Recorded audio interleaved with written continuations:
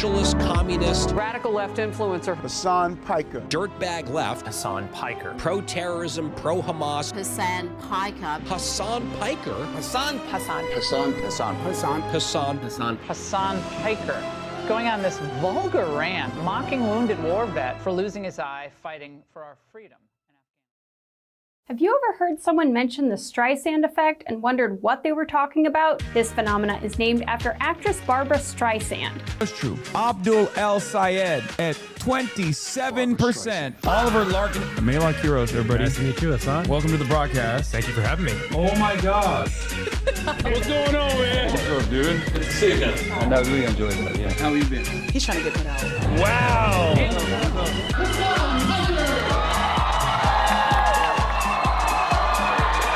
What's going on, everybody? I hope everyone's having a fantastic evening, afternoon, pre-noon, no matter where you are in the world. I'm Hasan Piker, and this is the Hasanabi broadcast coming to you live from not so sunny, partially sunny, California, Los Angeles. Folks, we're live and alive, and I hope all the boys, girls, and MBs are having a fantastic one because today's a beautiful day. Today is a wonderful day. Today is Sunday. That's right. It's Sunday Fun Day, ladies and gentlemen. It's Sunday Fun Day. And there is going to be some fun to be had today. You already know what it is. It's Pride Month. It's Pride Month. It's Pride Year. It's Pride Day. Yo, Marvel Rivals commentators mentioned you during Ignite. Wait, really? But yeah, this is part of the broadcast where I tell you about my personal news about what's going on in the world of Hasanabi Piker in between the time period where I press the stop streaming button, press the start streaming button. So help me God. That's what I'm going to do. It's Sunday, June 7th, 2020. Sunday, June 7th, 2026. 6-7. It's day 6-7. Oh God, I hate this. Anyway. But we're live. We're alive, coming to you from stolen Tongva land. You already know. There's a player named Kaya. Oh, nice. Is this your gay suit? Yeah, this is my Miami Vice. This is when I gay it up.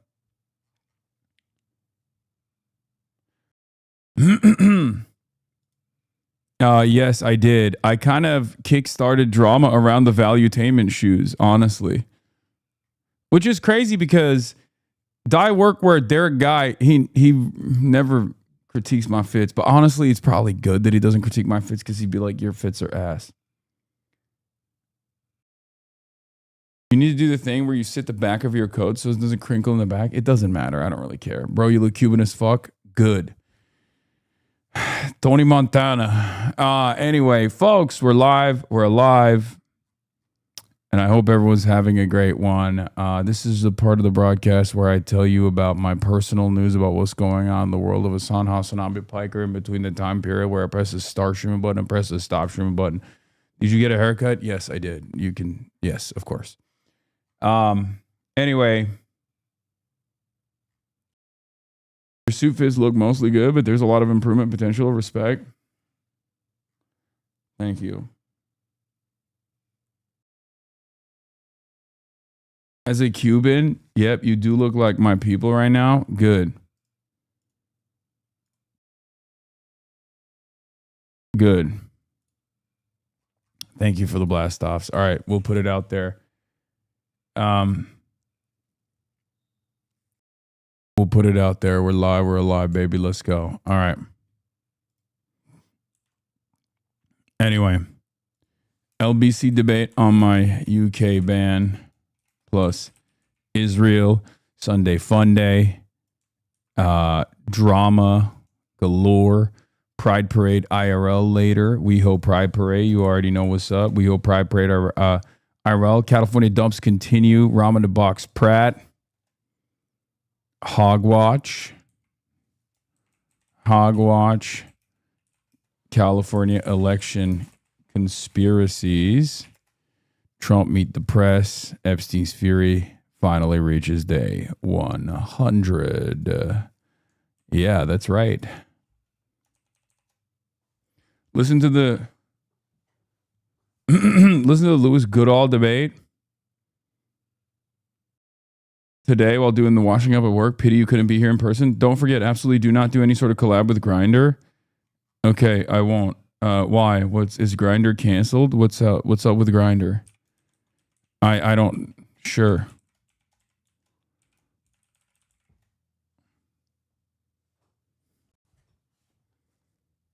They're gay? Oh, they union busted after firing half their staff. Okay, that makes sense. All right.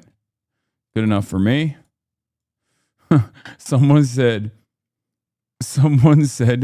don't do any collabs with Grindr because they're gay. Okay, chatter.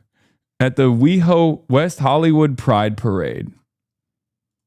At the West Hollywood Pride Parade, I will try to make sure that I don't do any gay stuff. Okay? I will try to make sure that I stay away from gay shit.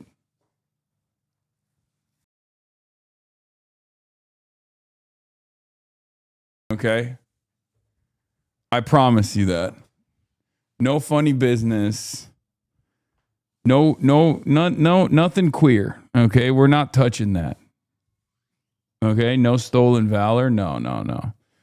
I mean, I suspect that my presence will be considered gay baiting or something, regardless. But in any case, ladies and gentlemen, we're blasting off. LBC debate on my UK ban plus Israel.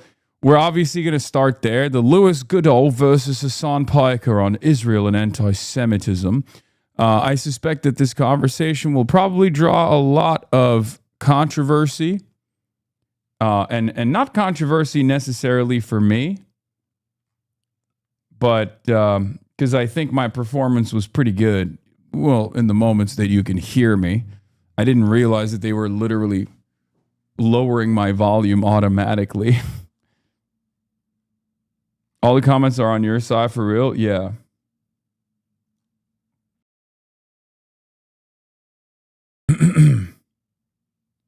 I just watched it though. Let's start elsewhere. That's crazy. Hey guys, they this guy watched it already, so I guess we're not doing the LBC debate. Never mind. I mean, I was very excited about this because, like, remember, this conversation wasn't supposed to be a debate, I don't think. Okay? They cut some of your answers. Oh, they did? It was very long. We went on for much longer. I hope they didn't cut my answers. That's kind of sad. But we'll see. And I didn't film it on my end, but yeah.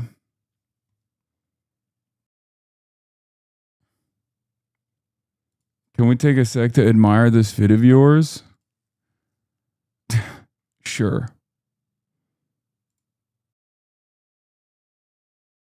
Okay.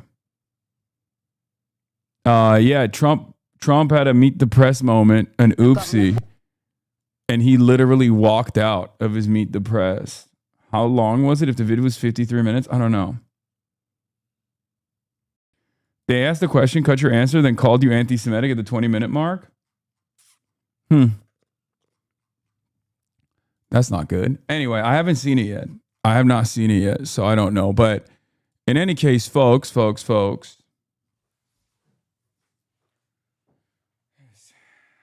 Happy Pride.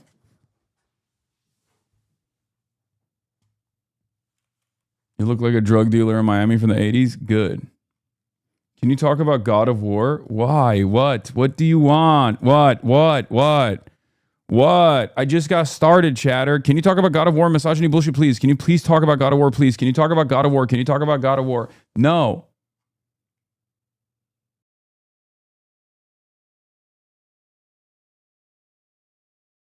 No, okay? It's going to be fun. It's going to be good. Who gives a fuck about what some sweaty-ass, dumbass gamers are saying about another game that has a female protagonist? That's just how it is. Anytime there's a female protagonist and they can't, like, immediately masturbate to her, they lose their fucking shit.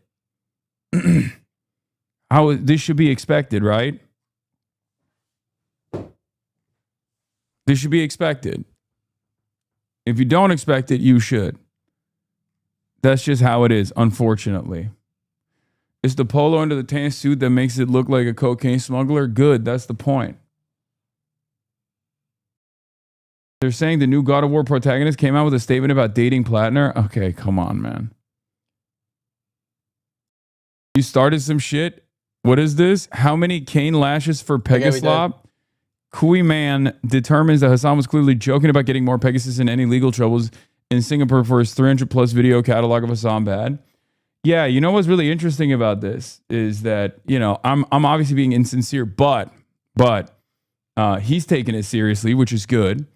But also simultaneously, every single person that is a part of that like Pegaslop coalition, every single person that's like, please check log. Okay, I'm already annoyed. Please fuck me. I'm transgender, just your type.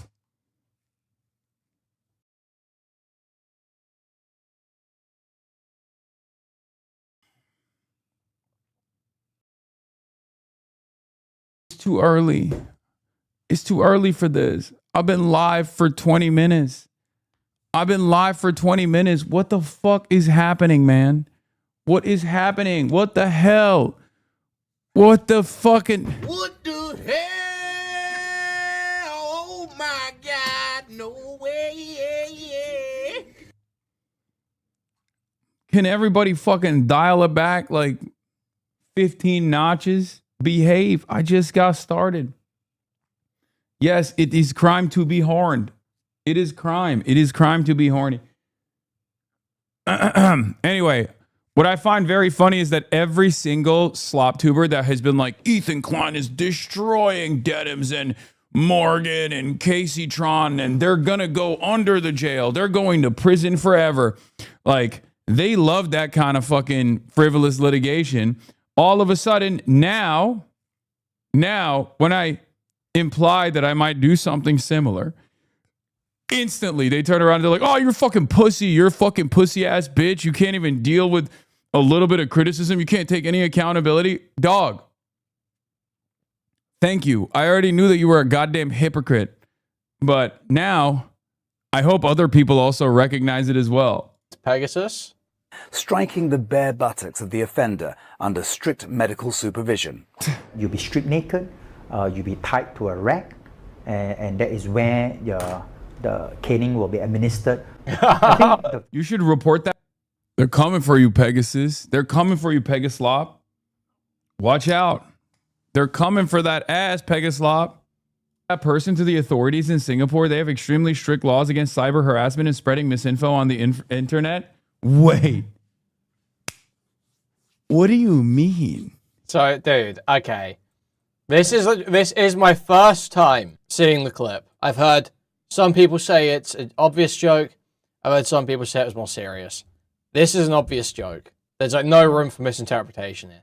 He reads a chat message and then hits a Larry Ellison RQ. What do you mean? Hold on. Intentionally causing harassment, alarm, or distress. Singapore statutes online. An individual or entity must not, with intent, cause harassment, alarm, or distress to another person called in the section the target person by any means, use any threatening, abusive, or insulting words or behavior, make any threatening, abusive, or insulting communication, or publish any identity information of the target person or a related person of the target person. They also find state violence bad when it's one of their own people.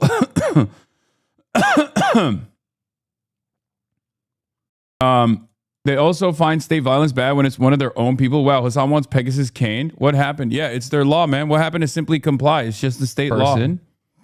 Oh my God, they're going to cane his ass. Oh my God. Okay. Oh my God, they're going to cane his ass. Oh my God, you're about to get caned, big dog.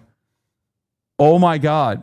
Because Singapore does not fuck around. This is so stupid, man. Someone was Am I supposed me to take this seriously? Oh, Singapore has the highest rate of state-sponsored executions on the planet. Pegasus. Pegasus. Singapore death penalty rate. Despite this is an awesome segment because he is just talking around, basically saying he's going to get Pegasus the death penalty for talking shit about him online. A large percentage of the public. I'm anti-death penalty. All right. I'm anti-death penalty. I'm anti-capital punishment. But we gotta respect the local laws, I guess, of other countries. You know what I'm saying? Are supportive of the use of the death penalty, with more than 80% of Singaporeans believing in it. Wait, don't get the guy killed. I don't think there's a death penalty for this, and also that I would not be in favor of. Are you fucking insane? It's so funny that they're like, Hasan wants more Pegasus to be assassinated by the Singaporean government. Hey, listen, it's just the law is the law, man. The law is the law. Follow the law. Follow the letter of the law. You feel me? Follow the letter of the law. Yeah. That's where we're at. That's what's going on, dude.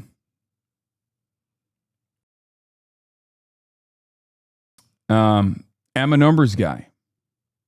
Remember when Asman threatened to sue someone on Twitter when they tweeted that he dated a minor in his 30s, and all those slot tubers supported him, and that person not only deleted their tweets but their account too, afraid of getting sued? But apparently Pegasus regularly claiming you R-worded a minor in Germany is okay and you should not do anything about it. It's crazy how hypocritical these people are by saying it's only criticism. Yeah. I mean, they've gotten away scot-free for far too long. Yeah, these guys... Dude, it's not even just that. He also claims that I provide material support to terror groups. Okay? That's literally another crime. Like, both of those things are direct defamation, defamatory claims. It's not a matter of opinion. You're accusing me of a crime. You're saying I've committed two heinous crimes. And I don't know. Maybe we look through all of his videos to see how many times he's actually accused me of committing a crime. Not even on some like opinion shit. It's objective falsehood. Objective falsehood. Wait, he released a video about it 3 hours ago. Hasan just ended my career.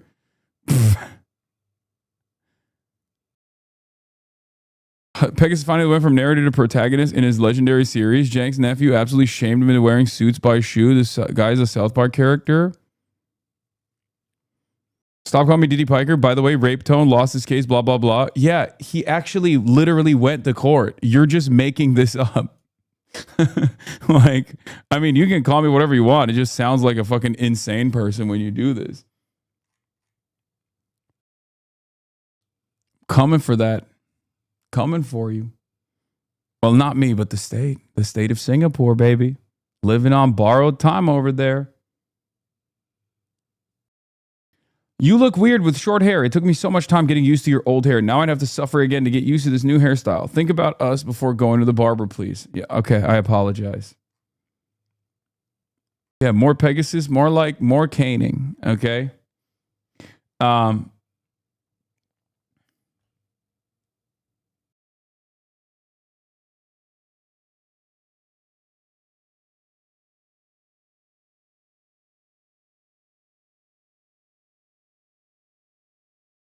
We skip personal news for slob tubers. How do I get a refund here? You don't, because I'm a chud-ass loser and there is no personal news except for the fact that I watched Palestine 36 last night, and it is an unbelievably harrowing watch, but it's also a very important one, and I highly recommend it, especially because many people don't know. Many people are completely oblivious to like what has happened pre-October 7. But even those who are at least a little bit more knowledgeable about the severity and the crimes of Israel's apartheid are oftentimes not more knowledgeable past the point of 1947 when the Nakba started, right? Palestine 36 actually goes back to the British occupation, something that I've obviously covered here extensively, especially in the early days. But it's a good refresher for those who are at least a little bit knowledgeable, and fantastic for those people who are completely oblivious. It's the post-Balfour Declaration and the deliberate settlement of Jews from the United Kingdom, from Great Britain to the area known as British-occupied Palestine. and the resistance front growing at its beginning, and like what the Palestinians were trying to do, and what they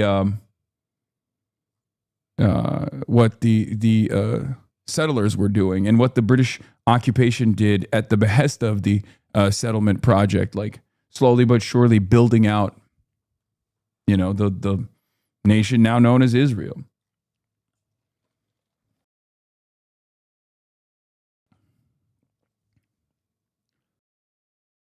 So yeah, fantastic movie. Makes you really understand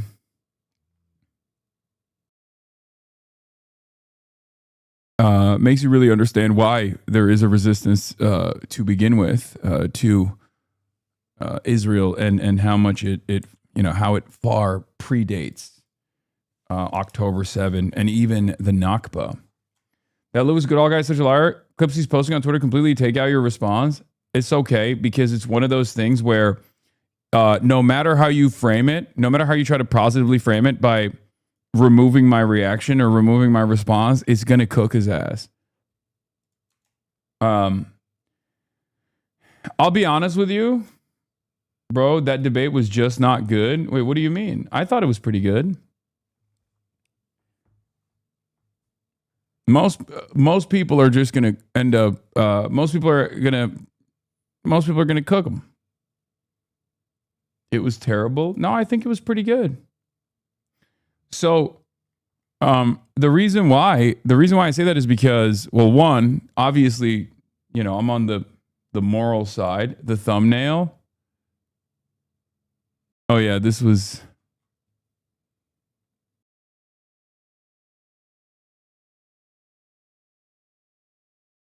I did not film it on my end, but I doubt that they did like significant cuts to it.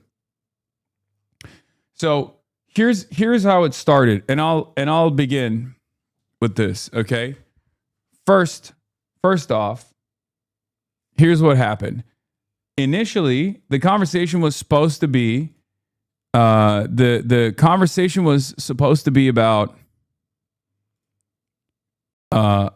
you know, my ban and how ridiculous it is, and like Louis Goodall obviously doesn't agree with Shabana Mahmood, right? Or at least we both thought so. But obviously he had some choice quotes that he wanted to bring up, and I was, of course, willing to entertain it. But slowly but surely, the conversation shifted around from, you know, I think the Shabana Mahmood Home Office ban is ridiculous, to like, maybe I kind of agree with this ban. And I even called it out. I don't know if it's actually, if it made the final cut, but I was like, Louis, it kind of feels like you agree with the ban. But yeah, it wasn't supposed to. I don't think it was supposed to be contentious, but it turned contentious because I think Louis wanted to defend, you know, the feeling of people who are supportive to the state of Israel. So, you know, we'll get started. I did not realize that until I saw the clips. I did not realize that they were like lowering my audio whenever he was talking over me. But let's take a look. LA for reasons we can get into. Well, Hasan Piker, thank you so much for joining us. We had booked this and hoped that it would be in person. I think the in-person conversation would have been really good, though. But instead, you're joining us, I think, from LA for reasons we can get into. We will get into it in full, but it must have been a little bit of a curious week for you in terms of your relationship with the UK. Yeah, I mean, I still got much love for the UK, and I feel bad for all of my friends out there fighting the good fight. But yeah, I was definitely not expecting the Labour government to be the government that bars my entry into the country, especially considering that I've been to the UK on numerous occasions, both under Keir Starmer's rule, but certainly under Tory leadership for the past decade or so, unimpeded. And I've delivered numerous speeches inside of the United Kingdom until this very last incursion, I guess. But it's the case, isn't it, that you're still planning to, or the Oxford Union, which is one of the events that you were coming to address or coming to undertake, that's still going to go ahead? Oxford Union actually defended both myself and Cenk Uygur, my uncle, and wanted to continue putting on the event as an act of defiance, I guess, in violation of the spirit of this travel ban. So your understanding is that you are basically prohibited from coming to the UK for the foreseeable future. Have you actually had any communication from the Home Office? No, the only communication I've gotten from the Home Office is the revocation of my ETA. And they told me that it's not something that I can oppose, and that if I would like to travel to the UK, I have to get a different visa, that I have to apply for like an actual visa. Given how close this was to the actual travel date, the suggestion was pretty clear. They just did not want me to attend the events that I was supposed to attend inside of the United Kingdom, especially considering, from what I understand, that the visa process for all these other visas, which is totally unique for an American citizen, by the way, because our countries are supposed to have a special relationship, which implies that as an American citizen, visa-free travel was the norm into the UK for the longest time, and the visa on arrival is the way that things go nowadays. I had taken the precaution to get the ETA ahead of time just to make sure that there were no issues. And the fact that they revoked it so close to travel implies that they just wanted to not allow me in. And also, they told me I can still apply for a different type of visa, but no guarantees there. We'll return to that because I want to talk a bit more broadly about politics, but about American politics and UK politics as well, because you've got a lot of insight and a lot of interesting things to say. I mean, I suppose just on it, though, actually, funnily enough, even though your prohibition into the UK has received a lot of attention here, in terms of kind of the question of border. If you're going to say you choose Hamas over Israel, you got to own that, man, and not back down over precise the hell out of it. Yeah, nephew, I don't know about this one, but it's not a good look. Do you have are your mental faculties in order?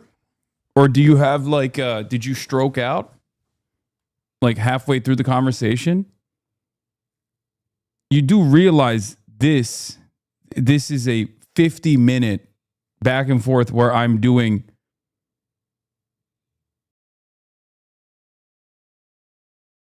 exactly that.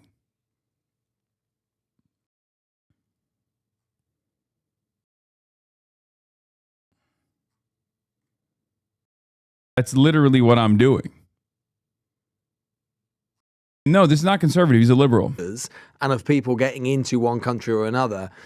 In the UK at the moment, a lot of the discourse, I think in a lot of European politics as well, is the idea of actually with the World Cup coming up, that lots and lots of Brits or Europeans, particularly those who might have said critical things about the Trump administration, might not be allowed into the US. Now, as a journalist who regularly goes into the US and has had a few things to say in my time about the Trump administration, I have to say I've never encountered this myself. But this is a sort of peculiar time, isn't it, when we've got European countries and American countries, two very close sets of allies sort of across two continents, talking about whether or not we're going to let our citizens mutually in to each other's territories. Yeah, it's absolute bedlam. There is no more coalition, or rather, the coalition of forces that are taking shape right now are some of the most dangerous and most odious types of politics that I've ever experienced in my lifetime. You have the MAGA movement, which by my estimation is almost turning into this behemoth of an international fascist movement, really, that has close associations with both reform in your country and also Restore Britain as well. And there's this weird allegiance where we're becoming more toxic against one another. And the age of international rule-based order is seemingly being cast aside. I find it to be very dangerous. I find it to be very worrisome. I don't think it's just about being able to enter the United States to go watch your favorite football team defeat the Americans or whatever. There are far greater consequences, I think, later down the line. But it has been interesting to see the universal condemnation of this act from places that I never thought would actually defend me. Pro-Israel outlets such as the Free Press or even The Economist and the Washington Post editorial board have all collectively panned the British government's decisions. But then there's also a lot of right-wingers who actually celebrated it, and I find that very odd as well, because they're probably coming to the United States of America to watch their national teams play. And what if their travel is impeded in the same process? It's interesting, just to take you back to that phrase you just used. You think that there is an international fascistic organization that's forming, and you would. He said, "I looked awkward during this, but then also, dude, your autism is not my fucking fault. Okay, you feel uncomfortable watching it, and you're like, oh, dude, it's just not good. It's not a good look. Meanwhile, listen to the fucking words that are coming out of my goddamn mouth, and the points that I'm making, the points that I'm addressing in a contentious environment. I think, all things considered, it was a very good conversation. But I also find it very funny that you personally were like, damn, man, chat really derails quite a bit. And now you're fucking doing the same goddamn thing. Elide the MAGA movement and reform and restore. And restore is an interesting one because, of course, I think a lot of listeners and viewers to this show might be surprised that restore is even known in the United States. Surprised it's even known across the UK. But I was in CPAC in Dallas not long ago, and actually I was taken aback, actually stunned, by the number of people who knew who Restore were, who knew who Rupert Lowe, the MP for Great Yarmouth, who on paper would be quite an obscure figure in the United States. But actually, no, he's very well known. Yeah, and a part of the reason is because I think we live in the age of the internet, and like I said, there is an international component amongst far-right elements in European society, certainly, or even South Korean society, as a matter of fact. I mean, Charlie Kirk, before he was assassinated, had traveled to Japan and South Korea and through these massive events with the South Korean far-right, and they were all wearing MAGA hats.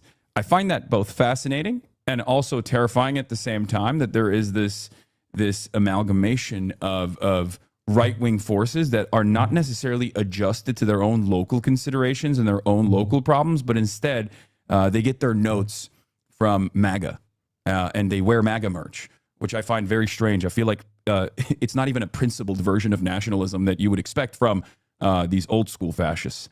It's very interesting to observe. What do you make of, as someone who is probably... Lewis hits a lot of question points that are usually deployed to make lefties look crazy in the media, and you answer them all very calmly and thoughtfully. It left him looking unserious, which is the opposite of this particular journalist's whole shtick. Yeah, no, I know what kind of debate this is. Lewis himself is like supposedly somewhat of a progressive figure, or at least like seemingly a progressive figure. And the conversation wasn't even supposed to, I don't think, be a debate initially. But then it turns into one. It turns into a contentious one because he's like peppering in some choice quotes to be like, well, you shouldn't be saying that, right? You shouldn't be saying that, right? And obviously, I'm not going to back down from that. Obviously, I'm not going to back down from some of the principled stances that I've taken because, I'm not going to sit there and create some kind of moral parity between Israel and Palestinians, including the Palestinian resistance, because there is none. Let's be real. And he doesn't believe there is one either, ironically enough. He believes that like Israel's reaction to October 7 is far more valid than the 75 years of apartheid occupation and denial of sovereignty of the Palestinians creates any environment where something like October 7 could happen. And that's, again, the main point of contention here. It's like you can't have one and not the other. If we're going to be consistent about like targeting civilians, then we should be consistent about targeting civilians. I don't believe in targeting civilians. Having said that, if we're going to talk about who is targeting more civilians, I mean, there's no conversation there. That's where the Hamas is 1,000 times better than Israel point comes from. I saw certain people celebrating how this exposed Hassan's anti-Semitism. Yeah, you just don't. The reality of the matter is you don't see Palestinians as human beings. You see Jewish people as human beings. You see Israelis as human beings, but not Palestinians in general. been thinking about British politics a little bit more than you might have otherwise been. When you see where we are in British politics, you see Nigel Farage, you talk about Rupert Lowe and Restore. What do you make of where British politics is at the moment, and particularly in relation to US politics? Do you see US politics Utter devastation. Devastation. Why do you think devastation? Utter devastation. One of the early warnings that, it's not a secret that I was a big fan and big supporter of Jeremy Corbyn. Indeed. And still am now a friend to Jeremy Corbyn as well. Honored to know him. And he's offended you this week. Yeah, he has, and so has Zach Polanski. I've collaborated with Zach as well at times. So what I will say is, since the Corbyn ouster, it was very clear that Labour was headed down a very dangerous path, going back to Blairite versions of the party, if not far worse, right-wing elements in the party, overtaking the entirety of Labour. And one of the warnings that I delivered on the night of the election, after Keir Starmer won, with less votes than Jeremy Corbyn had, ironically enough, was that if the Labour government continues down the line of austerity and refuses to address some of the economic hardships that people are experiencing, that has caused a lot of the former Labour strongholds to turn into areas captive by reform, and first the Tories and now even reform, I was worried that far-right elements were going to overtake British politics, and they certainly did. As a matter of fact, the Green Party's surge has only been the last saving grace of British politics to a certain degree, considering that I think in the absence of this Green Party resurgence, Labour would be eviscerated, and then you would have an eclectic group of, I guess, independent MPs and maybe your party as well, to a certain degree, try to put a strong opposition against this behemoth that the Reform Party has become. Are you talking to Polanski much? Are you advising Polanski? I wouldn't say I'm advising him, but I chat with him every now and then. He's particularly in the last couple of weeks. He's receiving, as you might imagine, ferocious media attention, and a lot of the newspapers are coming for him in a very big way, and they found some things that are embarrassing to him, and so on, some of which he's acknowledged. What would you say to him as someone who has been very, very successful in corralling the power of digital media on the left? What would you say to him about how to deal with the traditional media? Be bold, be brave. Don't be afraid to be contentious at times. Stay on message always. I think one of the things that Zoran Mamdani, the mayor of New York City, did so expertly in spite of the barrage of attacks and heinous smears that he was receiving, not dissimilar to what Zach Polanski is currently going through, was he would always play this intellectual judo where he would consistently reframe the conversation back to, and dare I say expertly, back to a key policy of his platform. I think this was a major issue with Jeremy Corbyn. The anti-Semitism smears were unfounded and totally ridiculous.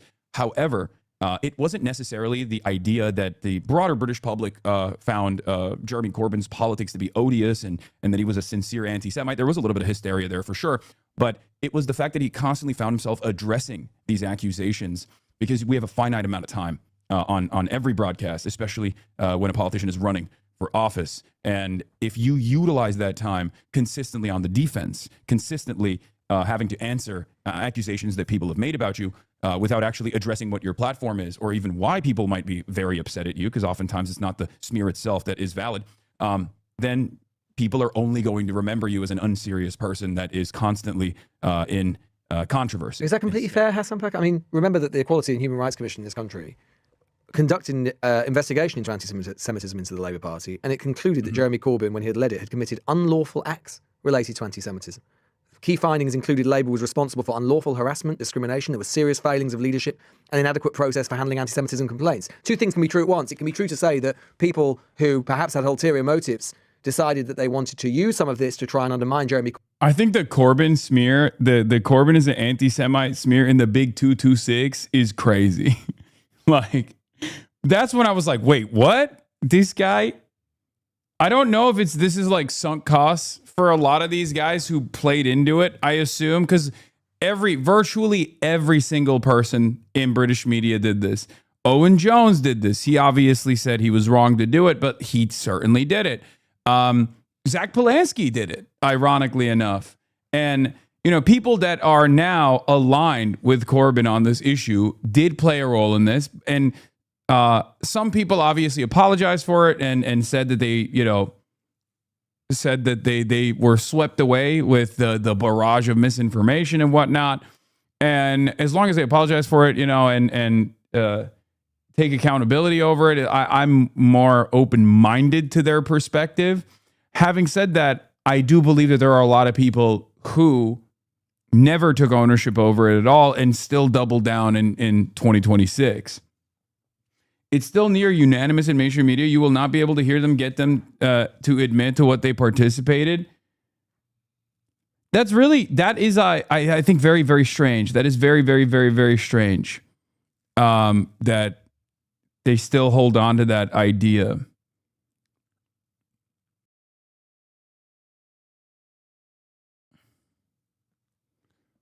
Yeah, he's saying they had documented processes within the Labour Party when he was under his leadership. Corbyn, but it can also be true to say that Jeremy Corbyn led the Labour Party during a period when it did things that it shouldn't, and it didn't do other things that it should have done with regards to anti-Semitism. Well, this ironically also dovetails back into my travel ban as well. But I think if what happened to Jeremy Corbyn was taking place right now in 2026 with the current understanding of the actions of Israel or the ideology of Zionism, or the history of the development of the Israeli state, I believe that these attacks would not have been anywhere near as successful. Because what we consider to be anti-Semitism, which I find to be morally repugnant, let's just make that clear, and completely unacceptable, as does Jeremy Corbyn, in the conversations that I've had with him at least, was oftentimes matched up with criticisms of Israel or even a defense or even analysis conducted on why certain militancies exist in opposition to Israel, prescribed terrorist organizations such as Hezbollah or prescribed terrorist organizations such as Hamas. But any kind of mention or any kind of conversation with these prescribed terrorist organizations was deemed to... I mean, no one would doubt that there is tremendous...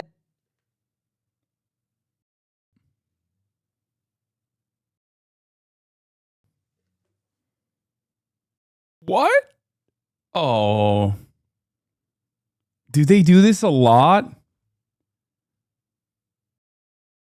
Disappointed in you? You should have defended Corbyn as much as that weirdo defended Israel. Wait, what?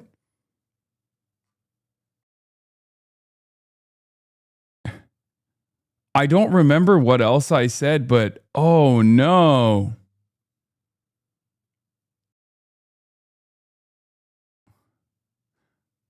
I mean, I don't know why they just cut that. Yes, they do that a lot, by the way. This is one of the few instances where I didn't record on my end because I didn't think it was going to be, I didn't think it was going to be bad. Damn. I mean, I'm sure they cut it for, look, I don't even remember what I said here. So I'm sure they just cut it for time, I suspect. Tremendous anger, and many people would say absolutely rightful and righteous anger towards the actions of the government of Israel under Benjamin Netanyahu.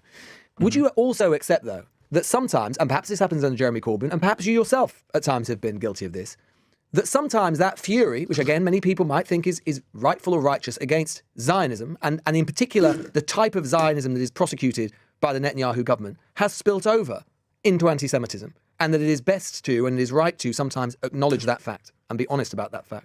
Oh, absolutely. And I do acknowledge that. And I suspect Jeremy Corbyn at times has also acknowledged instances where it does go too far. Well, he's never ever said, to my knowledge, he's never ever said that anything he has done or said has been anti-Semitic. I don't think Jeremy Corbyn has been personally anti-Semitic. We can go through the report if you would like, and I can maybe make a better assessment of some of his actions. Do you think that you've ever said anything or done anything which could, in the cold light of day, be reasonably interpreted as anti-Semitism? Absolutely, for sure. I mean, I'll give you an example personally. One of the things that I routinely deploy, one of the pejoratives that I routinely deploy is inbred. And I use that against vulgar ethno-nationalism, vulgar fascism of all different sorts, because nationalism and fascism in general revolves around ethnic purity or religious purity or some kind of racial purity, right? Mm-hmm. I think we agree. White nationalists, Christian fascists, phalangists, numerous different sorts, right? And one of the things that they always bring up that I also personally identify as something that could be misconstrued as me being anti-Semitic is when I called settlers in the West Bank inbred. I said these inbred settlers, and that was... I think you compared them to the KKK as well, is that right? Oh, no, but I don't think that's anti-Semitic. No, I'm not saying that's anti-Semitic, but I think I'm just giving the full context. I did. Yeah, I did. I've compared them to neo-Nazis. I mean, Itzma Yehudit is Itamar Ben-Gvir's party. It's literally called the Jewish Power Party. It's not like they're hiding that they have fascistic. But do you think it might ever be better sometimes just to never compare any Jews to Nazis? It might just be wise to do that. No, I don't. I'm not so precious about that comparison. And I've actually had, yeah. So this is where it, starts really turning, right?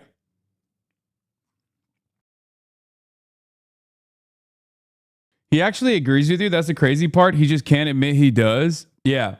So then the conversation basically flips from this point on to optics. What about the feelings of people who love Israel? What about the feelings of people I suspect would find your statements to be offensive?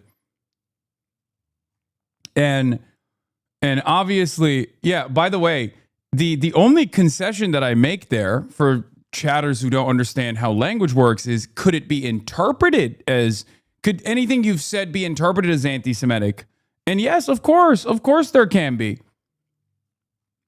And I take ownership over that. I understand that, right? And I use the example that is most commonly deployed to claim anti-Semitism that actually could be perceived to the uninitiated as anti-Semitism, because that one is about Jewish people in particular, as opposed to, like, I don't know, a defense of the resistance movements broadly, or criticisms of Israel. Like, I think criticisms of Israel being compared, or criticisms of Israel being used in this conversation as like a point of anti-Semitism, to claim that there's anti-Semitism there, is the part that I absolutely oppose.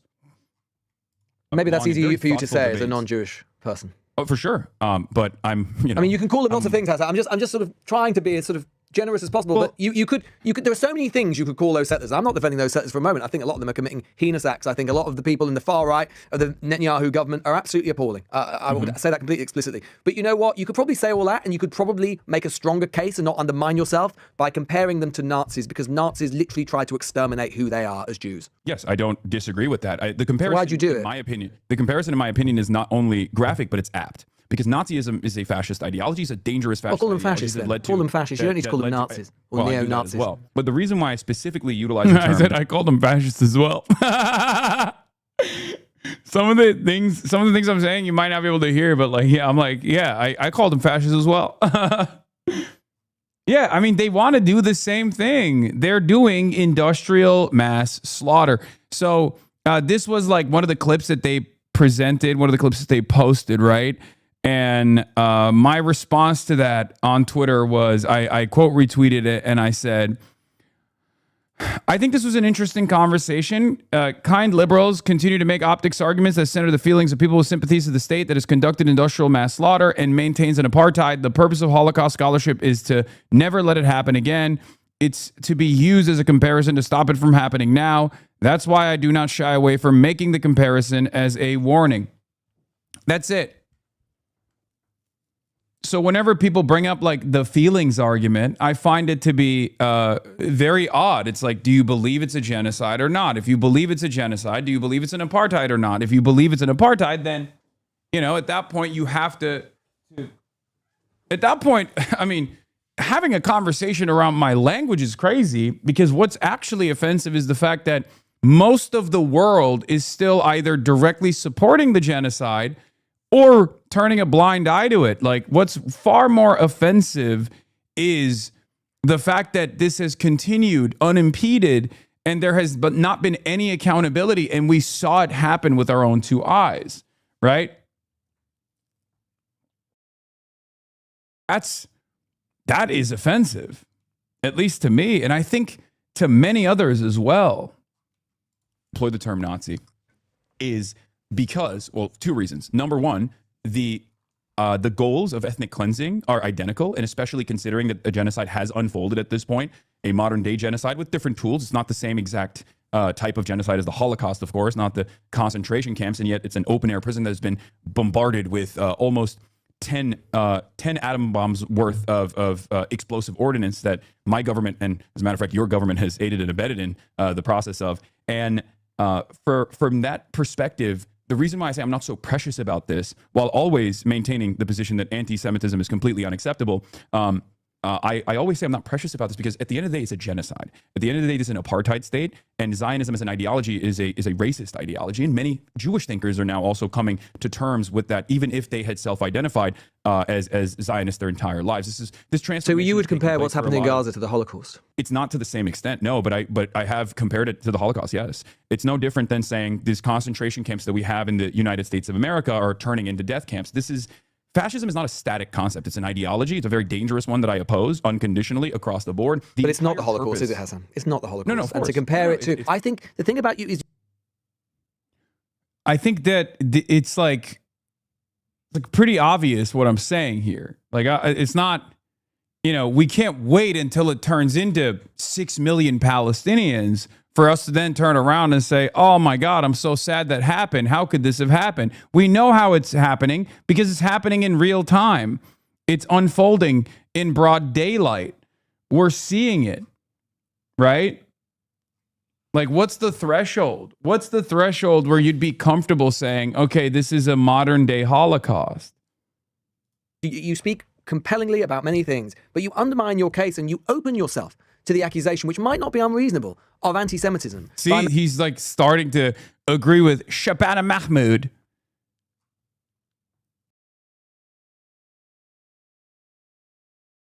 Yeah, I'm not precious about the term by deploying the term a Holocaust, right? I'm not precious about making comparisons between the Israeli government and Nazi Germany because it's an apt comparison. And there is this is, ironically enough, this quite literally is Jewish exceptionalism. Okay? That is, like, a lot of people get mad at me and say, oh, you're Hasan, why do you even talk about anti-Semitism? You're doing Jewish exceptionalism. You're a Jewish supremacist, all this shit. Like, they say like unhinged things, but this unironically is like the singularity of the Holocaust, the exceptional nature of the Holocaust being held to such a high standard that Israel, that bills itself as the Jewish state, could never be compared to the Nazis, while they are literally doing the exact same shit that the Nazis did. It hasn't been completed yet, but it's still the same exact project, and it's continued over the course of 80 fucking years at this point. Is totally ridiculous, right? It's totally absurd.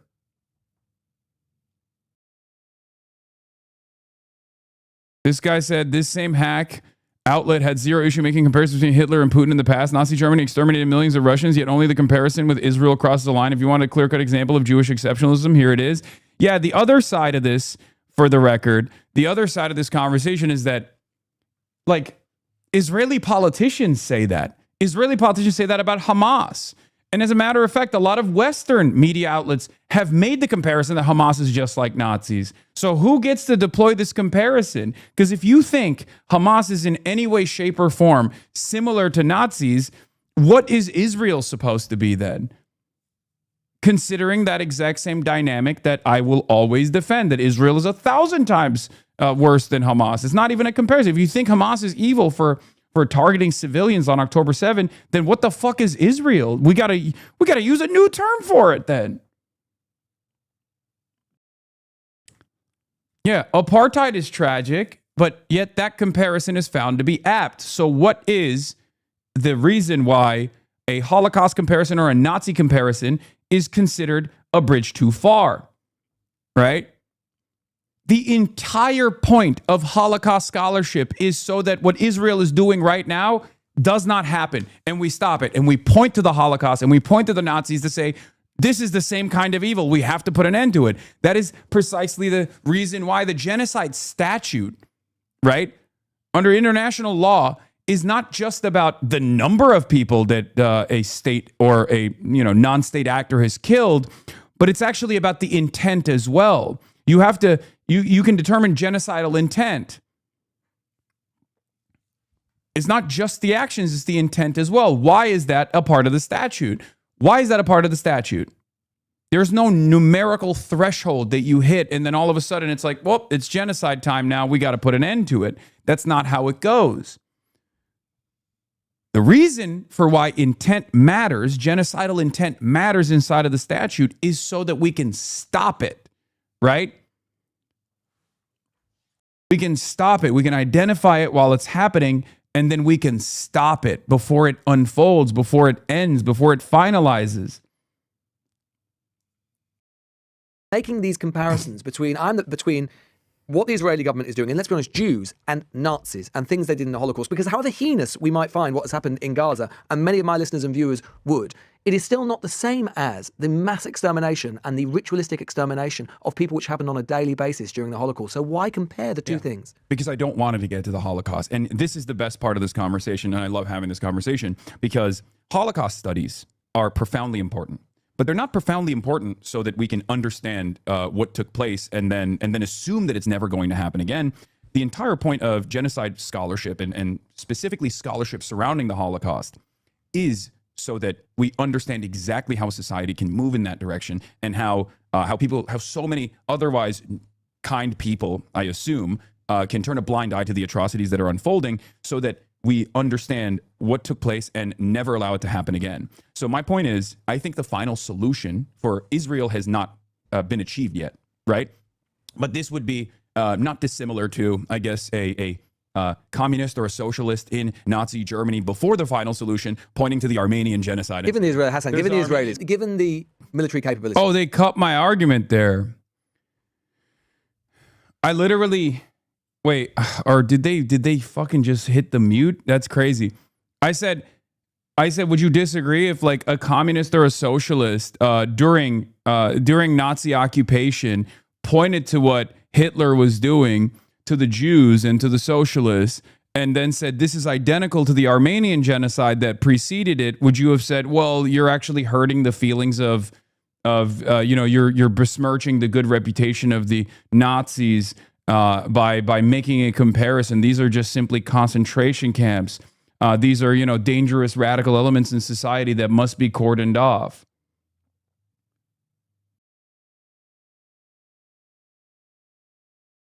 That's kind of wild. Israel has. But I think that's an apt comparison there as well. If a communist or a socialist during the period of Nazi Germany pointed to the Armenian genocide and said, what we're doing to the Jews right now is not dissimilar to the Armenian genocide, I'm fairly certain that, the Nazi sympathizers would obviously disagree with that. Having said that, the point of comparison is to talk about two things that are not exactly the same. They are disputing the entire concept of comparison here, and it makes no sense. It would be wrong to say this is 100% like the Holocaust, but to compare it is completely normal. Exactly. And not only is it completely normal, it's actually the whole purpose of Holocaust scholarship, right? Like the purpose of Holocaust scholarship is not just to document the atrocities that unfolded and leave it at that, and then talk about the exceptional nature of the Holocaust. The whole point of the genocide scholarship, as I, aptly pointed to in this conversation, is to look at how it unfolded and to ensure that it never happens again. Never again means never again across the board. It doesn't mean never again as in it will never happen again, because it can only happen to Jewish people one time and it won't ever happen again. Never again doesn't mean never again just for Jews either, right? Which is the Kahanist position on never again, ironically enough. Meir Kahan, the far-right Jewish supremacist, terrorist, he believes never again means never again just for Jews. I don't. And I don't think many people believe that either. I don't think Jewish people believe that concept either. I think Jewish people think never again means never again. There are some who do actually believe never again means never again just for Jews, however. If they wanted to commit a Holocaust against Palestinians, they could do so. They haven't done so. They may have acted in a way that is dehumanizing. Israel's getting bombed? They may have acted in a way without proper regard for Palestinian life. I think they have. Lots of people would agree that they have. I said something at the Oxford Union that I think will also piss off a lot of people. I said that currently it has been proven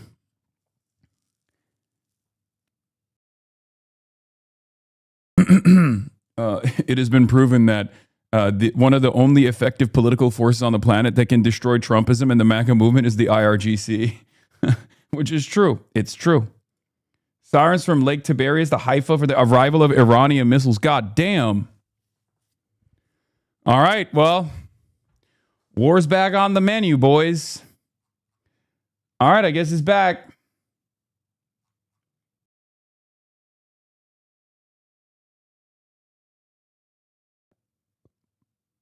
To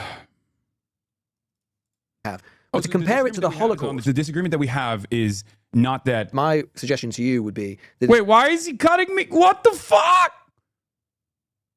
Oh, come on. LBC.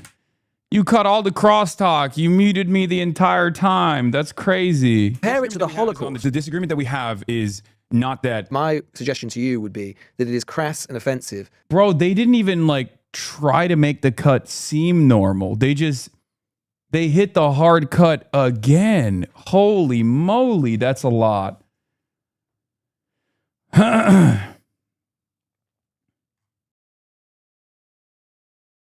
God damn. That shit was so abrupt, it feels like an AI cut. You know what I mean? Like, did they deploy a artificial intelligence to hit this cut? What the hell?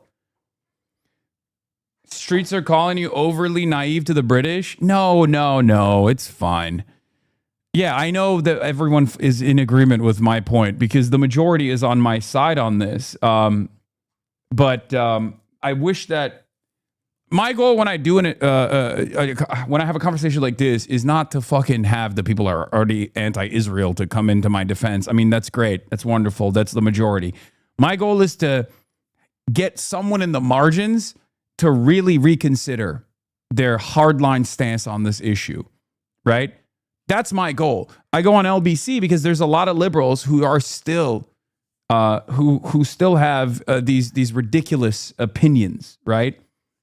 Ridiculous opinions around, if someone is actually making this comparison between, Israel and Nazi Germany, then they must be making an anti-Semitic comparison, right? Like that's ridiculous. To compare the only Jewish state in the world. I like that my audience, by the way, is not offended at LBC's edits and is more mad at me for not recording it on my end. Is there ever a point where, in your eyes, chatters, is there ever a point where you think, hey, you got fucked over here, this is really fucked up? Or am I always at fault under every single circumstance? I swear to God, bro. I swear to God. Literally the worst fucking fan base of all time. Worst community of all time when it comes to shit like this. Immediately hitting the, yep, you're at fault, you fucking bitch. Do you guys ever think maybe it's fucked up that, the big media company that's supposed to maintain these liberal values and allow normal discourse to take place is not following along with a principled stance on defending free expression and allowing discourse to take shape like this?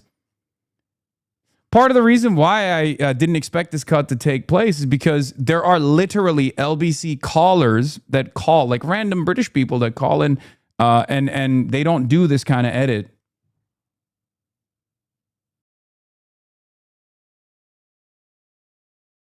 You know?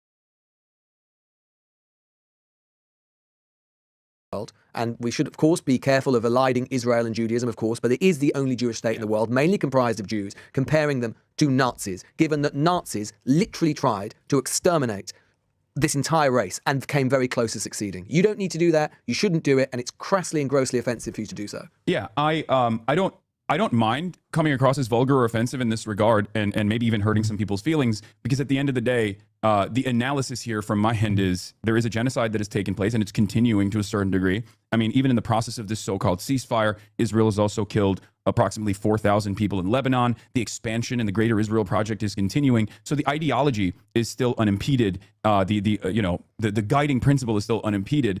And therefore, I find that to be far more. I suppose what I'm getting at. Far more offensive than the language that I'm using, especially considering that I think at this stage there are a lot of people who want to maybe hold on to some kind of defense of Israel because they understand it to be, like you just said, the Jewish nation, the only Jewish nation. I have been unbelievably critical of Saudi Arabia and every other country that has participated in the blockade of Yemen, for example. The United Arab Emirates and Saudi Arabia did that with our weapons once again. The other reason that other people might say that it's offensive, well, deeply offensive to Well, they cut it. That's fucked up that they cut that part, because I brought up the Saudi Arabia comparison and I said, no one calls me Islamophobic for being critical of the Muslim state of Saudi Arabia engaging in, heinous war crimes against Yemen and the Yemeni population. No one says that about my criticisms of UAE-backed RSF supporters hitting Sudan. That's not considered to be Islamophobic. But of course, any kind of Nazi comparison between Israel, like if you call Saudi Arabia Nazis, no one is going to fucking say shit, right? If you call Saudi Arabia a Nazi country for what they did in Yemen, no one's going to get mad at that comparison. Same with Russia, right? You say Adolf Hitler is invading Ukraine. He's behaving like a Nazi. Nobody bats an eye. As a matter of fact, you call Hamas Nazis, nobody bats an eye. The Israeli government has made that comparison over and over again. But all of a sudden, when you turn around and say, no, actually, I think the industrial mass slaughter taking place is in the hands of Israel, and therefore they are the Nazis in this equation, and everybody goes, whoa, whoa, whoa. That's unbelievable. How dare you say that? You know? The Nazis is, however disproportionate we might think the Israeli government has been in the reaction to October the 7th, and I would agree with you that it has been disproportionate and in many cases appalling. October the 7th did happen. 1,300 Jews were... Yeah, and then it's like, well, October 7 was heinous. It's like, okay, sure. But also, the Israel is 1,000 times worse than Hamas is once again, not something that you can contest. So then you have to rely on the feelings argument, the optics argument. Oh, let me tell you how you can make a better point here. And it's like, no, I think I'm making a pretty strong point. I think about my liberal mother when I hear this conversation. She's become very anti-Israel and thinks it's a genocidal apartheid state that unduly influences the U.S. and should receive zero funding or arms and should be boycotted. But she also gets uncomfortable with the Nazi comparison because she grew up believing that Israel was given as an apology to the Jewish people by Europe because of their crimes and complicity. Yeah, but it's not Europe's land to give. It's not European people that are being slaughtered. And even then, it would not be appropriate regardless. Nothing justifies a genocide. Nothing justifies ethnic cleansing. Killed in the most horrendous, heinous way that we might imagine. It was a pogrom. There is a major security problem for the state of Israel with Hamas. And then I defend the argument that, because he then launches into like, Hamas did October 7 anti-Semitically, which is, again, ridiculous, okay? It's ridiculous. That is another one that I can't stand, when people are like, well, no, Hamas is anti-Semitic, and they did October 7 anti-Semitically. It's like, no, that's not the case. And then he's going to, I know he brings up the Hamas charter for 1988 when it was a Islamic charity as a Muslim Brotherhood cutout, which wasn't a political movement or even a militant resistance at that point. 2017, the new charter actually has evolved beyond that. Not that it even matters at the end of the day. I hope they kept all of that in. They do have to protect their own citizens and their own people. And to compare that to the Holocaust, the Nazis weren't, to compare them to Nazis, the Nazis weren't provoked by Jews into the Holocaust. There was no security problem for the Nazis. And so to combine and compare and allied those things is not just offensive and wrong, it's just crazy. No, your analysis is actually ahistorical and unfortunately categorically false. Of course, the Nazis lied about not only Jews, but socialists, communists, trade unionists alike. They were never attacked by Jews. Yes, of course. They presented an argument as to why they must do this, why they must depose and take care of all of these nefarious elements within German society broadly, while they were also carrying out the greater Germany project for living room purposes, right? Not dissimilar to the Israeli Zionist expansion. But the point is, do you agree with the propaganda or the arguments? Do I agree with the Nazi argument that October the 7th wasn't propaganda? It happened. Of course not. I don't agree with the notion that Palestinians, the indigenous population predating 1948, could not potentially live alongside migrant Jews that were coming in, specifically as a what about Hamas? Movement. What about living next to Hamas, an organization which is dedicated to the destruction of Israel? That's I'm going to get to Hamas as well. So the reason why I brought that up is because this has been a racist ideology since 1948, or even prior to 1948, that has had a lot of opposition from Jews as well. The initial, the original the only Jewish member in the British Parliament that the only member of the British Parliament that opposed the Balfour Declaration was, you know, a Jewish member of Parliament who thought that this was simply to try and this initiative was being taken. This initiative was being implemented exclusively to depose of the Jews, to deport Jews from British soil. So throughout this entire history of Israel and Palestine, this conflict gets reduced to an ethnic conflict or a religious conflict. It's not true. It's simply settler colonial expansion. And of course, there's going to be militant opposition towards that. And that militant opposition is, of course, going to evolve over time. So the idea But we are where we are, aren't we? How can... We're not in 1948. And so therefore, Israel has got to...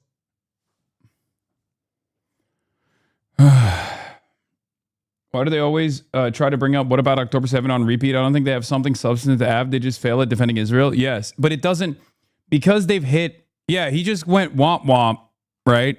On, 80 years of apartheid and death and destruction, which is why, look, my goal here is to basically get the audience to understand that a person that does this at this stage, when the overwhelming majority recognize what Israel is doing is to be, utterly immoral and wrong, is to expose the underlying fundamentals that are driving this argument, right? The reality of the matter is those fundamentals are, yes, Palestinians are lesser than Israelis. That is the underlying point of view. That is the underlying framework. Okay? And I do bring up the Warsaw Ghetto Uprising, ironically enough, when I say, like, what, you think the Nazis didn't actually create sufficient propaganda to claim that Jews were the enemy from within? Of course they did. There were plenty of moments where, Jewish partisans and socialists alike, they assassinated key Nazi diplomats. And Nazis used that as a heinous crime against their sovereignty. They use that to depose of Jews. They use that to kidnap Jews. Is that valid? No, of course not. The Warsaw Ghetto Uprising does not justify the final solution, for example, and therefore October 7 does not justify Israel's genocide. This is a real point of contention that I don't think many liberals can address. Liberal Zionists cannot address this point of contention, so they have to resort back to, yeah, but you're hurting my feelings. Find a way to live alongside the Palestinian people. You and I, I'm sure, would both agree to say that their actions have not exactly contributed to that principle or idea in recent years. But they do have to deal with Hamas. And how do they deal with Hamas, which is literally predicated? Yeah, what, I can't even hear what I'm saying here. To live alongside the Palestinian people. You and I, I'm sure, would both agree to say that their actions have not exactly contributed to that principle or idea in recent years. But they do have to deal with Hamas. And how do they deal with Hamas? Oh, yeah, I said, no, I disagree with that. It's entirely in the hands of Israel. Yeah, no. Hamas doesn't exist as a militancy if the occupation doesn't exist. It's that simple. Can you slow it down again? They lower your audio too much? Yeah.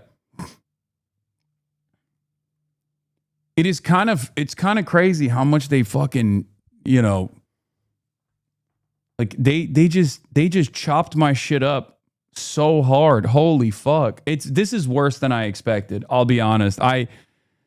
I did not think it was going to be like that. That is kind of wild. I have far too much confidence in European liberalism. It's naivete for sure. This is a straightforward hatchet job at that point, right? I mean, come on. That's actually kind of messed up. That's actually kind of fucking messed up, dude. I mean, it didn't work, but even then, it's like kind of crazy.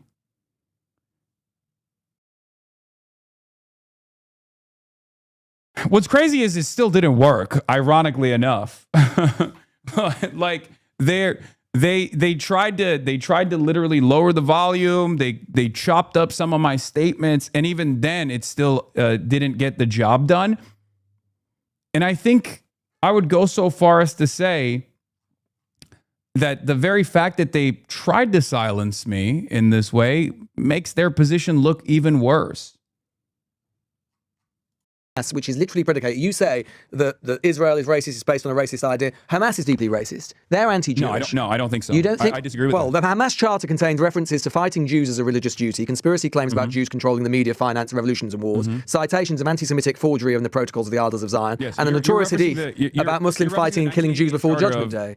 So you're referencing the 1988 charter, which has been updated since 2017, but it doesn't really matter because the point of the Hamas charter likes Jews. or their opinions. Do I think Hamas likes Jews? I think that there are definitely anti-Semitic people in Palestinian society as there are in British society, right? There aren't anti-Semitic people in British society killing Jews on a regular basis. It's because there is no real occupation. There's no military occupation of England. If there was a military occupation of England by a foreign body, by an alien force, then I'm pretty sure you would probably rise up in arms as well. And this is not just a principle that I'm coming up with as a campist or someone who opposes imperialism. It's not pure idealism. This is something that former heads of Shin Bet have also acknowledged personally. I mean, this is something that former heads of the Israeli state have acknowledged, saying, if I was on the other side of this boundary, I would become a terrorist as well. And it's perfectly understandable that people would oppose 80 years of militant occupation, militant racist occupation, humiliation and subjugation. And to go back to the point that you were making about, like, there was no resistance from Jewish partisans. This is also not true. Jewish partisans engaged in incredibly honest and incredibly moral acts of violence that was necessary at the time against key Nazi officials, including an uprising known as the Warsaw Ghetto Uprising. Yes. And that was perfectly valid. It was perfectly morally just, even though there were heinous acts of violence that took place. History is riddled with colonial occupants and even slaves, for example. You've been reported as saying... in chattel slavery, engaging in heinous acts of violence that we would oppose at the time that ultimately lead to liberation. And once the dust is settled, we look back. What does liberation look like? What does liberation look like? Is it the Israeli state collapsing, or what does it look like? Great question. So from my perspective, and I'm not Palestinian, right? So I think ultimately this is something that is that should be left to the people that are being occupied to come to terms with. But from my estimation, I agree with the likes of Avi Shlaim, famous Iraqi Jewish Israeli historian, that a abolition of the apartheid state that currently exists and the end of the occupation must take place. Some people believe in a binational commitment. I think that's perfectly valid. Some people claim that a two-state is viable. I don't necessarily believe that a two-state with the 67 boundaries is viable because of the fact that since the so-called peace process, since the 90s, Israel has deliberately extended the settlement operations in the West Bank, and now the number of Jewish settlers Would you accept that are... something the Israeli government have long wanted, and for understandable reasons, is that Hamas... Notice how kind of wild, considering he posted a whole thread on why the ban was wrong, but he clearly let his liberal sensibilities get the better of him during this conversation. Yeah. This is counterproductive, authoritarian, and chilling. The British state should not be in the business of banning commentators and journalists from entering the country without compelling reason. Find their views objectionable is nowhere near enough. The Kanye case was far more borderline, but the idea of this becoming more routine was exactly my fear when I spoke and wrote about this unease at the prohibition from the country a few months ago. Piker said some stupid and revolting things, but it doesn't mean we shouldn't be telling British cultural organizations they can't invite him to their events, or that the threat of the Home Office prohibition becomes a routine consideration. Meanwhile, Cenk is a mainstream U.S. commentator on the left. I'm a mainstream U.S. commentator on the left, ironically enough. Not only am I a mainstream U.S. commentator on the left, but also beyond that, like, one of the things that these guys also have to now come to terms with is, like, I'm not just like some fucking random aberration, right? I'm not like some random radical. I'm a person who is a megaphone for a much broader, much larger movement. And not only that, but also I'm, collaborating with other candidates that are not just running, but also winning, right? So there is definitely a lot of people who feel this way. So you're not going to be able to silence all of these people, even if you try to engage in this like disciplining measure against one fucking figurehead that is representative of a much broader movement, right?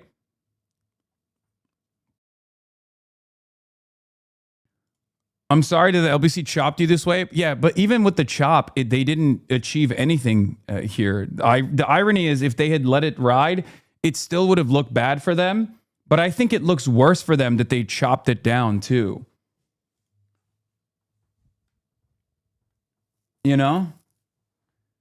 I personally think like the uncut version of this would still look bad for them, but I think this looks worse for them, ironically enough, especially because the broader points that I make obviously come across in this conversation. It's not like they It's not like there was any opportunity for them to chop it down entirely. Otherwise, it would just be Louis Goodall talking. And then every now and then I just go, and then they cut it, right? Because every moment that I have the camera on me, every moment that I'm on the microphone, I'm obviously hitting all of the fucking lines that they clearly don't want to have, right? They don't want to air on the fucking LBC broadcast, but they have to because the conversation is taking place between myself and Louis, right? So, like, you know. Would de-arm, would demilitarize as an exchange for any deal. Do you think that would be a reasonable request that Hamas would lay down their weapons? I think that it's perfectly reasonable for a two-state solution, if that's what the suggestion is, a two-state solution where one of the two states is still going to have a standing military. Will that be Hamas as a political organization, or will that be the Palestinian National Forces? I do not know. But ultimately, of course, if there is a sovereign state, a sovereign Palestinian state, of course, they're going to have a standing military. It doesn't have to be Hamas. I'm not married to the idea. I don't necessarily care. To me, Hamas is simply one of the many different Palestinian resistance groups that has existed throughout time.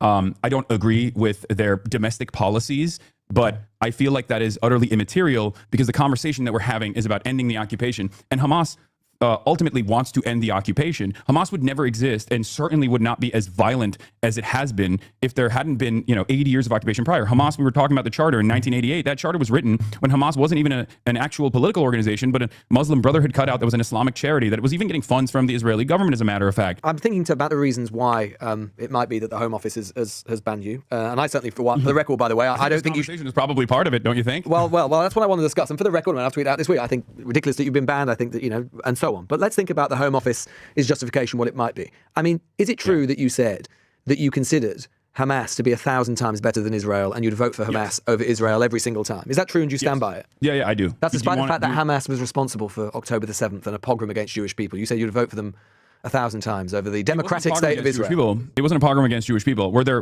atrocities and war crimes? You don't think that there was any anti-Semitism involved in that? Absolutely. This is where you go wrong, Hassan. You find yourself basically in a position defending elements of this. Why I'm wrong. I'm telling you why you're wrong. I said, don't tell me I'm wrong. Tell me why I'm wrong. I hear a lot of criticisms. You call me a lot of names, but never a liar. Because you're honestly saying you saw Jewish people, overwhelmingly Jewish people killed that day. It was a pogrom. It was the biggest pogrom of Jews that we've seen, against Jews that we've seen since the end of the Second World War. Why do you find yourself in a position where you're like, okay, I'm actually going to defend that principle. I'm going to defend the argument about that. Why? You just undermine yourself. Great question. I actually gave an interview to the Times UK on this as well, and I'll explain exactly why. Please. So October 7 was traumatic. There were heinous acts of violence that took place. No doubt about it. I would never agree. I would never disagree with that assessment. What I will disagree with, however, is the intentionality. The idea that October 7 was done specifically to kill as many Jewish people as possible, I think is incorrect. I think the ultimate goal of the Palestinian resistance, whether we agree with their methods or tactics or not, and I certainly have my disagreements, the ultimate goal of the Palestinian disagreements. They killed 1,300 people and raped people. Of course. Killed innocent young people at music festivals. But the ultimate goal is to make the occupation as costly as possible, because the extended 80-year, or at the time 75-year occupation had done October 7's. So the ends justify the means, do they?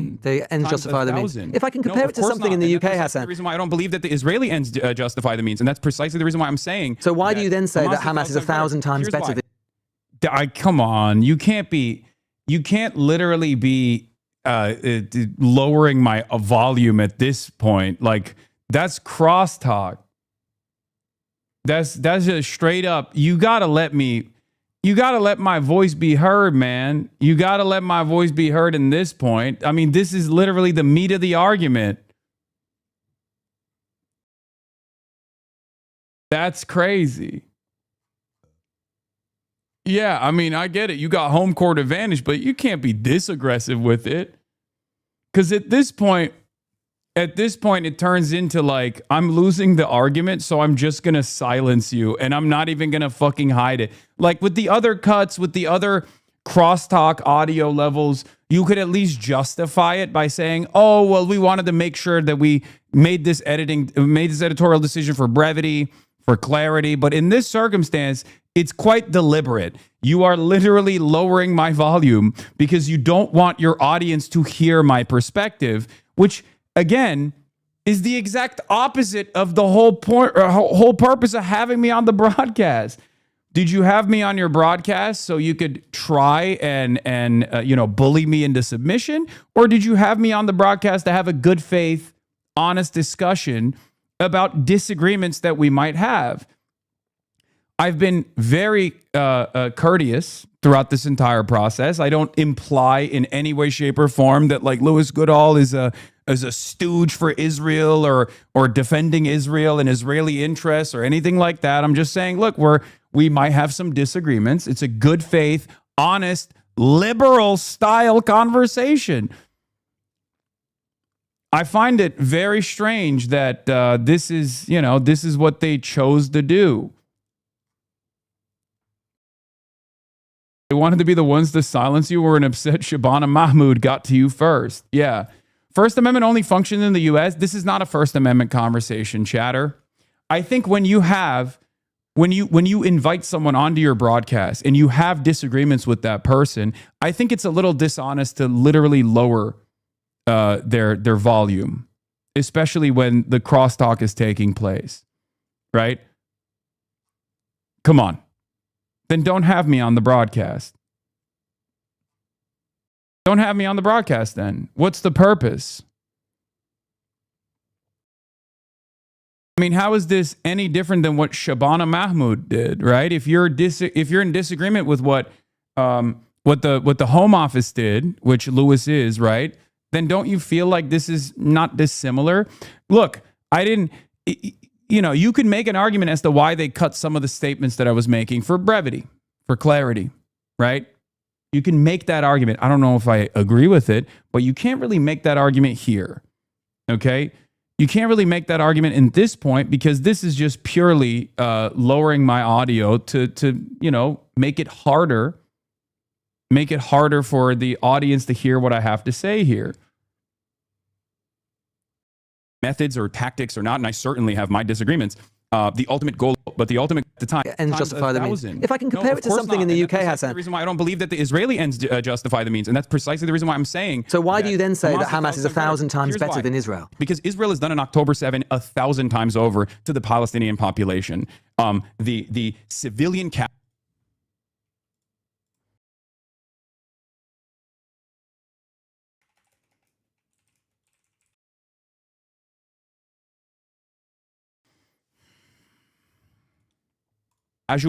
They often tell people where they're going to bomb. I'm not defending Israel. I'm not defending Israel, Hassan, but I think that a lot of people, if you look at the facts, that's crazy. But that's the point I'm driving home. And this is the reason why I have this conversation, because a lot of people have, due to social conditioning, this kind of hang up where they don't want to analyze the situation in an effort to actually make sure that there's no more violence. I abhor violence. No, just don't minimize October 7th. I mean, to compare it to, say, a British context, you could have absolutely said, I'm sure you would be in this position, you could say, look, I have complete solidarity with the Irish Republican cause. But you don't need to have solidarity with the Irish Republican Army and what they did against the UK, killing innocent civilians. It is possible to have both thoughts in your head at the same time. You can have complete solidarity with the Palestinian people without defending Hamas a single bit. And you do defend Hamas, and that's what's objectionable about your point. I defend anti-colonial resistance movements when there are aspects of their anti-colonial resistance or their ideology. There's nothing to defend. They kill innocent people. There's nothing to defend. A lot of Palestinians don't defend them either. They hate them because they can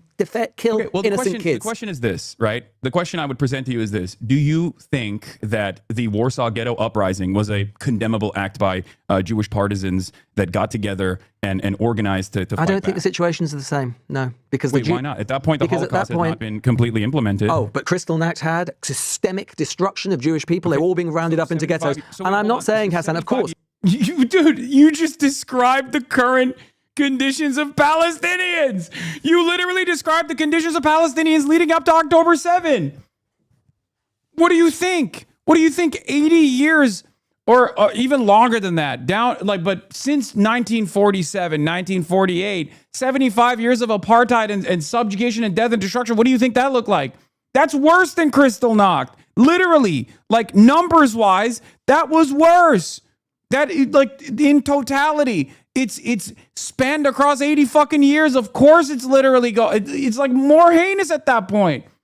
It's pre-final solution. The comparison is Warsaw Ghetto Uprising is taking place. There's been violence against Jews. There's been, obviously, Jews have been ghettoized. Jews have been ghettoized. They've been placed inside of these concentration camps, right? And obviously they're fighting back. And it's earnest, it's honest, it's just, it's appropriate for them to do so. Regardless of what the fucking cost is on the other side. Israel is doing fucking crystal knocks on a daily basis leading up to October 7. What are we talking about? It's totally ridiculous. That argument is totally fucking ridiculous. Years of apartheid? And I don't. Years of apartheid? And I do not for a single apartheid second. Wasn't as violent? I do not. Of course for, it was as violent. I do not for. Yeah, there you go. And I bring home that point, but a single second. And by the way, let's talk about the Warsaw Ghetto. That way they were attacking SS officers. They were attacking their oppressors, not kids at music festivals. I don't disagree with you as far as the targeting of civilians. I'm simply stating, and there are condemnable actions, which I have condemned. What I'm simply stating is the principle overall of the end to the occupation and militant resistance in an effort to create an end to the occupation is literally a fundamental aspect of every successful liberation movement. So when I actually criticize, when I actually analyze the actions taken by not only Hamas, but also Hezbollah right now, for example, because Lebanon is currently being pummeled by Israel once again, I place the emphasis on the colonial occupant. I place the emphasis on the foreign occupying power because they hold all the cards. Look, I get everything you're saying, Hasan, but you know, when But you don't. But you don't. Israel has the power to end all of this, and they choose not to. So how would you defend that? You should ask this guy about BBC reporting on Israeli teens being kidnapped from tanks. Yeah, it's very interesting that everyone killed on October 7th was an innocent civilian. Yeah, I mean, look. Iran is attacking Israel right now. I know. We're going to get to it in a second.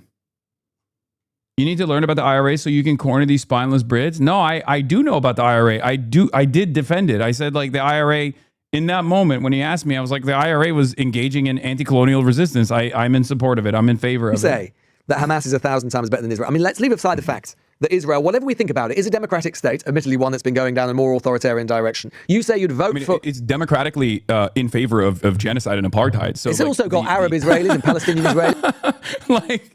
Oh no, they democratically voted to murder every Palestinian. Who cares about democracy at that point? What are we talking about? It's a fucking apartheid.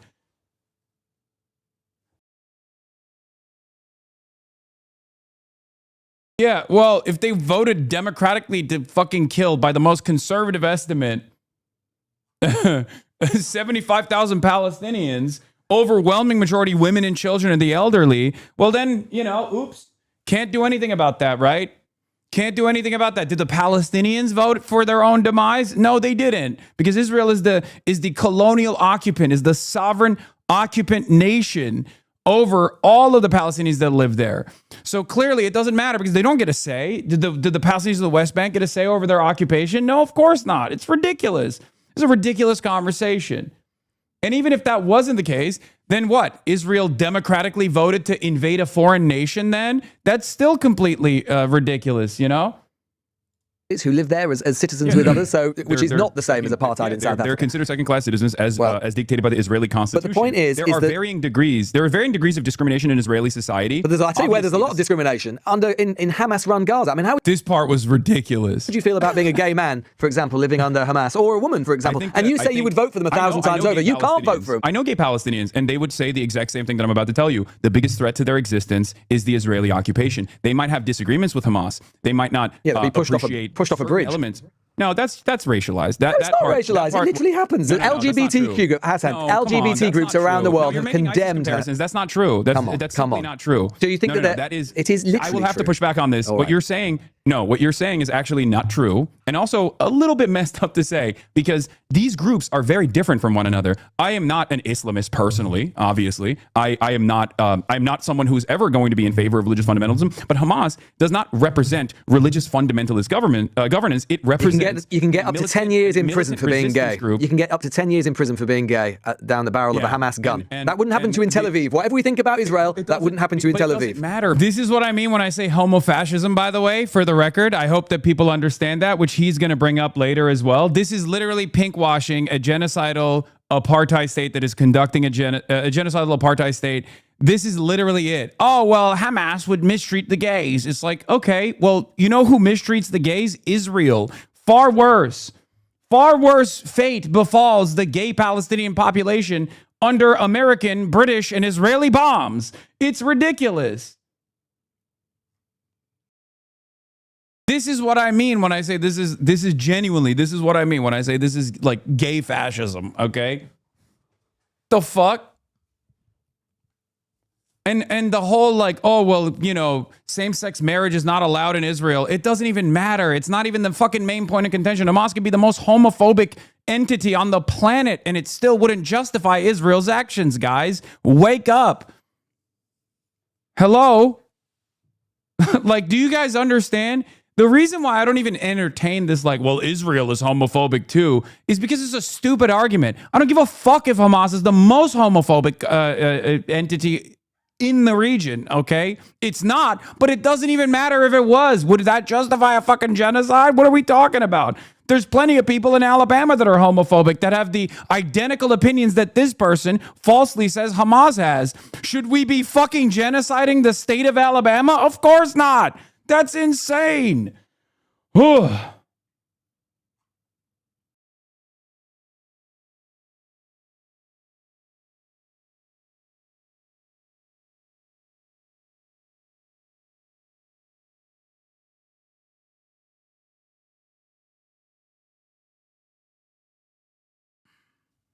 Because the gay people you might not think it matters, Israeli bombs. You might not think it matters. Yes, but you're the one saying that I would vote for them 1,000 times over. I agree with you. Right now, as I have, they would tell you that the number one problem is not Hamas, it's Israel. There are Palestinians whose family members there are lots of Palestinians who think Hamas that are from different.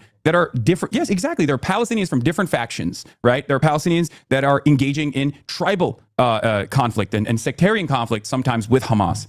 And yet, they will always tell you. Maybe this is why you've been banned. The number one problem from the Palestinian perspective is, of course, the occupying forces, is, of course, the country that is maintaining an apartheid, the nuclear armed nation that has not only just done a genocide in the last 3 years, but also maintained an apartheid for the last 80 at this point. This is the reason why a lot of people. You can believe that Israel has committed unbelievably appalling atrocities.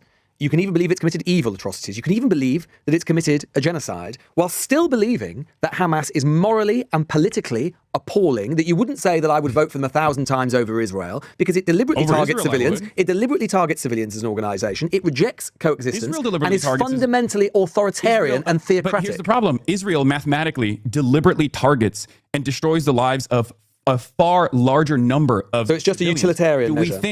Do we think that Palestinians are human beings? I think you and I don't disagree on this. They're human beings. But do you think the Nazis are worse than the Israeli government? You think the Nazis are worse than the Israeli government, right? Thousands times. Let me ask you this question. If one government has killed 1,000 times more, if not more than 1,000 times more civilians, as opposed to the other party, of course you're going to say you one compare party the Israelis to the Nazis, but you would accept the Nazis were worse than what the Israeli government has done. So far, the Nazis, of course, are worse than what the Israeli government has done. However, my fear, and this is the reason why genocide is not measured in how successful it was in wiping out an entire population, but instead genocide nowadays, the statute itself is measured not with the actions alone, but also with the intent, because the whole purpose of the genocide statute is to stop a genocide. Do you think this might be, Hasan, why you've, and again, I don't agree with the fact you've been banned, but maybe this is why you've been banned. That's a crazy moment to say maybe this is why you've been banned, because I just described the genocide statute and why Israel is 1,000 times worse objectively than Hamas is by any measure that you could fucking point to. And this is a matter of international law. So basically, at this point, you're giving the game away. You're like, I can't defend my position while maintaining and upholding liberal values that I'm supposed to be championing here. So it's, I guess, the reason why you should be banned. Okay, there you have it. That's my point. And that's actually, unironically, the thing that you opposed when you tweeted about how you think Shabana Mahmoud is in the wrong.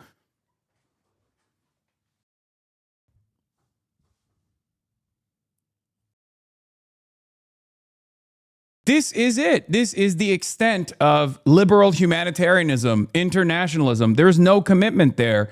And this is how a society crumbles. This is how liberalism falls by the wayside and fascism comes into power. This is it. That's literally what's going on. You're like, oh, well, I don't agree with you, and you've actually made me feel bad, so you should be banned, I guess. Like, that's it. That's it. That's the whole point. You can't do that. If we're going to uphold principled free speech, then you can't turn around and be like, well, I disagree with you. You know? Your dialectic is exposing his inherent contradictions and cognitive dissonance. Exactly.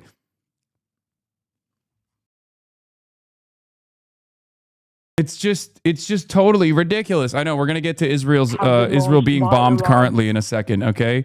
I know. Iran is bombing Israel while we're having this comparison, while we're watching this debate. You openly support, maybe ultimately this is why I gotta pee. banned. Again, I don't support your banning, but maybe the British government has decided, you know what? Support it a little bit. You know, no, I don't. I think I don't agree with a lot of what you say, but I'm absolutely happy for you to come to Britain. Opinion on this. Shabana Mahmood has a different view, clearly, or at least the Home Office does, and maybe that's why, because ultimately they think that we don't need this guy over here openly praising an organisation which this government has prescribed and which is a terrorist organisation at a time when we do have a rising problem and an appalling problem with anti-Semitic violence in this country.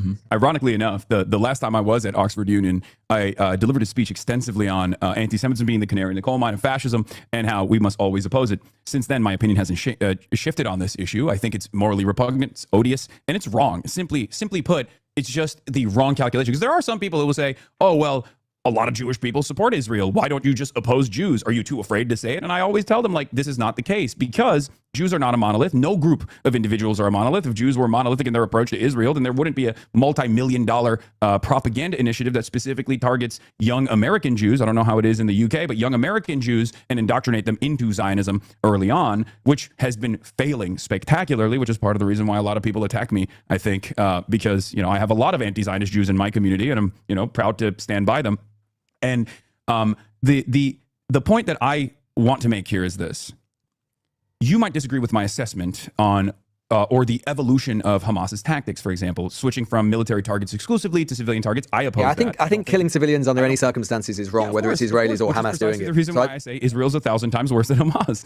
No, I think the principle is the same. I think the principle is the same. I'm not a utilitarian, clearly, in the same way that you are, Hassan. I don't think that just because you kill do you disagree that Israel has killed 1,000 times more civilians than Hamas has? I don't know what the statistics are, but I would accept completely that Israel has killed lots of civilians, and it's absolutely heinous. But unlike you, I would draw a moral equivalence between those acts. But you seem to be willing to more, because you're attached to a sort of anti-colonial ideology. 70,000 with the overwhelming you are willing to basically dismiss one and favour the other, and I'm not. That's the difference between us. I don't think you're not favoring either party. I think that there is a level. I think murder of civilian is wrong. Full stop. I don't see it as an anti-colonial struggle. I think it's wrong. Full stop. I don't think it gets them anywhere. Country. There's a level of understandable sympathy demonstrated by people in Western society, especially towards a country that has been a cooperative ally for a very long time. I totally understand that. It's a byproduct of our social conditioning. We look to a country, and you've mentioned it over and over again. You keep saying, well, it's a democratic process. There is a democracy in Israel, and I keep telling you that it's an apartheid system, so their democratic process is irrelevant. There are literally Arab-Israeli parties in the Knesset. You didn't get that in apartheid South Africa. I know, and so it's not the same, enough, is it? No, there's varying degrees. There's varying degrees of brutality here that we're talking about. You're referencing only Israel proper, and I guess the extension now with the settlement project as well. But Israel isn't just Tel Aviv and the Israel that we point to. Israel is a singular sovereign occupant state that dominates the lives of the almost 10 million Palestinians that live there, both in the West Bank and in Gaza. Gaza is a hermetically sealed open-air prison. It's being bombed and is being genocided and ethnically cleansed.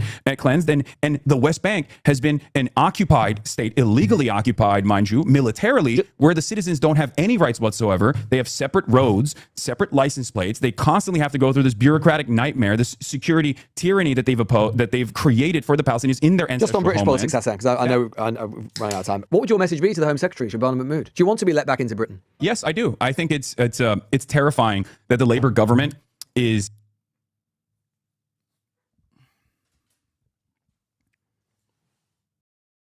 his Western mind is stuck at a reformist view. He got overwhelmed and was like, all right, let's move on. This is why I also said to the chatters, you didn't fucking defend yourself. Are you kidding me? Does it seem like I was fucking frazzled in any way, shape, or form? No. I went in there, stood 10 toes down on my principles, and accurately reflected on historical events that unfolded leading up to October 7 and how they are absolutely relevant, showcased, in my opinion, the moral inconsistency between arguments that focus on the optics and the civility of the conversation, and the conversations that actually center around the feelings of people who want to defend the apartheid state. It's ridiculous. Miles Dyer says, I usually respect your interviewing skills, Lewis. You listen well, ask fair questions, and avoid cheap point scoring, but this one frustrated me. Hasan deserves scrutiny, but too often his points seem mischaracterized rather than properly engaged with.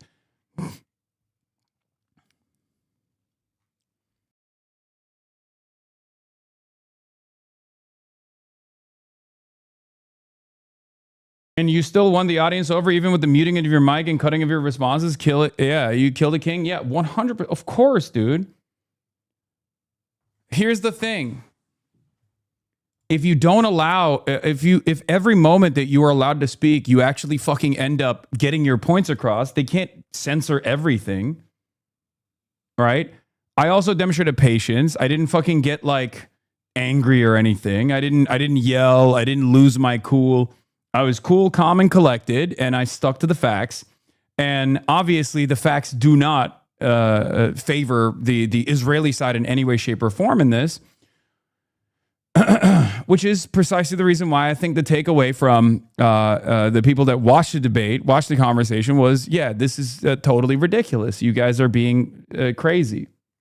Is creating this environment that instead of leaning in to the democratic wishes of the majority that look at what Israel has done and look at the cooperation of the British government with Israel in horror, understandable horror, and demand an end to it, the British government has very clearly moved in the opposite direction of repression. Instead of addressing these needs, the government is instead telling people that they can't actually protest against this. And there's been silly prescriptions like Palestine Action. I think you and I would probably agree that that was a little bit silly to prescribe Palestine Action as a terrorist organization, right? And then also the prosecution of the arrests of pensioners and the elderly for holding up a placard that says Palestine Action. Maybe I'm too American for this, but I find that to be ridiculous, right?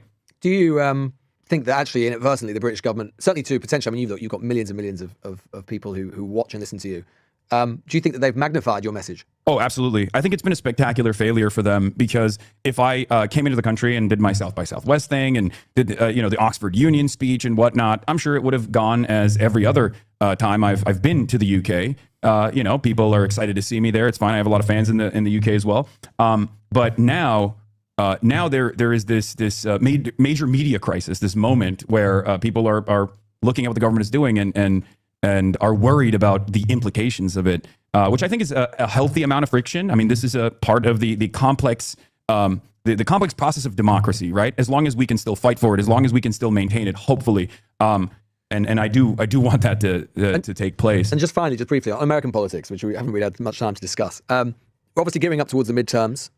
Trump is doing what Trump does. He said the other day that he doesn't really care about any effect that the Iran war has had on American consumer prices, or he's not bothered. He seems to be in a slightly unusual place where he's decided that he's not much bothered about public opinion at this point. But what's your assessment as a very leading sort of figure on the left in American politics about where the Democratic Party is now, and the discussion, the internal discussion about where the Democratic Party should position itself? Where do you think the Dems are at? There's a divergence between the Democratic Party as a party and the base of support. The base of support, the voters, lifelong Democrats, and even independents, as a matter of fact, have completely moved further and further to the left in this process, where they want fighters. They want real fighters that will try to stop the Trump administration no matter what it takes, including sometimes directly physically protesting, right? Certain initiatives, like demanding that Hakeem Jeffries come out and like participate in the act of physical protest, even if it's symbolic.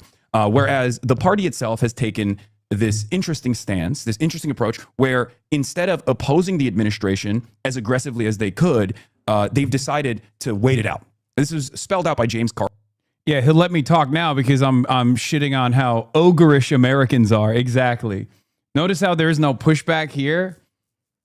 Yeah, he's not cutting me off and being like, well, how could you say that? How could you say that? Don't you think the Democrats are doing a great job? No, of course not. No interruptions now. Well, he does hit me at the end with the homo-fascism line too. Carville early on, where they said, James Carville straight up came out, he's a Democratic consultant, worked with the Clintons, and he said, show your belly. Show your belly. It doesn't matter, because the people will recognize how devastating the Trump administration is. There's this attitude like where I think some centrist Democrats want to punish the public so that they come to terms with how devastating the Trump administration is. And then there's no other option other than, harm reduction voting, which clearly demonstrably failed as a theory in the last election cycle. I find that to be morally repugnant, and I find that to be far too conciliatory to the needs of the growing fascist movement, because I see the danger of MAGA fascism. I just have to ask you, and I'm not alone in this either. There's I'm sure. A lot of people. I just have to ask you this. I did notice this week when looking at some of the things that you've been talking about recently. I know that one of your favoured candidates for Nancy Pelosi's congressional seat, she's obviously the former speaker. She's standing down after many years since she was elected in 1986, I think. And the Dems, obviously, it's a plum seat in San Francisco, in California, where you are now. And I think that the person that you were supporting failed to progress the other day against two other candidates. And I think you used to work for AOC, and you said it's just effing rich liberals who just want homo-fascism in this country. That's it. They want gay fascism. They want gay techno-fascism. What did you mean by that? What's gay techno-fascism? That wasn't necessarily just about San Francisco, though, and it wasn't about Shoykat's race in general. I think it was more so about some of the California liberals that, unlike the rest of the country, are not as... we're not as activated, rather, as some of these other places where people are demanding more. What's gay techno-fascism? What I'm referencing, of course, is the comfort that they have with like what level of progressive politics that they're open to. It's not a secret that, Peter Thiel, Sam Altman, numerous Silicon Valley tech CEOs are bringing about this new techno-feudalist dystopia that we're currently living under, and they themselves are open-minded, or rather libertarian, when it comes to certain qualities, like certain civil liberties, obviously LGBTQ liberties, and maybe abortion protections. But everything else outside of that, whether it be immigrants' rights or anti-black racism, Islamophobia, they will throw that by the wayside. These are not issues that they necessarily care about. And what I'm referencing there is a pink-washed version of the type of fascism that some wealthy liberals are comfortable with. Although, again, we know what would have happened to gays under fascist regimes, don't we? Yes, no, I think it's very dangerous. I think, it's the same principle behind Jewish cooperators with the Trump administration as well. This is a real warning for every marginalized group that thinks that tokens don't get spent at the end of the day. These guys are inevitably going to oppose all of these groups when there's a better opportune time. So I think we have to fight back with intersectionality, and fight back fast and fight back hard. Is it easy to have intersectionality when you're warning about homo-fascism? Yes, of course. Doesn't sound very intersectional. Well, if you think that my warnings about liberal cooperation with a fascist movement by the likes of Peter Thiel and Sam Altman is actually homophobic, I guess we can have a conversation around that. I don't think so, and neither does my audience. My entire community is queer. When do we think the ban will be lifted, if ever? When can we actually expect to see you in the UK? After this conversation? Probably not anytime soon. But no, I think this will help your case. We'll see. I mean, I'm probably going to work with some immigration attorneys to try to identify exactly what took place, because at the end of the day, there are plenty of people who oppose my worldview, think I'm crazy, whatever, right? But I think what we can all unite under is, one, the principle of defending free expression. As long as it doesn't cross certain boundaries that actually do reach into fomenting violence and deliberately trying to cause a riot, like inciting a riot or things of that nature. I'm obviously going to be respectful of the countries that I visit and the opinions that I have on that. And it's not something that I am interested in doing anyway. Inciting a riot is ridiculous. But the other thing is that this process of revocation of visas is actually very opaque. And I think that's somewhat of a problem, that the Home Secretary can just issue these kinds of travel bans without ever really even revealing why they did so, without ever actually saying, here are the reasons why we oppose this person coming into the country. And I think that's been one of the most confusing elements of this entire ordeal. I was actually shocked because, I was first and foremost shocked because I think that perhaps falsely, I assume that the British government has always maintained this attitude that they would defend free expression and freedom of speech, unconditionally. But then also beyond that, I was shocked at how not transparent this process was. Hasan Piker, it's been an absolute pleasure to speak to you. And who knows, maybe we'll see you in London soon. Thanks so much. All right. Thank you for having me. Did BRICS and... Yeah, that was the LBC conversation. I think all things considered, given how contentious it turned out to be, I think it was still a pretty productive conversation where I was able to get across some of my major points.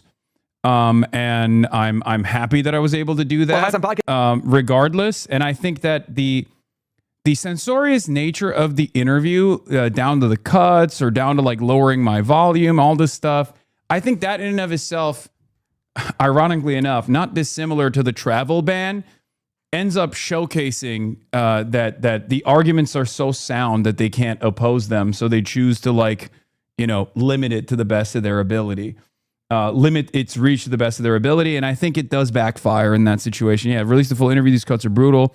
The fact that this is still a debate astounds me. People often talk about the Holocaust like it just happened one day and there was a definitive start.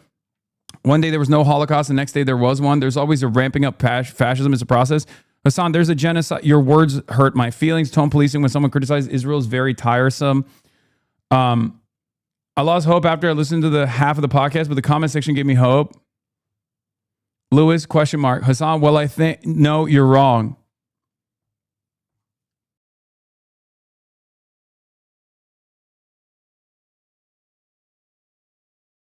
Yeah, it's one of those things.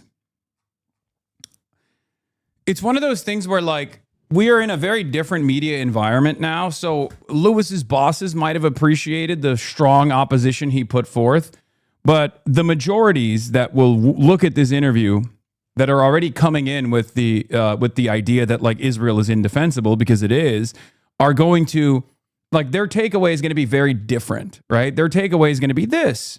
People saying, what are you doing? What the fuck are you doing? You're like, we can see that you're trying to offer this like wishy-washy defense of Israel by trying to claim that the opposition to Israel is actually coming from an anti-Semitic perspective, or it could be misconstrued as anti-Semitic, and we should be more careful with our language. Did you notice that when they... Yeah. Do you notice how when Lewis speaks over Hasan, they lower Hasan's volume? Interesting. HP being too generous towards Louis Goodall. I don't believe that Louis Goodall values Palestinian lives as much as he values Israeli lives. Maybe the Israeli government should stop behaving like Nazis. How unbelievably hostile and dishonest Louis was here. That's the thing. Like, if you're going to have me on your broadcast, right? If you're going to have someone like myself on your broadcast, if you do this kind of thing, your otherwise liberal audience is going to recognize that as being unfair and inherently hostile, unnecessarily hostile. This is precisely the reason why when like the Podjohns have me on, right? They will offer pushback to certain things, but they will also give me space to explain my position. Now, of course, when you do that, obviously, your audience is probably going to understand exactly where I'm coming from and say, well, this guy makes a lot of sense. So no matter what you do, if you're going to have me on your show, if you're going to have me on your broadcast, then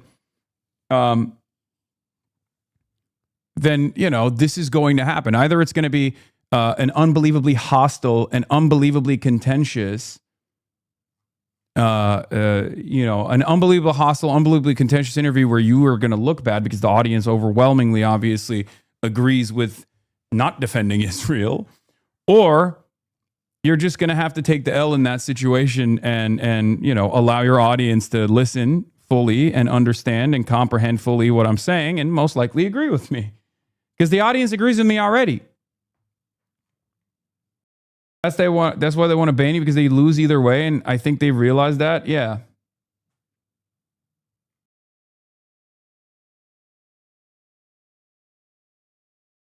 Oh my God. Okay, so while we were having this conversation, while we were having this back and forth, the IRGC was working. Sirens have stopped for now following several missiles. There was an initial wave. At least 4 Iranian missiles have launched towards the north. Another wave of missiles launching now. Okay, Iran has been peppering. Sirens from Lake Tiberias to Haifa for the arrival of Iranian missiles. They're striking northern Israel. Following the initial wave, sirens rang nonstop for 10 minutes for the arrival of multiple additional launches. Now there's an early warning for more missiles. Sirens have stopped for now. This is from 1247. 13 minutes ago, almost 20 minutes ago. IRGC, tonight's operation was merely a warning announcement, and if aggressions are repeated, the response will be broader and will include all American Zionist targets in the region. Khan says, Israeli officials, we will respond to the launches from Iran. Quds translation, the Iranian response to the bombing of Beirut so far has exceeded the estimates of the security system in the occupation that Iran would respond in a limited manner. Yes. So basically what's happening here is, wait, what the fuck? Why is this video not? Oop. That's impact. Anyway, the Iranian military, the destroyed Iranian military is seemingly not so destroyed. So this was my question. This was something that I talked to Trita about as well, like why Iran was reluctant to strike Israel if it wanted to reestablish military deterrence. Israeli National Security Minister Itamar Ben-Gvir says Tehran must burn tonight. There's going to be a lot of posturing from the Israeli side here. Iranians out in the streets tonight cheering as they see missiles launched overhead towards Israel. Israeli army radio says at least 4 missiles were launched by Iran's military towards northern Israel just minutes ago. I mean, this is a much more limited strike, but the very fact that regardless of the limitations of this strike in comparison to other Operation True Promise style attacks is the fact that they hit Israel. Right? So that's somewhat of an escalation in comparison to the strategic restraint that Iran has shown since the beginning of the ceasefire, right? A couple weeks ago. So they hit 3 waves, 10 missiles, give or take. But the fact that they hit Israel, the fact that they chose to strike Israel implies that they are escalating as a matter of developing military deterrence. Okay, this was expected, and I was actually a little bit confused as to why Iran had not done so far in a way to reestablish that military deterrence. And I was actually very interested in hearing what Donald Trump would say. And it turns out Ahmed Segal and Trey Yingst are reporting, spoke with President Trump. We'll have more on Fox News in a few minutes. What I would suggest to Iran, you've shot your missiles. That's enough. Get back to the table and make a deal. It's over.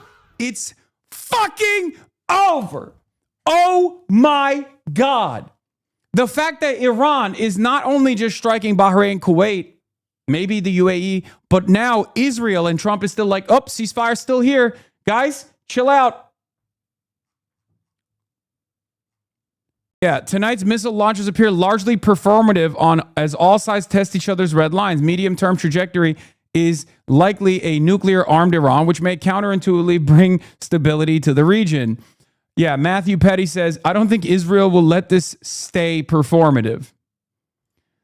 And Muhammad Ali Shabani says, depends on whether Trump will allow Bibi to drag him back into full-scale war. Next 24 hours will be instructive. I agree. I do think that it's if Trump says to Israel, dial it the fuck back, we have to secure this goddamn ceasefire, that's a huge deal. That means that there is complete recognition. That means there is complete recognition on the American side that this is over. They are basically admitting that this is over, that Iran has won, and that they are willing to restrain Israel. I don't know what Israel will do, though, because Israel is a rabid dog. And I don't think Israel is going to take this lightly, albeit this is symbolic or not. I don't think Israel is going to turn around and be like, well, this is a symbolic attack on Israeli soil. They're not. They famously have zero chill on stuff like this because it's an ethno-religious supremacist society. And from their estimation, it's like it's not dissimilar to the moral wound or the major wound that they took, not as a loss of life on October 7 necessarily, but the fact that this like inferior group of people from their calculations was able to conduct such a devastating military operation on Israeli soil. It's an insult, right?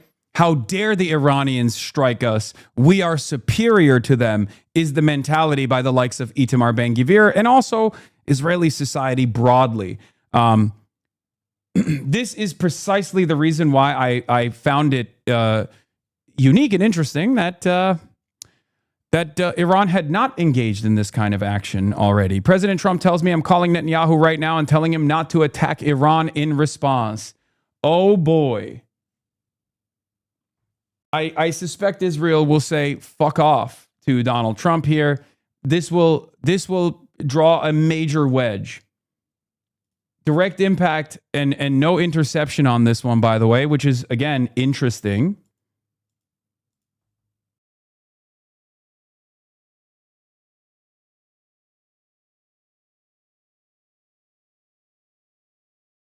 Okay.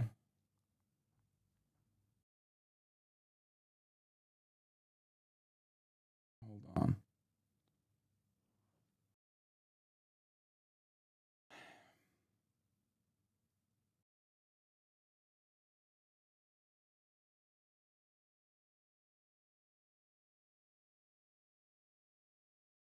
Anyway, escalation trap, can't stop escalating. Ironically, has a lot of similarities to how Mao criticized Nazism as incapable of doing anything but offend structurally. Yes, because Israel is a Nazi country. And yes, we are in the end sieg stage for Israel. It's not the final solution for Israel. It might reach that point as well with respect to what they want to do to the Palestinian population when they get unbelievably desperate. But yes, Israel is engaging in a multi-front war of expansion and conquest right now. And the problem for them is that there is a military force capable of resisting that. There is a military force that is capable of creating military deterrence against that. So Israel might be preparing to fucking strike with a forceful or powerful response, but this will only restart the war. Donald Trump is like, I'm bored. Let's get this ceasefire going. All of a sudden, he's going to not be so bored, I guess. Yeah, very different messages coming from Trump than we're hearing from the Israelis. Spoke with President Trump. We'll have more of Fox News in a few minutes. Okay, we'll see. We'll see if Donald Trump can rein in its attack dog. Good afternoon. Iran has launched at least 4 waves of missiles at Israel in response to those IDF strikes against the Lebanese capital of Beirut earlier today. I just got off the phone with President Trump, who is following the developing situation across the region. He told me what I would suggest to Iran. You've shot your missiles. That's enough. Get back to the table and make a deal. The president once again calling for a negotiated settlement. He also spoke about the ongoing negotiations with Iran, saying we are very close. I would say an agreement would be signed on Monday, Tuesday, or Wednesday of this coming week. And now this takes place. And so the president will get briefed on what is happening right now, this ongoing Iranian ballistic missile attack against Israel. But I asked him about those initial IDF strikes that took place earlier today. He told me they were not coordinated with the United States. And I asked him for reaction to the Israeli strikes against Hezbollah in Beirut. And President Trump said, I'm not happy about it. Now, more broadly, he said that the ongoing Iranian missile fire toward Israel at this moment certainly is not going to help the negotiations. But again, he is calling on the Iranians to stop firing these missiles and get back to the negotiating table to ultimately reach a settlement. The president talked about the power of the U.S. military and also the power of the ongoing U.S. naval blockade of Iranian ports. This blockade, John, is currently crippling the Iranian economy. They are losing hundreds of... Come on, Trey. Dude, Trey has been so bad. Like, he was always, I mean, obviously he's the Fox News, like, foreign correspondent, right? And he's, it's Tel Aviv Trey. But it is crazy to me that he at least would be like sincere at times and be like, oh, what Israel's doing to the fucking Palestinian journalists is like morally repugnant. Since the Operation Epstein fury began, he has been such a fucking regime propagandist. It is actually insane because when you do this and you are clearly in the wrong, right? You keep undermining your credibility. Not that it matters to the Fox News audience, because just like the drama slop tubers, the right-wing reactionaries on the internet, they're not there to learn what the truth is. They're there to have their biases be confirmed and reconfirmed over and over and over again.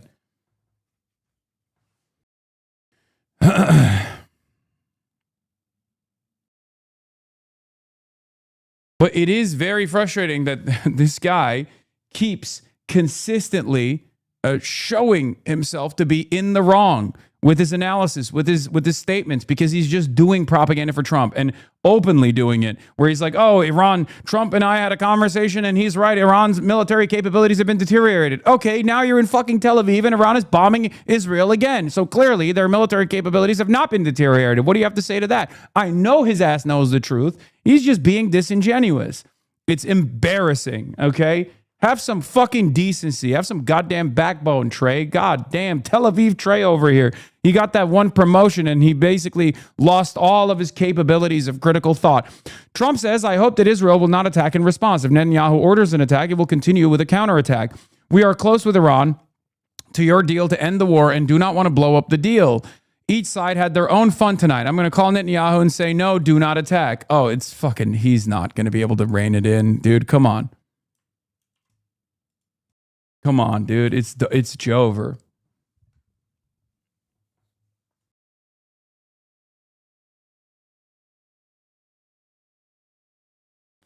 And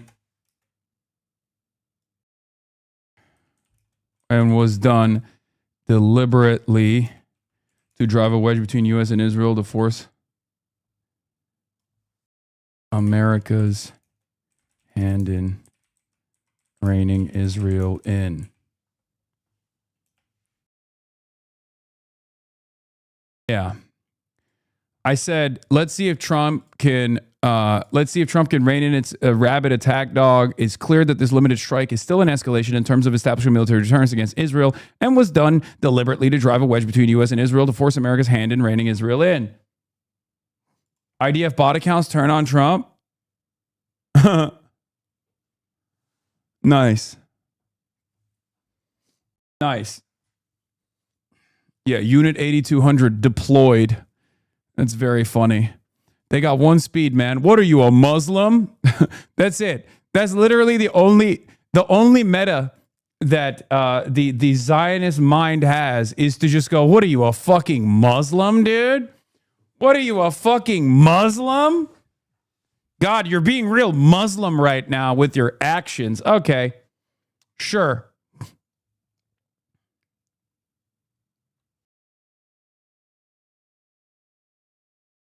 Yeah.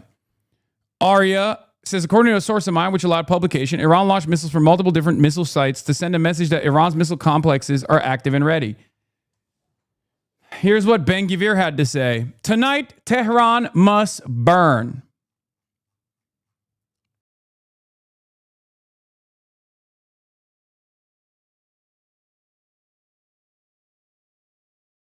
According to Iran's Islamic Revolutionary Guard Corps via the Fars news agency, tonight's operation was merely a warning announcement, and if aggressions are repeated, the responses will be broader and will include all American Zionist targets in the region. The IRGC cites their reason for tonight's ballistic missile attack against northern Israel as continued Israeli strikes against Lebanon and U.S. attacks against Iranian coasts and vessels in the Strait of Hormuz, the Sea of Oman, and the Indian Ocean.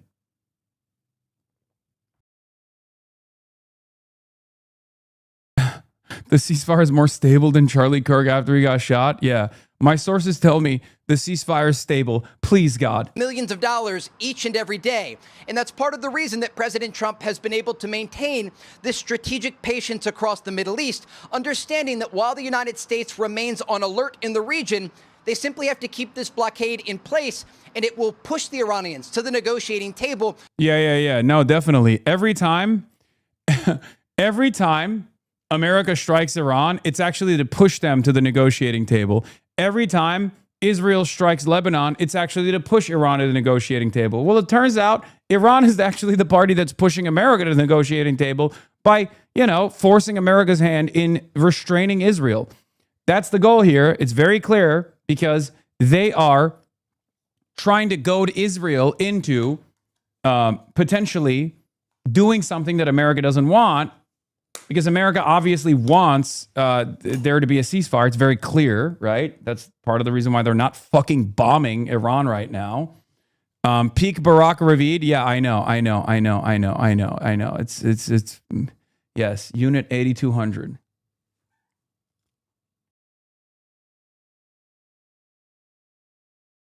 More quotes from my phone call with President Trump.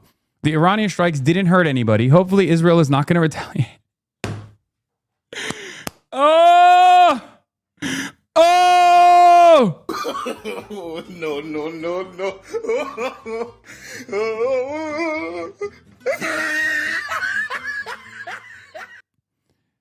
Oh, come on,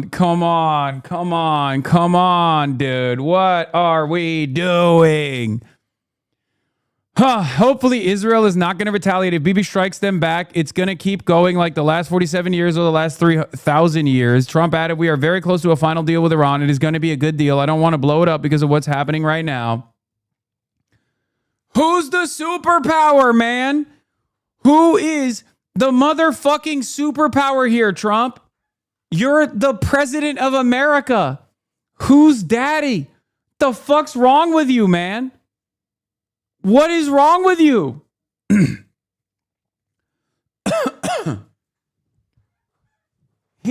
Bro, put the fucking shock collar on Israel and go place. Enough.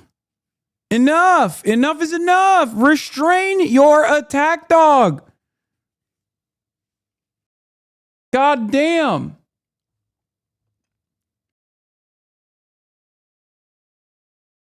Yeah, this is the most humiliating and weak foreign policy adventure in modern times. Imagine what Fox and Hawks would be saying if Carter, Obama, Biden had done something this feckless.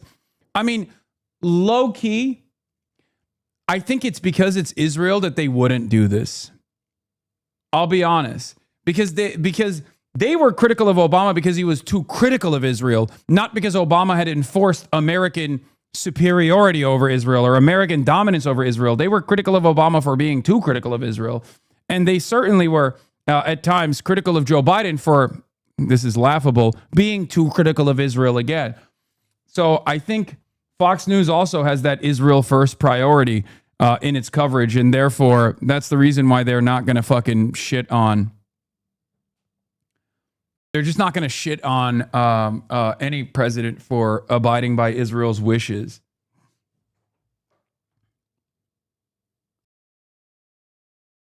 Trump spoke to Khan News. Oh my God, what is he doing? Trump to Khan News. I think Israel has responded enough. There doesn't need to be any more. We can achieve 3,000 after 3,000 years of peace. President Trump says he's not happy about Israel's earlier strikes on Beirut, Lebanon, and that the attacks were not coordinated with the U.S. per Fox News. Trump tells Iran, you've shot your missiles. That's enough. Get back to the table and make a deal.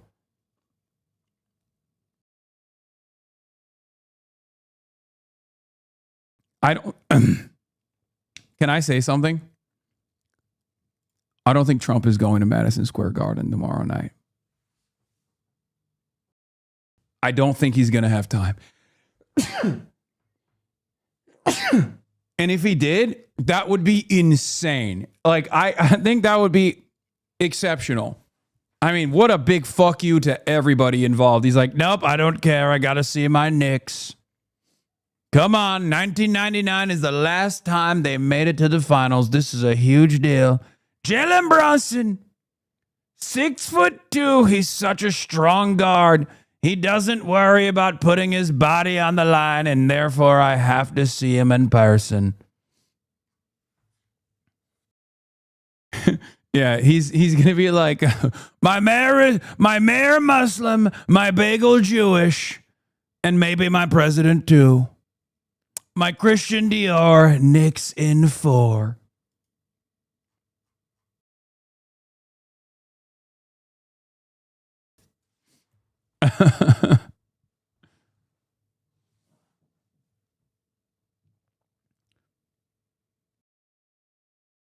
Oh, video statements are back as well.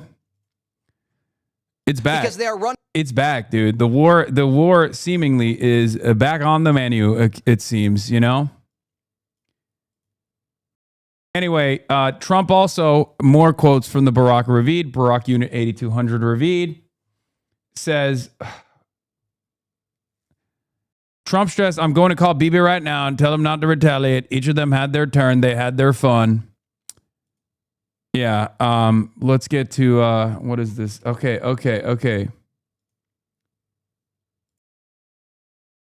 Osen Technical says Israel's reportedly seeking permission from the U.S. to bomb Iranian energy facilities. Oh my God, they're so insane. IRGC, despite previous warnings from the Islamic Republic of Iran, the child-killing Zionist regime crossing all red lines and increasing attacks in southern Lebanon has targeted Dahia area of Beirut. We had previously warned that if crimes in Dahia, Beirut expanded, we would strike targets in the occupied territories. The Zionist army must stop its attacks on southern Lebanon and Dahia, and if it expands its attacks in that area or responds to Iran's actions, it will face more crushing and regretful blows and devastating attacks against the regime and its supporters. Yeah, this is the our boy is back. Yeah, the videos are back. He says, in the name of Allah, the most gracious, the most merciful, the Zionist aggressor regime, by repeatedly violating the ceasefire, has been increasing its evils against the oppressed people of Lebanon day by day with the green light and support of the criminal America and the silence of the international community, and has been committing war crimes using banned weapons, including phosphorus bombs, since Friday. Despite the previous warnings of the Islamic Republic of Iran, its child-killing Zionist regime has crossed all red lines and intensified attacks in southern Lebanon, targeting the Beirut suburbs. We had previously decided that if the crime in Beirut suburbs expands, we will bombard targets in occupied territories. The Zionist army must stop its attacks on southern Lebanon and the suburbs, and if it expands its attacks on the region or responds to Iran's actions, it will face more crushing and regrettable blows, and the destructive attacks will begin against the regime and its supporters, and there is no victory except from Allah, the Almighty, the Wise. What the fuck? Fars News has released a video of the IRGC missiles. Oh shit! I mean, I guess we don't really need to hear whatever else Trey Yinks has to say because it's bullshit. So whatever. Fars News has released a video of the IRGC missiles launched towards Israel tonight, with one missile having a drawing of a soldier taking down Baal, accompanied by a message saying Iran is on the path of Jesus and Moses and at war with the corrupt people of Epstein Island.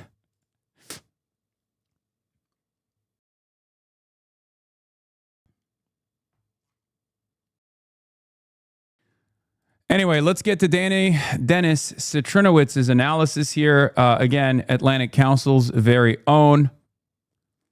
The key question is now how willing President Trump will be to pressure Prime Minister Benjamin Netanyahu to scale back military operations before events spiral beyond anyone's control. This is not because Trump has attractive options at his disposal. Quite the contrary. The timing could hardly be worse. Yeah, you hit when you have maximum leverage. You engage in a work stoppage when you have the most amount of leverage, right? And this is the same principle that Iran is utilizing. An event the administration would prefer not to see overshadowed by a major regional conflict because the FIFA Club World Cup is taking place in America. At the same time, global oil markets remain vulnerable to disruption, and any significant escalation involving Iran could trigger renewed concerns about energy supplies, shipping routes, and price volatility. Against this backdrop, Washington faces an increasingly difficult balancing act, maintaining pressure on Iran and supporting Israel while preventing a broader regional confrontation that could carry substantial geopolitical and economic costs. The challenge is that the longer the current trajectory continues, the harder it becomes to control the pace and scope of escalation. No. Trump shuts down New York City. There will be no Game 3 watch parties outside of MSG. Due to the Trump visit, the plaza closure was coordinated with Secret Service. NYPD confirmed they are working to establish alternative watch party locations for fans. New York City was rocking after Knicks Game 2 win on the road. Thousands of New Yorkers took celebrations to the streets. I expect Game 3 to be even crazier. Oh my God. I think Donald Trump wants New York to be a permanent blue enclave that it already is, but Donald Trump is solidifying that New York will never turn red. There will never be more than maybe maximum 100,000 red voters in the state of New York and in the city of New York in general.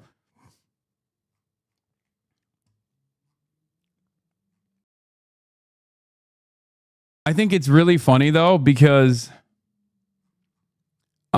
he might not even end up attending, but these security protocols will still be implemented.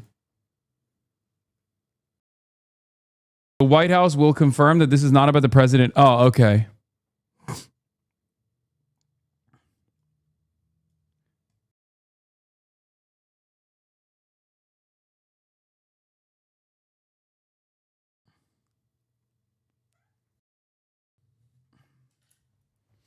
You are laughing. Mr. Finger Painter is crying because of this, and you're laughing. Scott Libido, my goat. Regarding Nick's watch party outside of MSG, yeah, they revoked the permit for the watch party outside of MSG. That's crazy. James Dolan invited his friend Donald Trump to watch Game 3. In order to do that, they have to ban the organic, historically joyous parties happening outside MSG for fans who can't afford to be inside. Modern sports in a nutshell. Bro, just shut the fuck up and mind your business, man, with your takes. Whole city is lit. You can literally watch the game on any block outside. Everyone got a TV watching the Knicks about to take it. You probably from Nebraska or something, giving your input on New York.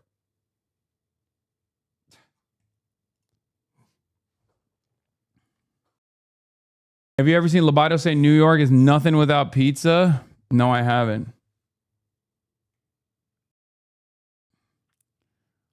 I don't think Donald Trump understands the enmity that he is developing, okay? The cheapest price for the game you're going to is $8,000. Everyday Americans can't afford these sporting events. Trump, no, but they can watch it on television. It's sort of semi-free to watch it on television, but that's the way life goes. Wow. Wow, dude. Incredible stuff. Towns is fantastic. They just have a great team. What do you think that the game you're going to, the cheapest price for the game 3 you're going to is $8? Yes, I know Pablo's from New York, man. I know.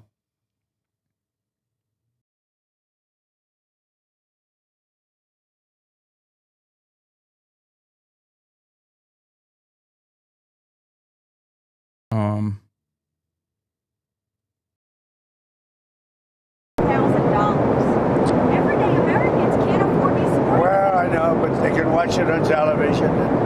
It's sort of semi-free to watch it on television, but that's the way life goes. You know? My beautiful, my baby, my goat, my king, my alpha and omega, my everything, Stephen Chung in the background. Look at him. Look at him. That's like literally not even a quarter of his body, and you can feel his presence. Okay? Oh, God, I love him so much. I love him so much. He is so sexual to me. Yes, I'll say it. I'm unafraid. It's Pride Month, okay? The only man that I've ever felt this level of affection towards physically is Stephen Chung. He's not even round, he's angular. That's what's so beautiful about him. Like, he's rotund in many respects, but he's also angular as well. He is the size of that fish from SpongeBob SquarePants. Like, he is so perfect. He is a perfect shape. You cannot, like, many men have tried to reach physical perfection. Arnold Schwarzenegger, right? He's tried so hard. He's experimented with medicine, with science, and yet none of them have ever been able to achieve such a perfectly angular shape that no other human being can ever achieve, except for Stephen Chung. Going to face a real crossroads here, as will the rest of the region as a result. All right, Jeremy Diamond, thank you so much. I want to bring in now Julia Benbrook, who is in New Jersey, where the president is staying nearby this weekend. So, Julia, what news is coming out of the White House or the president on this matter? Yeah, President Donald Trump, he is spending his weekend at one of his properties here in New Jersey. And we have reached out to the White House for an official response to what has taken place and how they believe that it will affect negotiations going forward. What we do know, as Jeremy outlined there, he's done a few brief interviews, one with Axios, where he told Barak Ravid he was going to have that conversation with Israeli Prime Minister Benjamin Netanyahu. There was also a conversation with a Fox News reporter who is stationed stationed in Tel Aviv who actually saw some of these strikes taking place and said he was asking Trump about how this could impact things and said it's certainly not going to help negotiations. He went on to say, we're very close. I would say an agreement would be signed on Monday, Tuesday, or Wednesday of this coming week. And now this takes place. So he was projecting a lot of optimism toward a deal there, which we have heard repeatedly throughout this. This is the 100th day of this conflict in Iran. And ever since those first joint U.S.-Israel strikes against Iran on February 28th, Trump has promised that this conflict was going to end soon, very soon. He threw out a number of different predictions, a couple of days, a couple of weeks. Recently, he has been pushing back on criticism for how long this conflict is going on, saying that these things take time, sometimes even years to resolve. No doubt everything we're seeing play out right now has the potential to cause more issues going forward. Julia Benbrook in New Jersey, traveling with the president. Thank you so much. We'll be right back with more news after this. This land premieres to. I know you like number. I know you like number. I'm a numbers guy. I looked at the numbers and I think Donald Trump is doing the best possible thing here. I know you like number. There's nothing offensive about comparing the actions and mentality of Israel to those of the Nazis. What's offensive is demanding that one country and only it, Israel, be exempt from those comparisons because it hurts people's feelings or because it seems bigoted to compare them. The whole point of the Nuremberg trials was that the precedent set there would have meaning, i.e. be something beyond mere victor's justice. If those principles applied to actions of all countries of the future, Israel doesn't have some special unique exception from the imperative. Numerous statements of top Israeli officials from Netanyahu on down have obviously similarities in defining views of Nazism regarding who and who isn't fully human. The chief U.S. prosecutor at Nuremberg was Supreme Court of the United States Justice Robert Jackson, who made this vital point in his opening statement about the universal application of Nuremberg principles going forward. Despite this, numerous countries, including the U.S., have adopted the IHRA definition of anti-Semitism that bans comparisons of Israel to Nazism, even though you're permitted to make that comparison about every other country on earth. Ah! Stephen Chung! Colorized! Fox News is the only one allowed.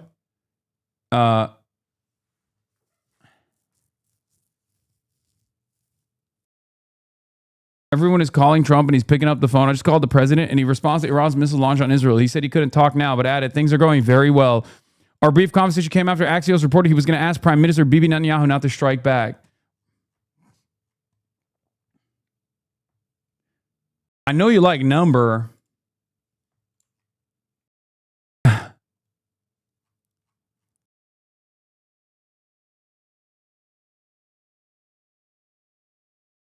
The Israeli right is having an aneurysm right now that Iran needs to be bombarded in a very big way because they responded to thousands of ceasefire violations in Lebanon. And the more Trump signals that he can't be bothered right now, the more they convulse. There's a certain resignation on Channel 14 at the moment where everyone is talking about Israeli officials telling them that something is going to happen, but then lamenting that Trump still holds the ultimate approval, which can still happen, but not immediately like they want.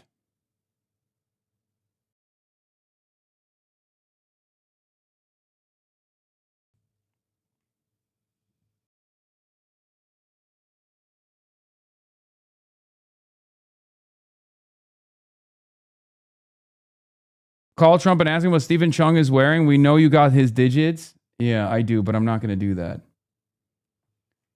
I know you like number. Fuck, I can't stop saying. I'm a numbers guy. I'm a numbers guy. I know you like number.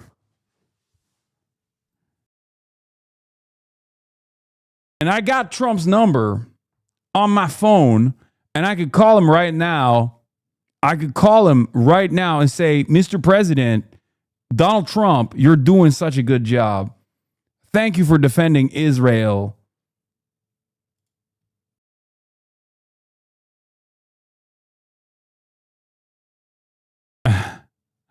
Mogged.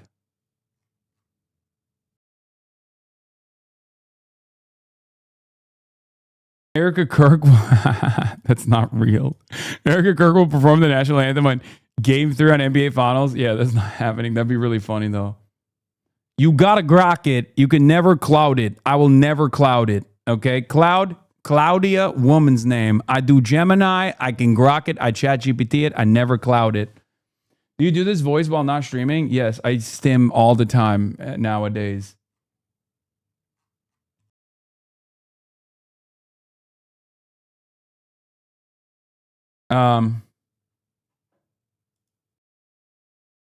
Let me guess, Israel will be persuaded to back off even though ballistic missiles have been fired into that country.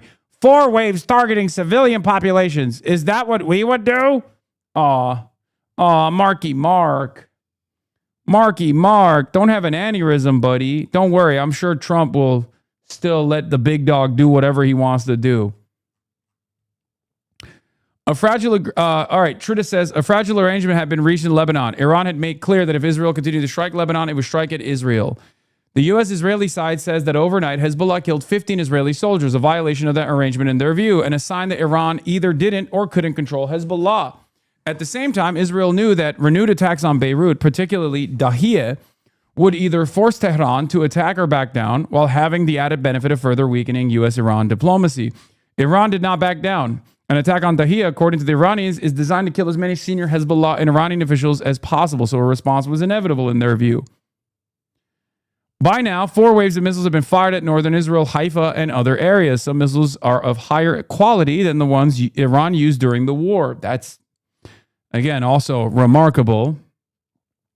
Israel will strike Iran within the next few hours, and the Iranians don't have any other expectation. Whether the U.S. enters the fighting actively as well or only provides support for Israel is the big question mark right now.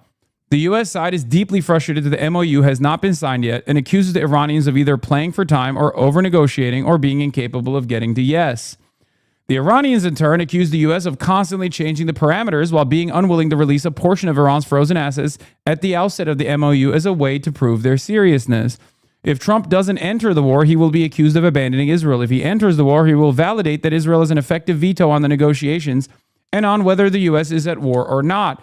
A true America First policy would have worked to extricate the U.S. from the Israeli-Iranian rivalry. Now more than ever, it should be clear why such an exit serves U.S. interest.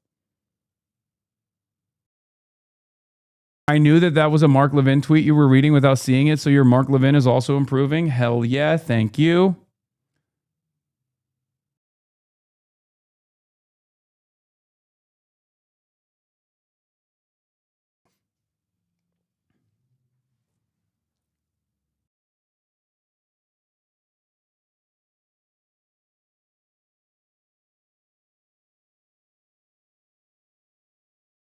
What is this? Tell me you saw this. Hasan Vindication again, that these people are so awkward IRL.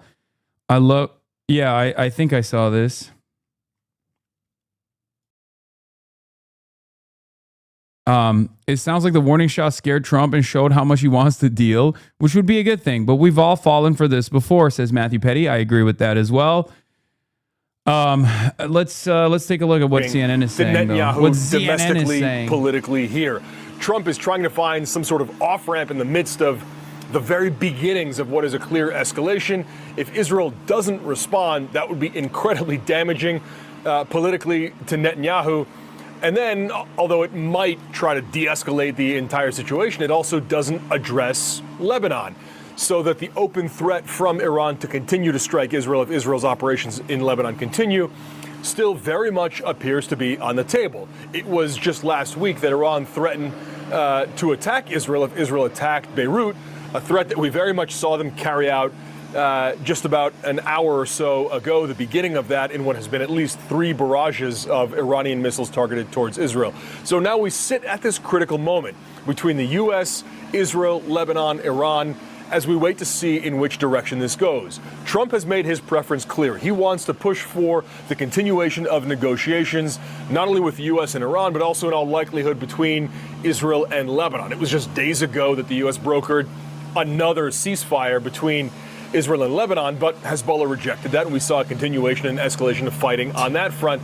And now Trump is trying to continue to push for negotiations in the middle of what has been an incredibly volatile weekend, not only between Israel and Hezbollah, but also between the U.S. and Iran. And it very much looks like the ceasefire that looks like it's falling apart both on Israel's northern border and in the Gulf, is at a critical moment where it could go either way.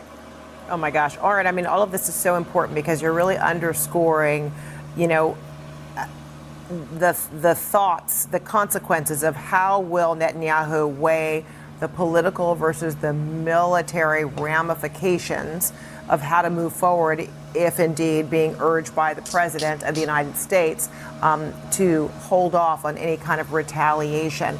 I mean, is this something that stews for Netanyahu over a matter of hours or days before we see how he renders a decision given this kind of crossroad? It's an incredibly important question and one of the most fascinating in this particular moment. Israel has the ability to respond within hours. They've had plans, and Netanyahu has made clear that he wants to continue the war against Iran.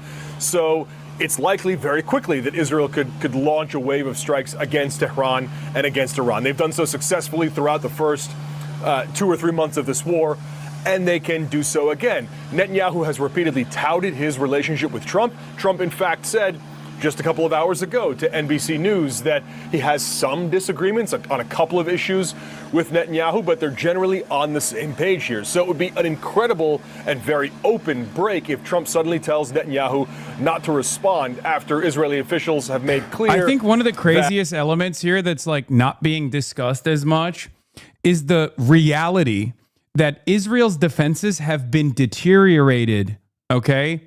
And that's part of the reason why some of these opening salvos, albeit limited, actually struck targets inside of Israeli soil. I don't know if Netanyahu is banking on that, especially because from his calculations, he might think, okay, if a couple Israeli civilians die in the process, this will also allow me to redouble my efforts. It'll galvanize the public against a war with Iran. So like, or even if that's a part of the consideration at all. Conversation even further, CNN Global Affairs commentator Sabrina Singh. She's also former Deputy Pentagon Press Secretary under President Biden. Great to see you. I mean, how do you see this? This is an incredible juncture that has just been described by Oren and also Jeremy's reporting. How do you see all of this happening? And what the calculus is on all sides involved? There's no question that the ceasefire right now is being tested and probably tested to its absolute limits. I mean, we haven't seen Iran and Israel strike each other since the ceasefire went into effect in early April. So I think if Israel chooses to respond back to these Iranian ballistic missile... Stop calling Sabrina Singh denims, okay? Sabrina Singh is a warmonger and a war criminal. Denims is not. Domestic concerns that Oren laid out there. I think the Israeli people would want to see a response back. So it's highly likely that Israel would respond. And they said, you know, in a very large and massive manner. What that looks like still is to be determined. But I think what you're seeing right now is this ceasefire slowly breaking apart.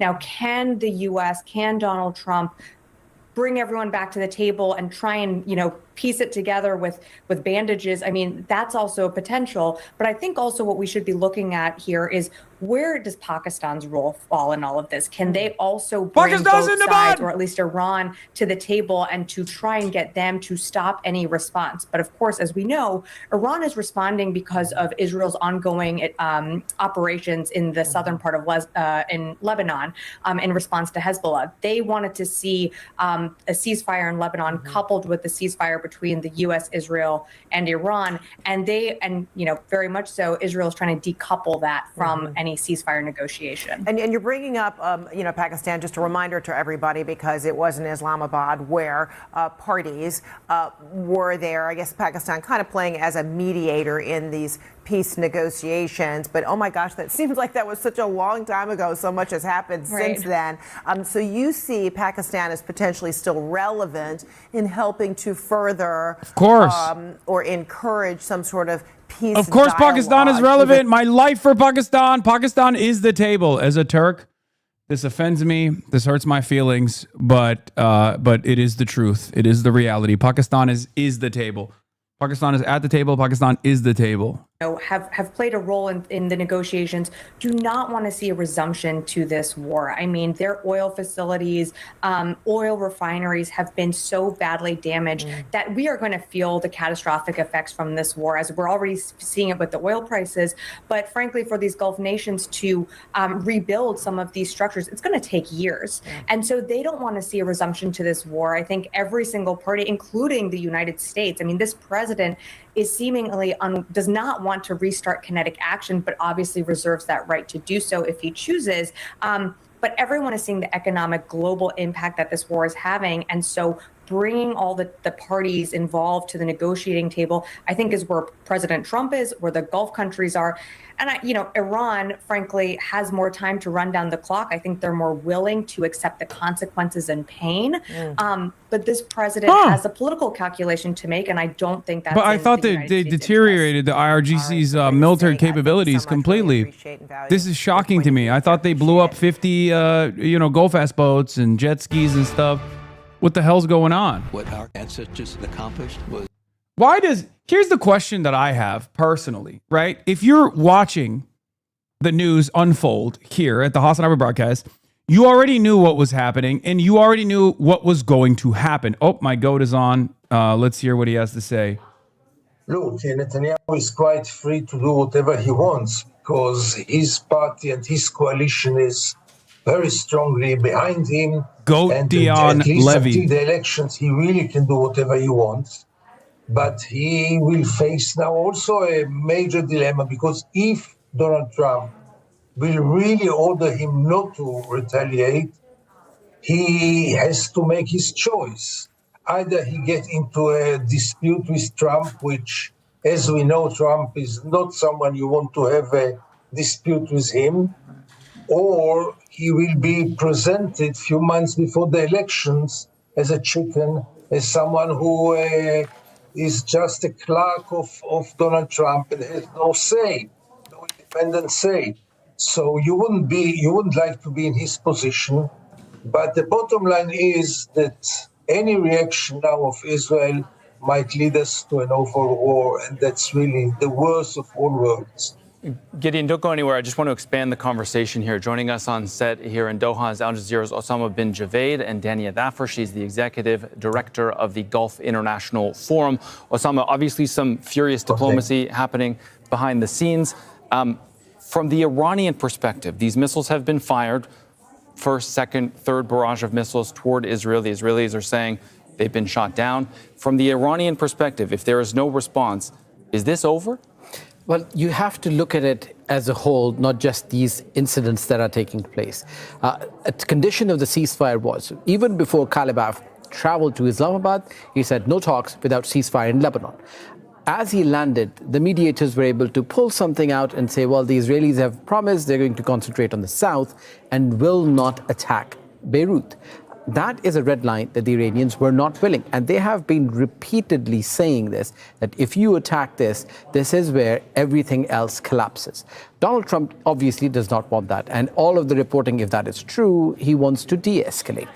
From the Iranian perspective, right after this salvos of missiles have been fired, you're looking at all of these phone calls. There's a flurry of phone calls, not just with allies in the region, but beyond as well. The Turks, the Pakistanis, the UK, and I literally went away for an hour. What happened? Have been apprised of the situation. Iran said LGBT, but the other kind. Foreign Ministry. The idea is that the Iranians also do not want this to escalate further again. They also want a ceasefire. They want the terms as they are dictating them. They do not want to budge on those terms because, as we've been discussing, that they want to have deterrence. They want the world, especially the United States and Israel, to know that, yes, you've attacked us first time when we went into the talks, second time into the talks, third time. If you are going to attack us again, here is a whole host of avenues that are available. And if you look at the threats that Iranians have been making, including Bab al-Mandeb, including Iraq, so far, you have to note that Iraq has not come into this sphere, and it can very well quickly come into this sphere as well. So there's multiple escalation avenues that Iran still has up its sleeve. It hasn't used all of those cards yet. But it appears that now, from the region and beyond, diplomacy is what is being pushed for. again, we'll have to wait and see if this reporting is true. If Donald Trump is able to stop Benjamin Netanyahu from retaliating, this could be a good thing to get to accelerate the talks. But if not, this could again spiral out of control, and you could see an escalation where the Iranians have warned that all of the American interests in the region are fair game. Danny, I just mentioned the Iranian Foreign Minister Abbas Araghchi on the phone with the Turks, the Brits, and the Pakistanis. Who do you think that the Gulf countries are likely on the phone with or trying to reach at this hour? Well, I think the Gulf countries are probably trying to engage with Iran. And also, I think if there is an opportunity, maybe Israel to try to calm things down, and especially talking to Trump to put pressure.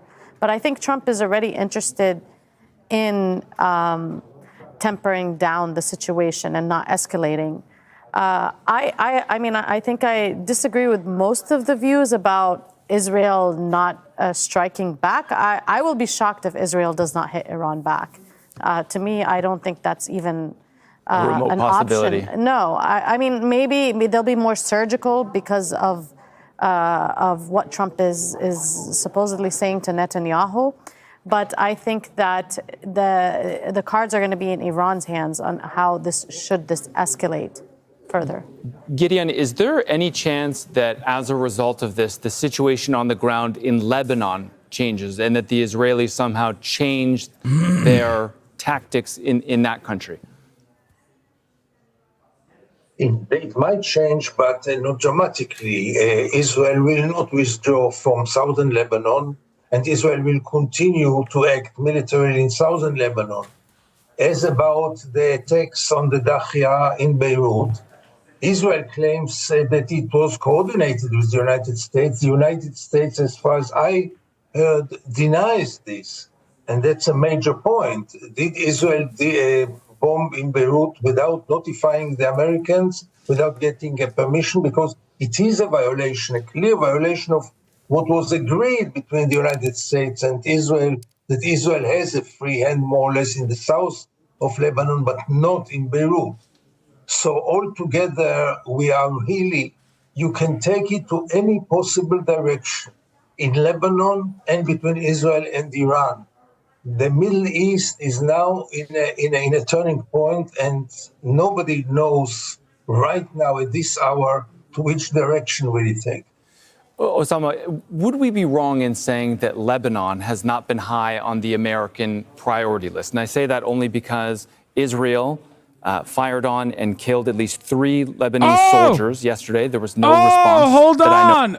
Barak Ravid is on CNN. Let's see what he has to say. In order to strike Iran, especially if this is going to continue for a while. Israel needs air refueling. Israel needs operational coordination with U.S. forces. Israel needs help in search and rescue missions. Israel can go at it alone if it's a one-off, if it's 2 strikes. But if it's something that is going on now for a while, Israel needs U.S. assistance. And if President Trump will not give Netanyahu a green light, it will be very hard for Israel to go forward. Well, then this is very complicated because it's difficult to know or even assess how will Netanyahu receive this phone call or this discussion from the president. Would he put himself in a position of negotiating with the United States president to try to convince him or tell President Trump the many reasons why it needs to follow through with its powerful response to Iran? Yeah, and I think Benjamin Netanyahu finds himself in uncharted waters. He was never in such a position. The last time he was in something that was a bit similar was in April 2024 after Iran conducted a missile attack on Israel. The U.S., then the Biden administration and Israel defeated this massive missile attack from Iran. And then President Biden spoke to Netanyahu and told him, take the win. Don't even if you retaliate, do something that is proportionate. Don't escalate. And eventually Netanyahu decided to retaliate but a very, very, very limited retaliation with one missile fired at one Iranian air defense battery. And he sort of took the win. Now, it's an even more complicated situation because President Trump is telling him, don't retaliate at all.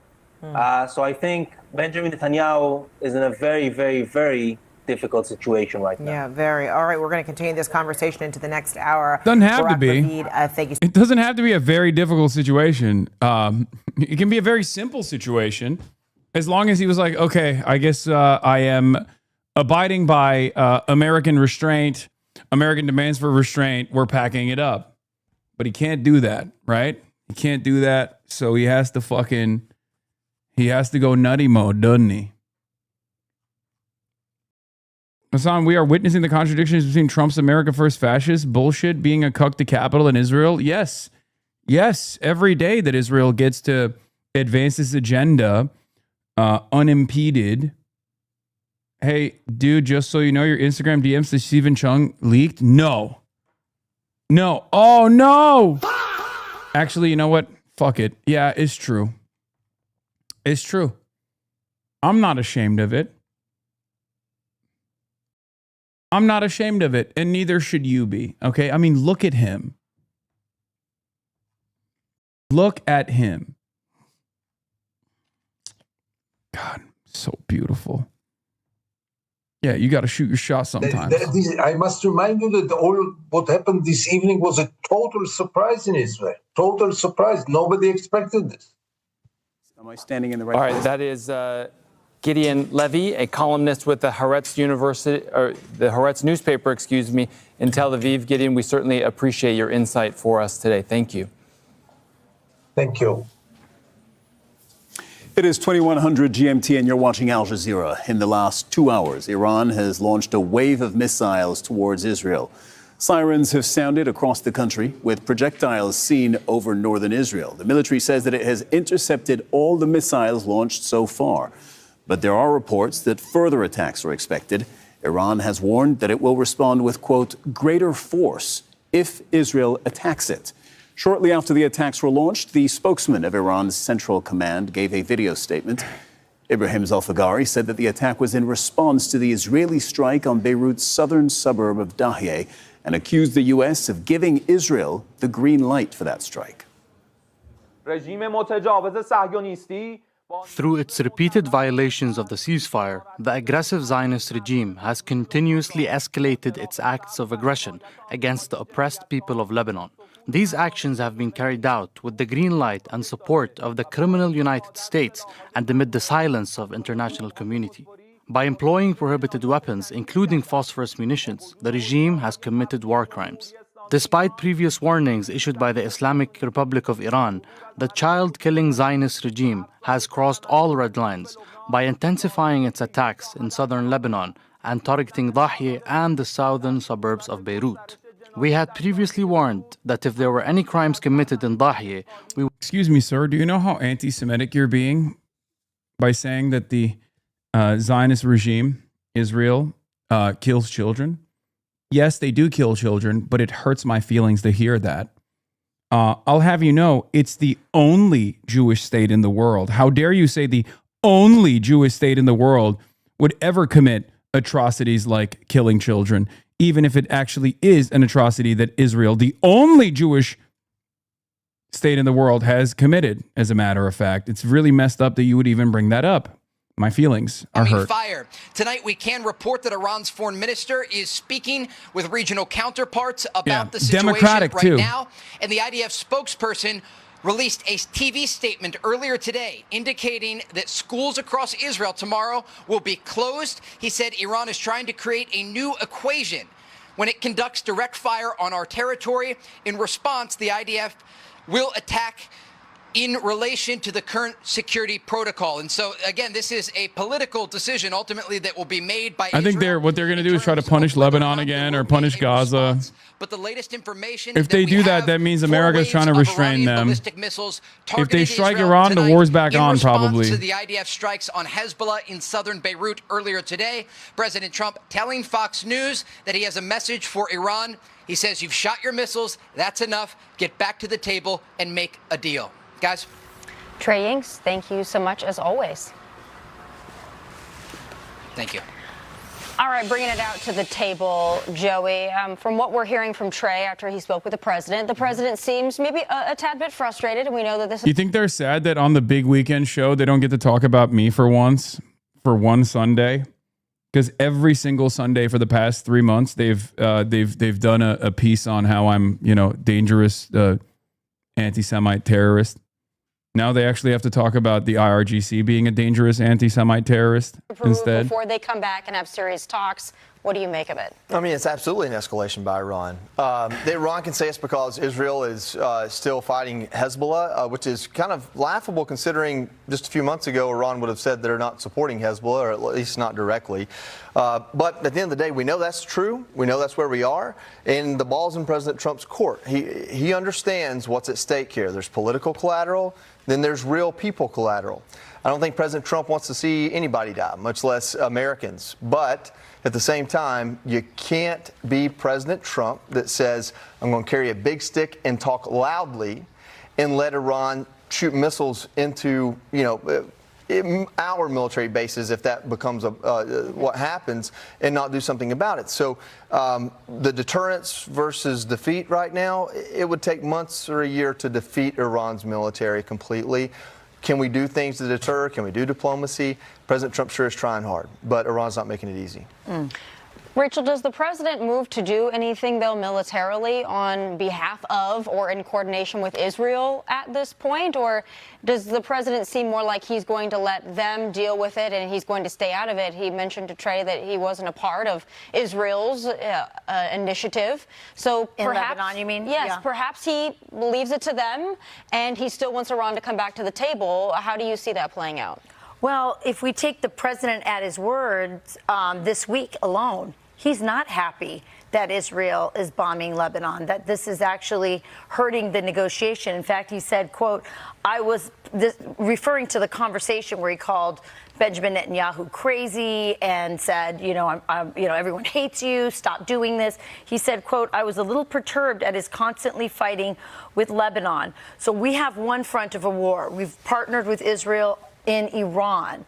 And perhaps the hope, I thought, was that the negotiation on that war was to get rid of the nuclear weapons, make sure they don't have that, and hopefully they can deal with Hezbollah through that negotiation. But if you keep bombing Lebanon and killing the Lebanese people, many of them are Christians. Christian villages are getting bombed. Lots of bad stuff happening. Look, Hezbollah's hands are dirty in this for sure. And so is Iran, because Iran funds Hezbollah. At the same time, the Lebanese people, and many innocent people, are being caught in the crossfire. So I think the best way is to get to the negotiating table, as the president said, okay, did your I'm bombs, sorry, let's all get how back. dare you? And hopefully the president can lead and end. Bro, they'll get the updated talking points soon. Right now, they're speaking out against Israel's wishes. They'll probably get the updated talking points as soon as Trump gets the updated talking points.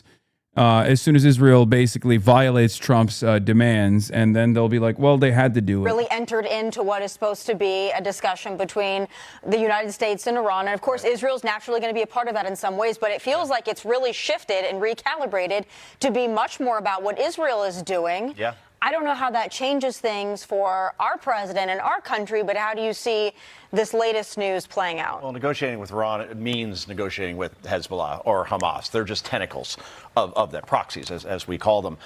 Some good news out of these strikes, there are only 4 missiles fired. And in the olden days, we're talking about before the U.S. went to war. 30 minutes of holy Toledo. That tells you either Iran was trying to fire something that was symbolic, just to say, hey, we're firing back, haha, or they don't have the capability to do it. So all I know is that the Iron Dome... guess what, by the way? The IRGC, the Islamic Republic, are the only force in the region that's currently defending the Lebanese Christian population against Israel's attacks. Just for the record, I know they keep clarifying over and over again, oh, they're killing Lebanese Christians. If they were killing Lebanese Muslims, that's fine, but they're killing Lebanese Christians, that's not so fine. Yeah, well, okay. Well, Iran is defending those Lebanese Christians. That's the calculus right now overall of where we are politically. And also, by the way, if gas prices have gone down 30 cents in the last 2 weeks, all right, that's good. If they go below $4 and back towards $3, that helps, obviously, Republicans in the midterms. If this thing lingers until September, October, then early voting starts, and we're still in the same place that we are now, right before the midterms, then Republicans have some big problems as far as winning those midterms. So, I mean, you know, Israel, so these rockets weren't fired towards U.S. troops. They were fired towards Israel, right? President Trump's shown his, he's not happy with the fact that Israel was continuing its campaign against Lebanon, even in a ceasefire, or against Hezbollah, even in a ceasefire with Israel and Lebanon. We have to remember that Hezbollah is kind of an autonomous proxy within Lebanon, but like Rachel says, it's the Lebanese people that are caught in the crosshairs. There's nothing here that says President Trump has retaliated at all. That's kind of what we're looking to see. Of course, President Trump wants to see all the missiles stop and actually move towards something that looks like peace. He needs that. But at the end of the day, it may be Iran trying to publicly sever the U.S. and Israel a little bit, and President Trump may be put in a situation where that's what he has to do. He has to say, we're not responding, they didn't fire on us, and we're trying to get a peace deal. If Israel wants to be a part of this peace deal, they've got to stop attacking Hezbollah. But at the same time, Bibi Netanyahu's sitting there in Israel, and he's got his own right that says, you're being a puppet of Trump. You're not finishing, you're not getting the win that you promised us because Trump's holding you back. And so there are a lot of tensions here. This is a complex thing. We knew that going into it. There are a lot of questions on why we went into it. These answers are to come, I believe. But between now and then, President Trump has one thing he has to do. He has to secure a victory with Iran other than opening the Strait of Hormuz. That's politically, that's what he has to do. Yeah. That victory can't be the Navy's at the bottom of the sea and they don't have an Air Force, because those weren't the things we were worried about to begin with. It has to do with their long-range ballistic missiles and their nuclear weapons capability. There has to be something tangible that you can show, and it has to be more than what Operation Midnight Hammer did. And I'm not saying those things aren't on the table or he's not getting there, but that's what the American people have an appetite for politically.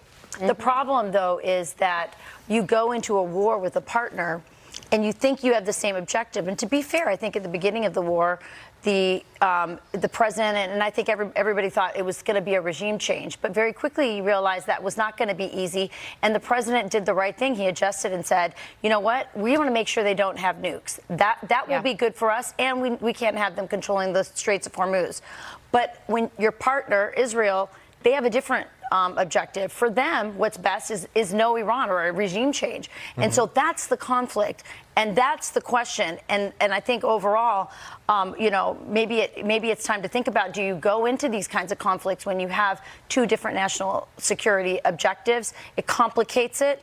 And not only are people dying in Lebanon, but the American people are being hurt by these gas prices. Yeah. So I think American objectives are the best for America, and that's what we ought to do. Whoa. And I think President Trump knows that full well. Wait a minute. That's why he has the frustration. The American people are not going to continue to pay high gas prices. Although we love Israel, they're not going to be able to.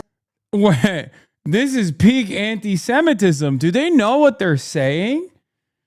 Are they aware of the words coming out of their mouths right now? This is unacceptable. It's still continuing to count votes as residents anxiously await. Okay, I'm going to be honest. This paired up with like the New York Times trifecta actually make me feel like there's a different approach to Israel that's incoming, potentially.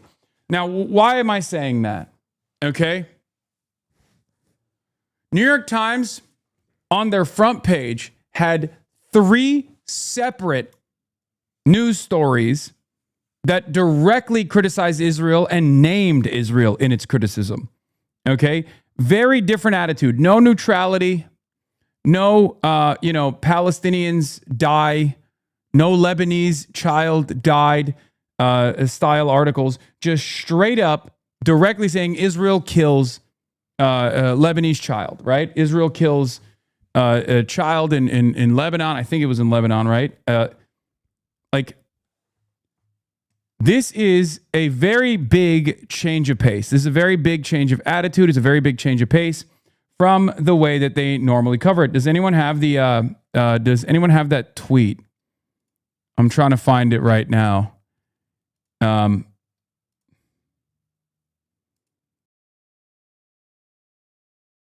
Sorry, in Hebron, in the West Bank. But then there was also another attack that took place in Lebanon as well, and they wrote that as well.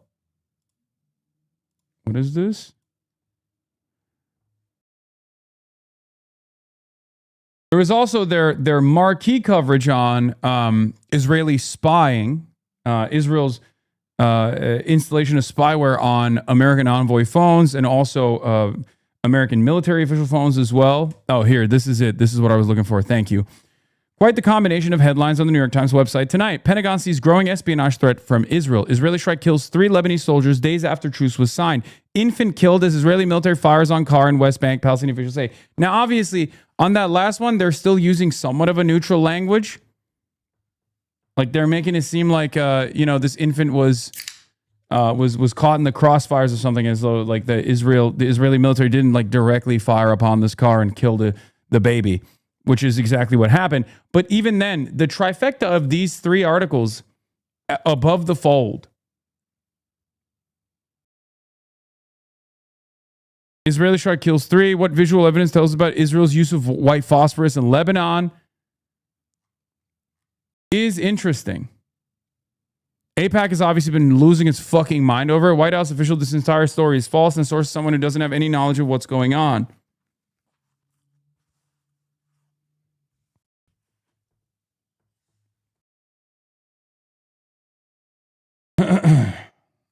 So that's big.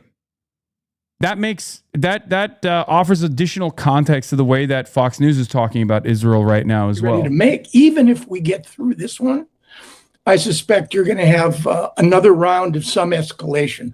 Either this is going toward escalation or toward a period in which diplomacy will take over and there'll be a fair amount of de-escalation because the 2 sides will reach some sort of an agreement. And in a way, it's on 2 parallel but connected tracks, which are now running. The real question is which one is going to overtake the other? The negotiations for the possibility of a broader agreement, or this tit for tat that's going to end up escalating ultimately in a major resurgence of conflict between Iran and the United States. We're not there yet. I think in the next 48 hours, it'll be clear if that's where we're going or not. Right. And so setting that table and knowing where we are at this moment and knowing that the next 48 hours are critical, it would seem to me, based on what you're saying, what our correspondents are saying, that this phone call with Benjamin Netanyahu and President Trump seems to be the next big piece of this that's going to determine what happens next. Yeah, I mean, I think that's right. And again, they've maintained an uneasy partnership. Their relationship, I think, is clearly instrumental. Both are adept in the art of the con. They're both very skilled politicians. They've used one another effectively. Netanyahu, clearly, for political reasons in Israel, where Trump is more popular than he is. And Trump has brandished his pro-Israeli credentials while demonstrating when it matters to him, as it did in October, right? After the Israelis struck Hamas's external leadership in Doha, he told the prime minister, "You take my 20-point plan," or quote, Barak Ravid reported, we will walk away from you. So Netanyahu, again, I think his political requirements will supersede his need right now to demonstrate his toughness. He cannot cross Trump if he wants to maintain his political salience. If he does, Netanyahu is very vulnerable, and those vulnerabilities leading up to a September, most likely an October election, are going to increase exponentially. He can't afford a bad call, Jess. Dude, Channel 14 diplomatic correspondent. Nothing would increase the chance of a deal with Iran more than a powerful joint strike by Israel and the U.S. tonight. Unfortunately, the likelihood of that seems negligible. Oh my God, dude. Oh my fucking God. They're such little babies. They're like petulant children. It's crazy. 100 days What could they look like for the next 100? We'll break that down. That's taken. Flex. IDF spokesperson Brigadier General Effie Defrin says the IDF is ready both defensively and offensively. Yeah, notice how everyone instantly admits that a phone call from the president could shut everything down from Israel. I thought Biden was powerless when that happened. Yeah, I saw Alonso's take on it. He said, kudos to Hasan the Hun for managing to remain calm in front of an honestly unrecognizable and uncharacteristically angry Louis Goodall as he goes through every single tired pro-Israel talking point to the point of Loki justifying the UK ban and, to be honest, putting words in his mouth. Louis Goodall is a good journalist. I listen to his work at LBC and his podcast often, so hopefully he doesn't block me, but this was not his best work. Truly felt like he was in a 1996 mindset and seemingly frustrated that Hasan the Hun was not an unhinged ideologue.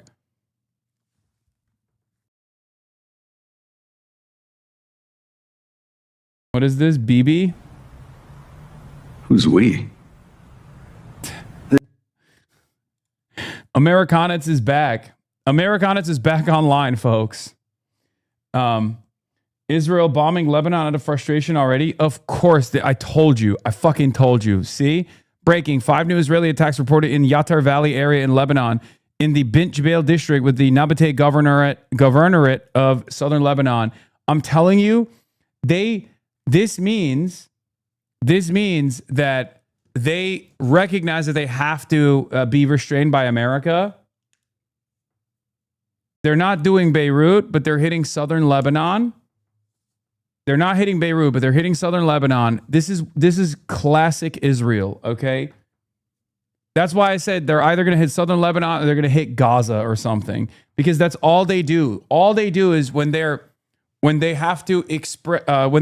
experiencing any kind of restraint from the American side, they just unload on defenseless populations elsewhere. They used to do this during the genocide all the fucking time.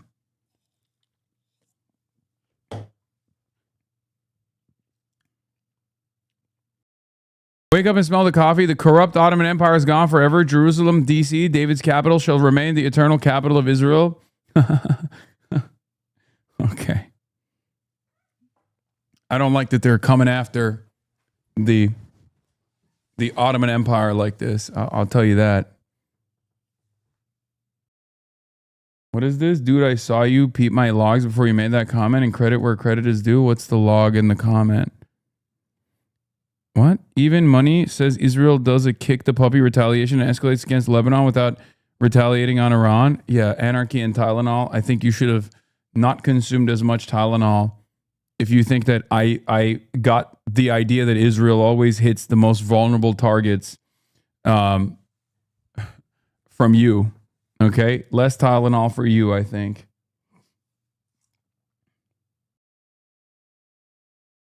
The Iranian terrorist regime made a grave mistake by choosing terrorism once again. Yeah, it's only terrorism when Iran does it in retaliation to Israel's totally moral and democratically organized actions.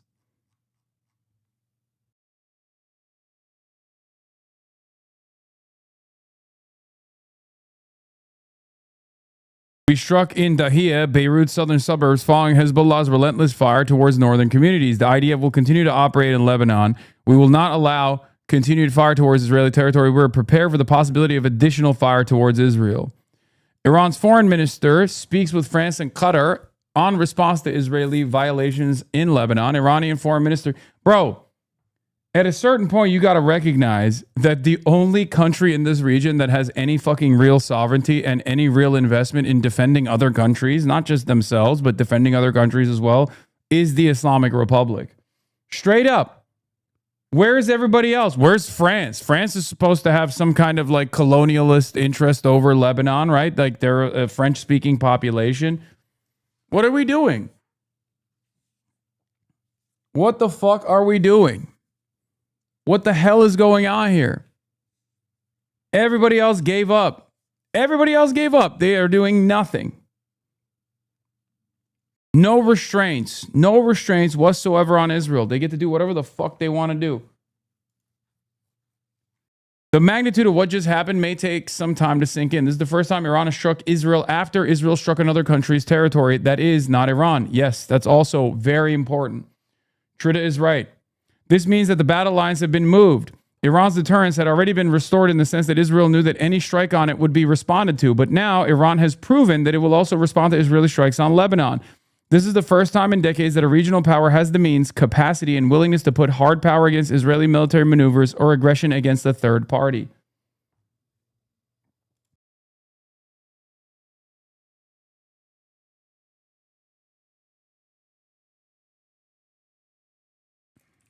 Iran is the only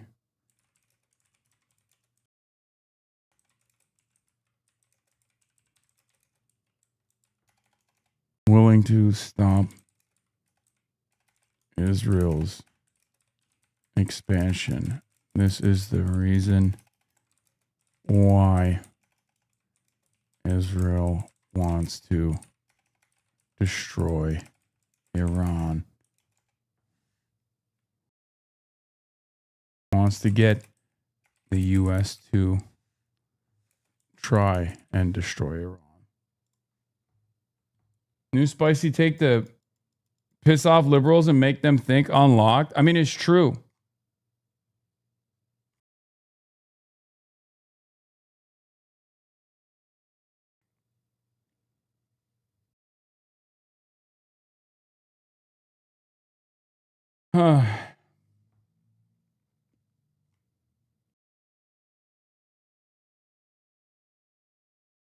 That is some form of irony. They started all this to make Iran weaker, but have only made it more powerful as a regional actor. Yes. They forced Iran's hand. They forced Iran's hand to do anything about it. They were clearly not interested in doing anything up until this moment. They were engaging in strategic restraint. And now they've moved on to strategic deterrence.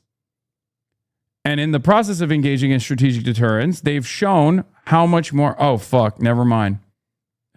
This might be another fuck Hasanabi moment from Tommy. Weapon, but to get to where we need to be, it's going to have to get a lot more ugly than it is right now. Adrian, domestically, what is the president looking at as we head into these midterms? Because we have the gas prices, which have obviously been affected by this war, that they would like to see come down. You have a broadly unpopular war based on poll after poll that we get with the American people. The president had promised no new wars. As David notes, his explanation has been that he doesn't want Iran to have a nuclear weapon, but at this point it's unclear if that's going to be the outcome of this agreement or not. Democrats certainly are trying to push this war powers resolution again and again. Where are Democrats in all of this, and where do you think the president is domestically? Well, I mean, I think that there's a lot of things to unpack here. I mean, number one, I think a lot of Americans don't understand, Jessica, why we are in this war in the first place.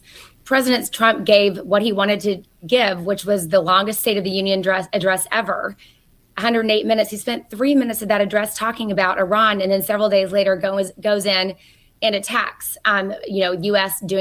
making the first strike. So a lot of people still don't really understand why we're in this war in the first place. What they do understand is every time they go to the gas pump to put gas in their car, gas prices are significantly higher than they were a week before, 2 weeks before, 3 weeks before, and certainly 6 or 7 months ago.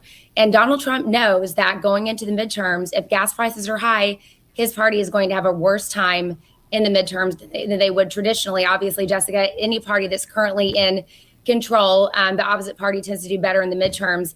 But when you layer on high gas prices, a war that many Americans, including a lot of independents, by the way, don't understand why we're in this war in the first place, layering on the affordability issue. If you're the average ordinary voter and you're looking at the big picture here, you're saying, is this guy actually trying to fight for me?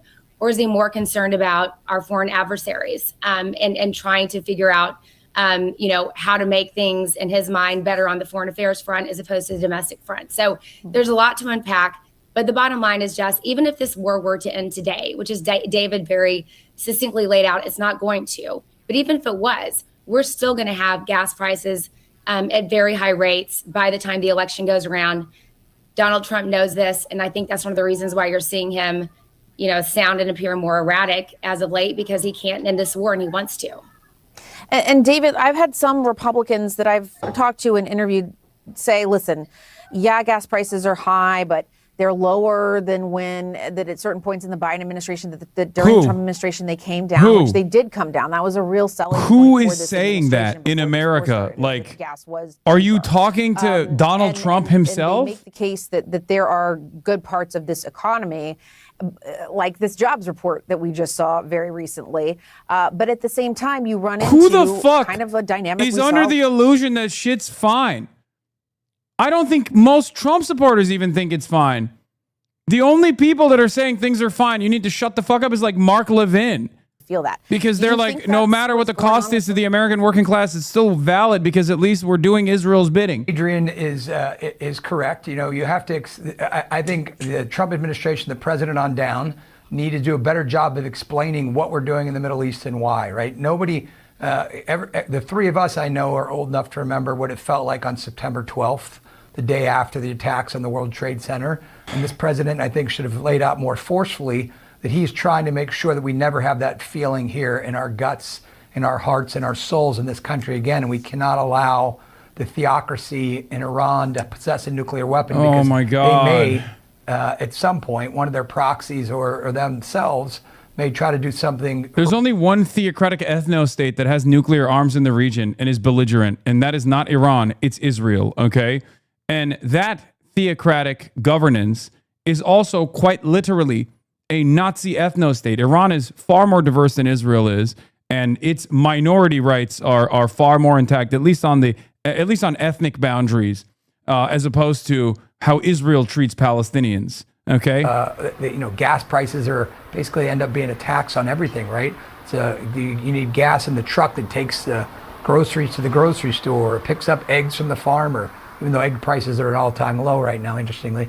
But people do feel it. They feel it at home, Jess, and you're right. You've got to. They have to be optimistic about the future of the country. And right now, you thought you were listening on audio only? You thought I was watching Fox? No, Fox is actually more woke and more critical of Israel somehow today. They're high, but not as high. But they got down into the twos during the Trump administration, and people were very excited about that. So they're back up there. Summer months are coming. People are going to feel it when they travel. So I think the administration needs to do a good job of explaining what they're doing and trying to say, stick with us. Better things are on the way. If you vote for the Democrats, things are going to get much worse. I think they're going to need to make that case forcefully in these coming next few months. And Adrian, just lastly to you, on that point that David was making, are the Democrats doing enough, do you think, politically, to capitalize on this moment? And what would you like to see them doing in the next several months to get that message across to voters effectively? I mean, Jess, it's a great question. I mean, first of all, Democrats, let's keep in mind, have no power in Washington right now. I mean, we don't have the House, we don't have the Senate. Trump rules the White House. So MAGA effectively rules Washington, D.C. at the federal level. Now, obviously, we've got governors who are very effective messages for the Democratic Party. They're going out there, they're talking about the affordability issue. They're trying to find solutions in their own states to try to mitigate some of these high gas prices and trying to make prices lower for groceries and everyday items that families need to live on. I will say, Jess, at the federal level, I would like to see my fellow Democrats who are sitting in elected office be a little bit more forthcoming with what our plan would be when we take back the House and when we might possibly take back the Senate. It's pretty much a foregone conclusion, I think, at this point, that Democrats are going to win back control of the House of Representatives. But what is that forward-looking plan? What is that plan that on day one, when Democrats get more power in Washington, what is the plan that we're going to implement that is going to lower prices for the American people, that is going to protect democracy, that is going to ensure that going into the 2020 elections, 28 elections, that we have free and fair elections? What is that plan?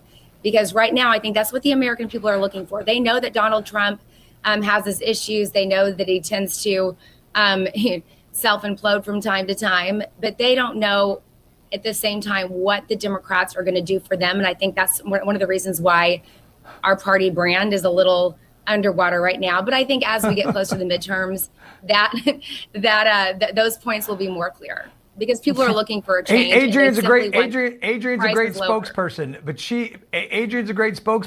she has to admit that Orange Man Bad, which has been that's been the theory, the case for Democrats, doesn't sell.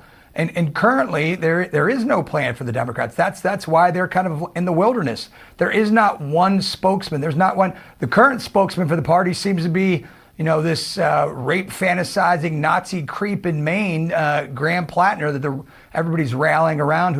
Who made the only way that Graham You're Plattner literally made a fucking general, dude. What are you saying? Dog, shut the fuck up. He's currently the kind of the leader of the party. Everyone's running to Maine to rally around Graham Plattner. So, David. Oh, I'll let Adrian have there, the last everybody's word on running this. there. Wait, hang on. I'll let Adrian, you can answer to that because I do think there are a lot of questions about Graham Plattner representing the Democratic Party in Maine. And if you think that is the right person to be representing the Democratic Party there. Look, that's what we'll find out on Tuesday. The elections, the primary election in Maine is on Tuesday. We will see. We will let the Maine voters decide there. I actually think that Graham Plattner has been an effective messenger in terms of getting some of the constituents that we've. Uh-oh. Did we lose Adrian? I think we lost her. Okay.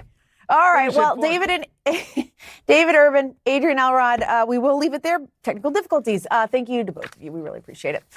Stay with CNN. Our breaking news coverage out of the Middle East continues as Iran fires a wave of ballistic missiles at Israel. We will have an update for you when we come back. Dude, that's so fucking annoying. Actors on Actors, now streaming on the CNN app. Never mind. David Urban is not a general. David Urban was in the military too, though. He was an artillery officer. Again, he drops all of that shit, though. Like, what were your homies saying? What was the language that your fucking homies were using? What was the language you were using when you were an artillery officer in the United States Army's 101st Airborne Division, serving from 1986 to 1991? While serving in the Persian Gulf, you were awarded the Bronze Star Medal. What kind of language were you fucking using, bitch? The regime has committed war crimes. Anyway, we've already seen this multiple times at this point. New York Times PR responded to AIPAC. The Times article is based on a recent U.S. intelligence report and other information provided by American officials. We're confident in the accuracy of our journalism.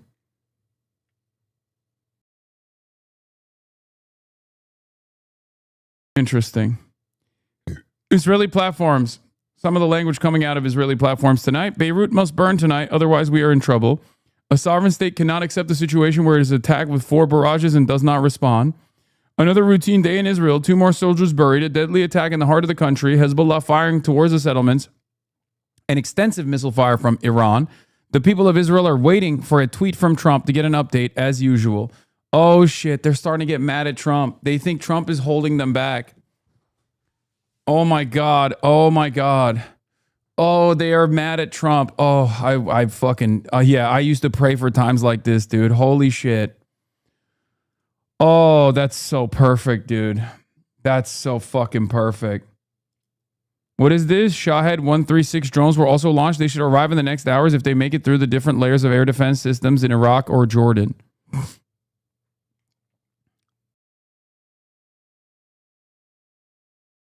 Anyway, let's see one analysis from Esfandiar Batman Kılıç, who wrote this 3 days ago and recently said this is test 1. Tonight was about test 1. Let's take a look. He's an analyst. He says, Iran has included 3 important tests within the terms of the MOU it is negotiating with the United States. These tests are intended to give Iran's leaders confidence that Trump, a counterparty they see as highly unreliable, is ready to make credible commitments, opening a pathway for further diplomacy. First, the Iranians are testing the credibility of American security commitments by insisting that the MOU encompasses a Lebanon ceasefire. They are not doing this for the sake of Hezbollah or Lebanese Shias. Rather, they want to see if Trump can restrain Israel in its own backyard. I have also made this exact same analysis. I've also said this exact same thing, and it's probably the most reliable part of the MOU, the Memorandum of Understanding, because it's the one that is the most difficult to achieve, given the American attitude towards Israeli belligerence has been maximalist support since the first Trump administration, only escalated after October 7 with the Biden administration, and Donald Trump has certainly never really restrained Israel at all. All of the quote unquote fake restraints that you have seen from both the Biden administration that have been violated over and over again, all the red lines, and the Trump administration have been theater. Okay? It's theater. It's pure theater. Even when Trump was like, oh, I told the I told the Israeli Air Force to come back.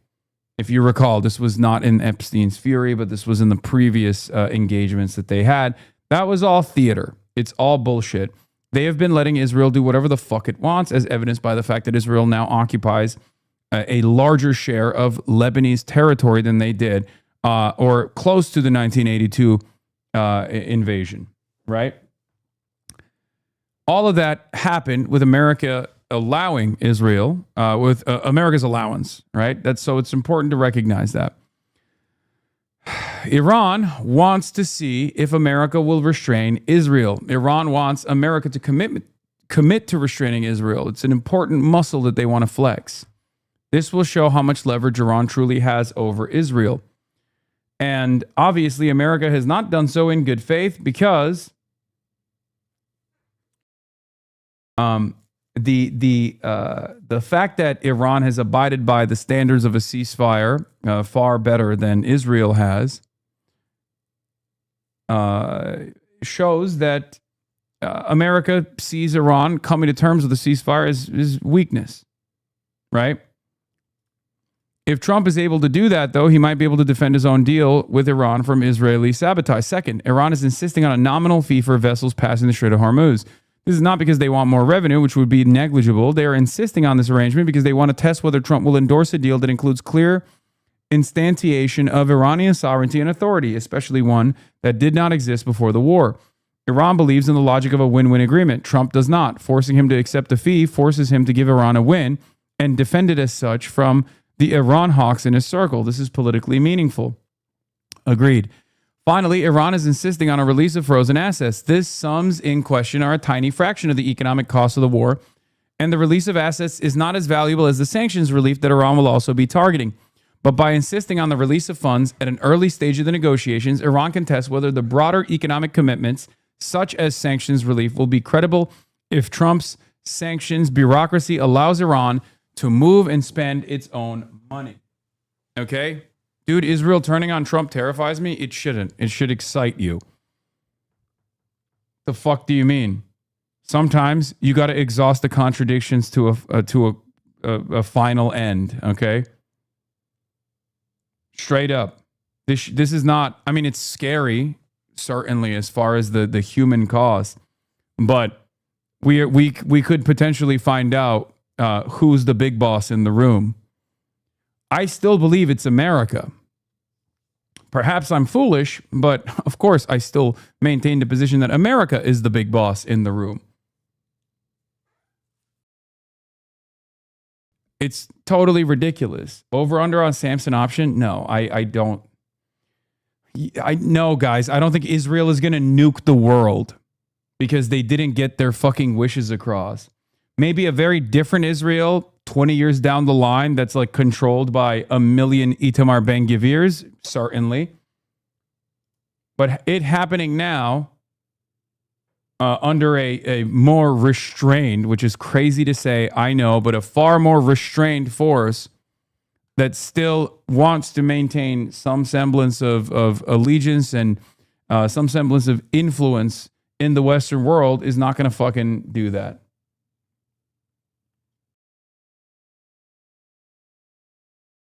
Jeb Bush level take? Wait, what? I mean, who knows? I've gotten some of this stuff wrong in the past because some of these countries are truly insane. Too much charitability to your enemies as always? I'm not being charitable at all. You saying this because you know Israel nukes? Jericho's can't, but as our friend Trita Parsi aptly put, Israel also got the Dolphin system from Germany, so shouts out to Germany for that, which means that their nuclear strike capabilities are actually beyond the Jericho systems, which means that they can hit anywhere around the planet they want to, including, but not limited to, California.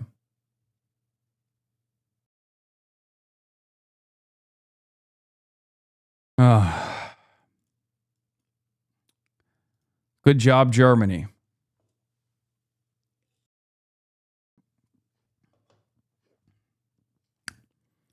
Anyway, the insistence on releasing of funds at the early stages of negotiations is to establish trust, to see if Iran can trust America. Because America, the American side, given the fact that they've lost this war, has to actually eat some dick. Okay? America has to kind of eat it a little bit. Because if they don't do that, if they don't fucking do that, then they can't ever trust the American side to engage in a MOU or a ceasefire in any way, shape, or form.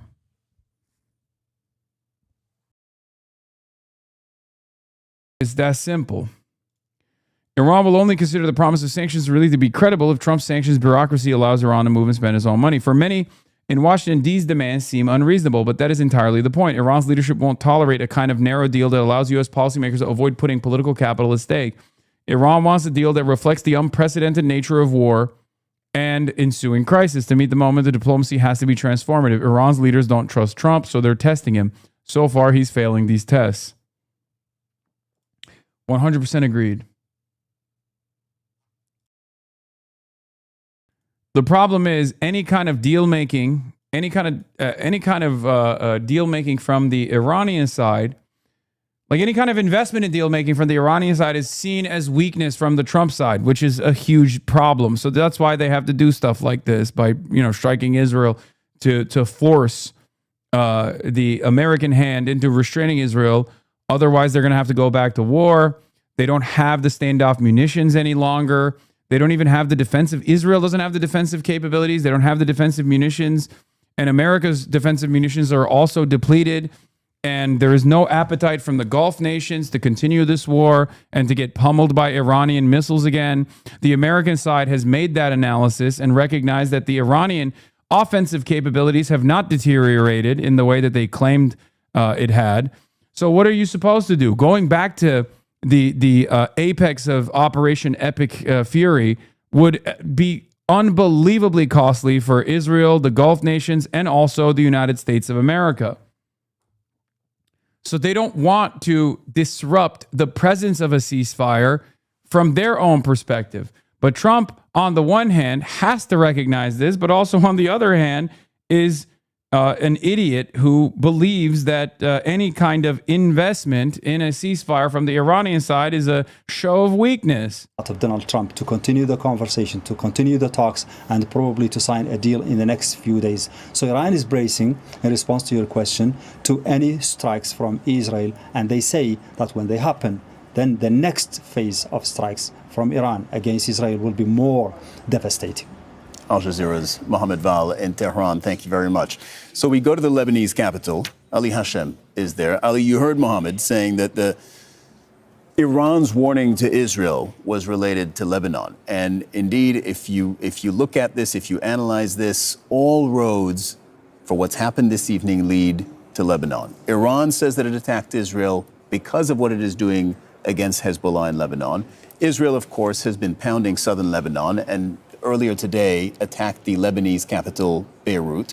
The U.S. president was personally involved in trying to stop a similar attack in Beirut a week ago. So you've got at least 3 regional powers, I'm including U.S. in that list, that are heavily invested in what happens in Lebanon.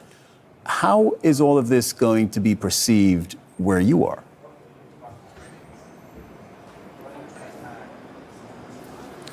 Well, indeed, what we are seeing, and Lebanon being the ground zero of this escalation, Israel wanted, by this attack today noon, to emphasize that it doesn't want Iran to link Lebanon to any kind of equations in the region.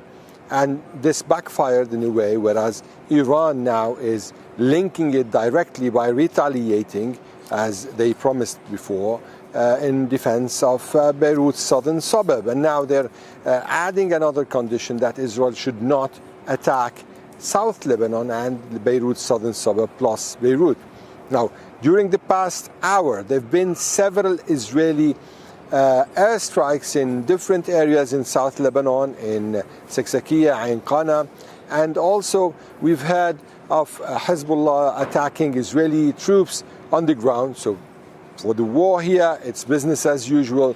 For the wider confrontation, it's not only about missiles and planes, it's also about who is pushing forward and who is trying to impose their own leverage on the ground. And this is actually a kind of a struggle of wills between Israel and Iran. Of course, the United States here seems to be wanting this to be contained at any price. However, there are many reasons not to believe that containment is possible, or at least it's very unlikely.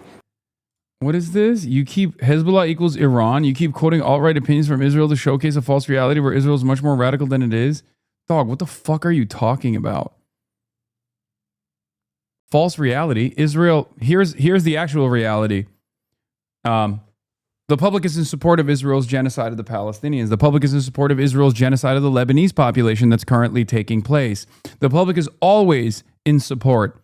The public is always in support of Israel's further military incursions. It doesn't fucking matter what the far right of the Israeli government is saying as opposed to the rest of the Israeli government. Ultimately, they are a coalition. Okay?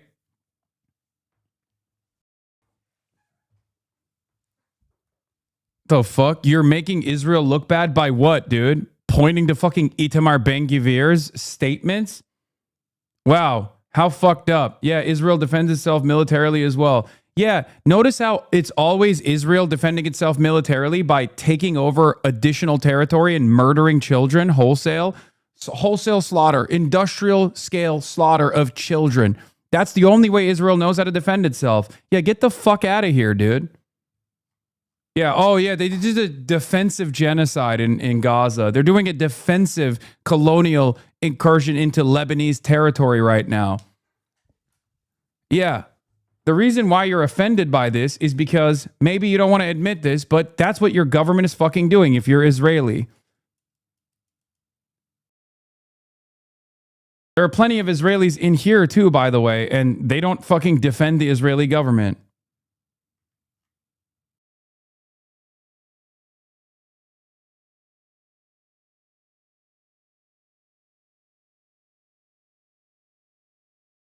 You have an issue with the truth. You don't have an issue with my statements because my statements reflect the truth. So you got to fucking work on it on your own. No, that's not the only way. Okay. What has this guy said in the past? Israel attack of Beirut was fairly based, to be honest.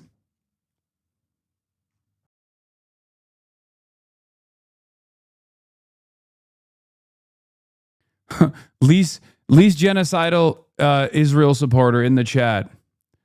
So you do agree with the far right elements in Israeli society? Well, point proven. Channel 14 is an alt-right network. Why are you covering it? Bro, you can't cover Channel 14 news, alt-right in Israel, as if it's Israel's position. The Beirut attack was against the headquarters against them. Isn't that rightful enough? No, it's not. It's not actually. No, I don't think Israel has any right to even fucking... I'll say this clearly.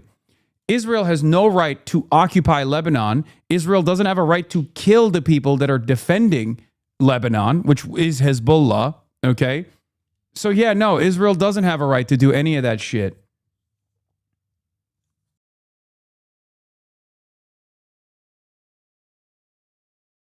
You can fucking cope and cry and say Channel 14 is like far right in Israeli society, but then you also agree with the statements coming from the far right of Israeli society, and then you act like there's a real point of divergence here, like as though you have some real significant difference in opinion. I don't know what Channel 14's take on I don't know, gay people are or whatever, but we're talking about Israeli foreign policy, and foreign policy is completely completely unified on more and more Israeli belligerence.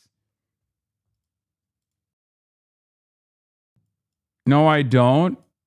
No, that's not the only way. I really do hear your shit. It was. No, I don't. Sure, I agree partly, but Hezbollah is a rightful target. Okay. If your dad is serving in the IOF, is he a rightful target? It's so fucking stupid, man. If Hezbollah is a rightful target, the entirety of Israel is a righteous target. You understand that, right? So now you arrive at this weird position. The only reason why you could have this inconsistent standard, for the record, is because no one had the military capacity or the willingness to do to Israel what Israel has done to other countries. Okay? Now you do have a country that's willing to do to Israel in a very limited manner what Israel, not even remotely close to what Israel's done to other countries, let's be real. But now you have marginal retaliation, and it causes you to fucking freak out. Same with Hezbollah.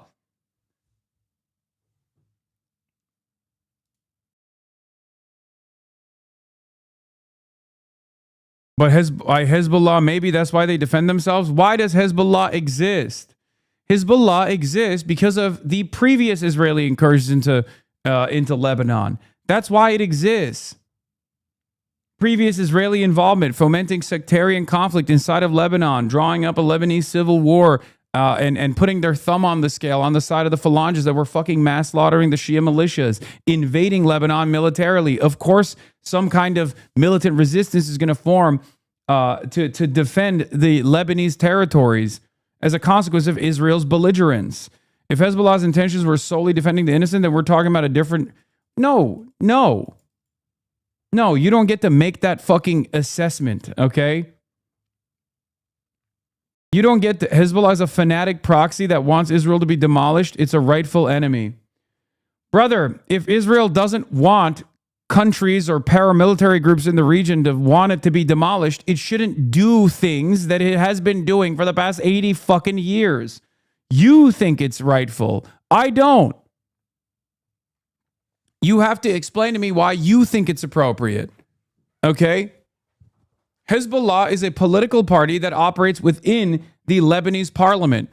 Just because Israel and the United States of America and all the other puppies of Zionism have decided that Hezbollah is bad and wrong because it militarily fights back against Israel as a part of the axis of resistance doesn't mean that that is an accurate assessment.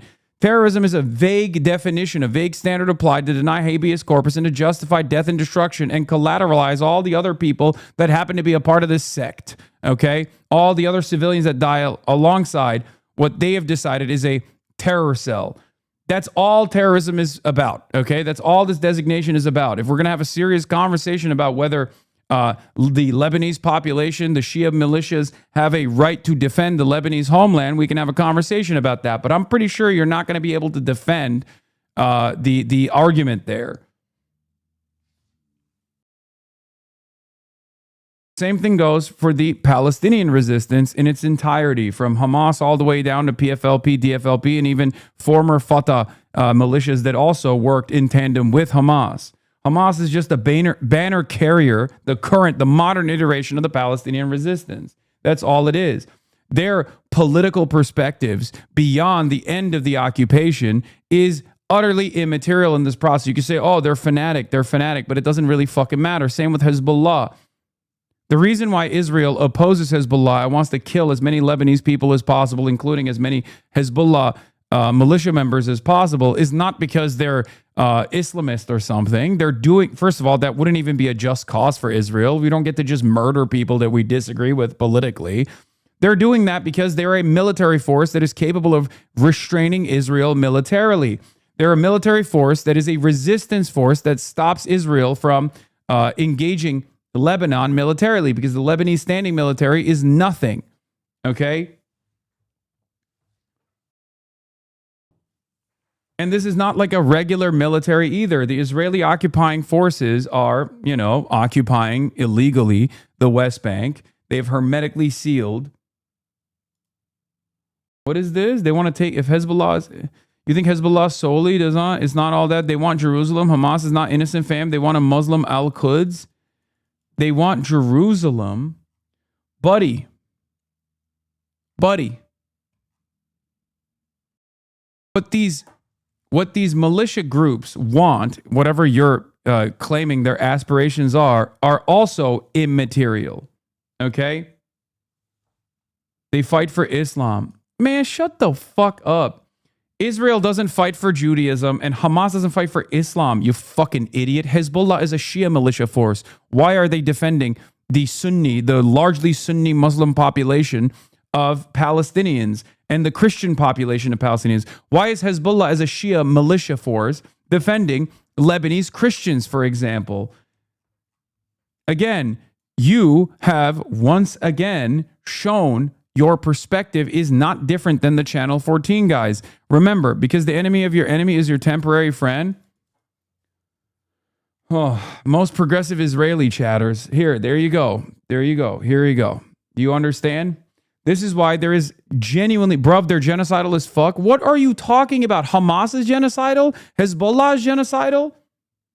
As opposed to Israel. Israel is not genocidal. All of the military forces that have been forced to exist, forced to develop, all of the military resistance, against Israel's genocidal actions, against Israel's apartheid. Also, Channel 14 is genocidal. Buddy, we're not talking about a fucking television channel. We're talking about the Israeli government. We're talking about Zionism. Zionism is a definitionally genocidal ideology, okay? So much so that former and maybe even current Zionist Israeli Jewish historians are finally coming to terms with that reality, right? Even they are now saying like, Zionism wasn't initially genocidal from its inception, but now it's becoming genocidal. Zionism isn't a genocidal ideology at root. Yeah, check back with me in fucking 10 years when you talk about how horrible this experience was and how you actually did resist against the more genocidal ambitions of the Israeli state when you lie to yourself and your children if you're ever get to repopulate. One day, everyone will have been against this. You yourself as well. I mean, look at fucking Omer Bartov. It took Omer Bartov far too long to finally acknowledge, as a very important Holocaust scholar, to recognize that, yes, Israel was doing a genocide. It took him an even additional year on top of that to finally come to terms with the ideology of Zionism being the underpinning ideology that allowed this genocide to take place, where he basically said Zionism is now evolving into a genocidal ideology. The reality of the matter is Zionism always was a genocidal ideology because it always revolved around ethno-religious supremacist values. It was always a fascist ideology, and early Jewish thinkers recognized it for what it was. They criticized it, but it didn't matter. The scar of the Holocaust was far too great, so many people turned a blind eye to the genocidal ethnic cleansing actions, genocidal actions of the early Zionist brigades. What? Zionism isn't genocidal. Israel has to exist. No, there is no such thing, by the way. There is no such thing. Okay? Did Nazi Germany have to exist? Did apartheid South Africa have to exist? Did the Confederacy have to exist? Did they have a right to exist to maintain chattel slavery? No, of course not. And neither does Israel in the current genocidal apartheid regime that exists. It's ridiculous. It's fucking bullshit. I'm not even making like the whole, theoretical argument about whether nation states have a right to exist. Like it's already stupid to begin with.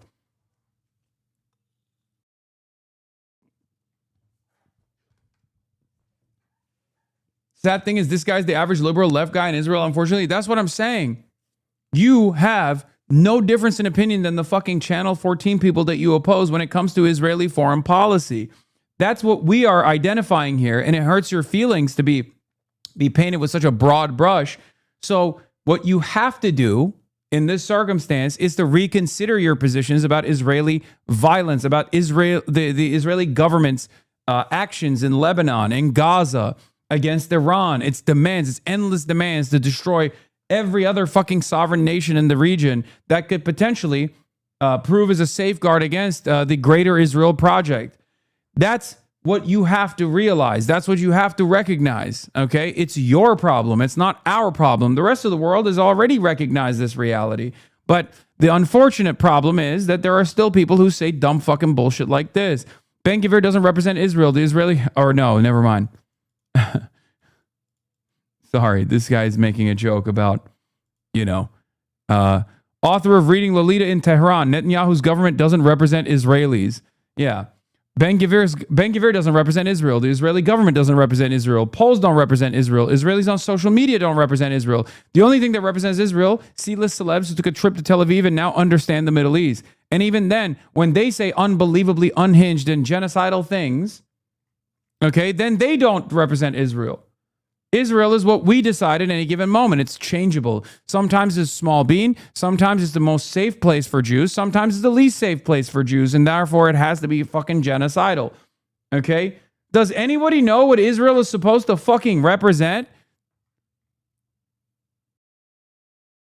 I think we've all seen what Israel actually represents. Okay? Which is a belligerent, genocidal, apartheid nation that is willing to destroy the entire fucking planet's energy markets in an effort to achieve one of its military objectives of destroying the only sovereign nation in the region, Iran, from being a military deterrence against their Greater Israel project. That's it.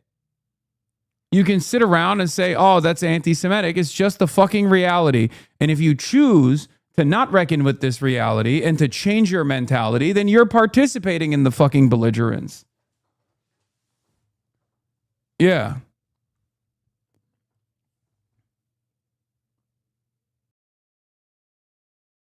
Greater Israel is an alt-right Israeli opinion. Israel has no intent. Yeah, just like liberal Zionists for years and years said, oh, we hate the West Bank settlers. Oh, we hate it. It doesn't represent the government's position at all. While simultaneously, the government was offering material support to the settlers and expanded the West Bank operations to the tune of 750,000 settlers that destroyed what remains of a fucking potential West Bank that could be given to the Palestinians as it was intended by international law. Okay? What are we doing? It's always fucking speaking out of two sides of your goddamn mouth at the same time. West Bank is in Greater Israel. It doesn't matter if it's a part of Greater Israel or not, you fucking idiot. What matters is what's happening. What matters is what's happening. And what's happening is that Israel has destroyed any hope of a two-state solution. Oh my God, the West Bank is out of the Greater Israel debate, mate. Holy fuck. What is with this chatter's obsession with Channel 14? Ask them who their finance minister is. Ask them who their defense minister is. I know.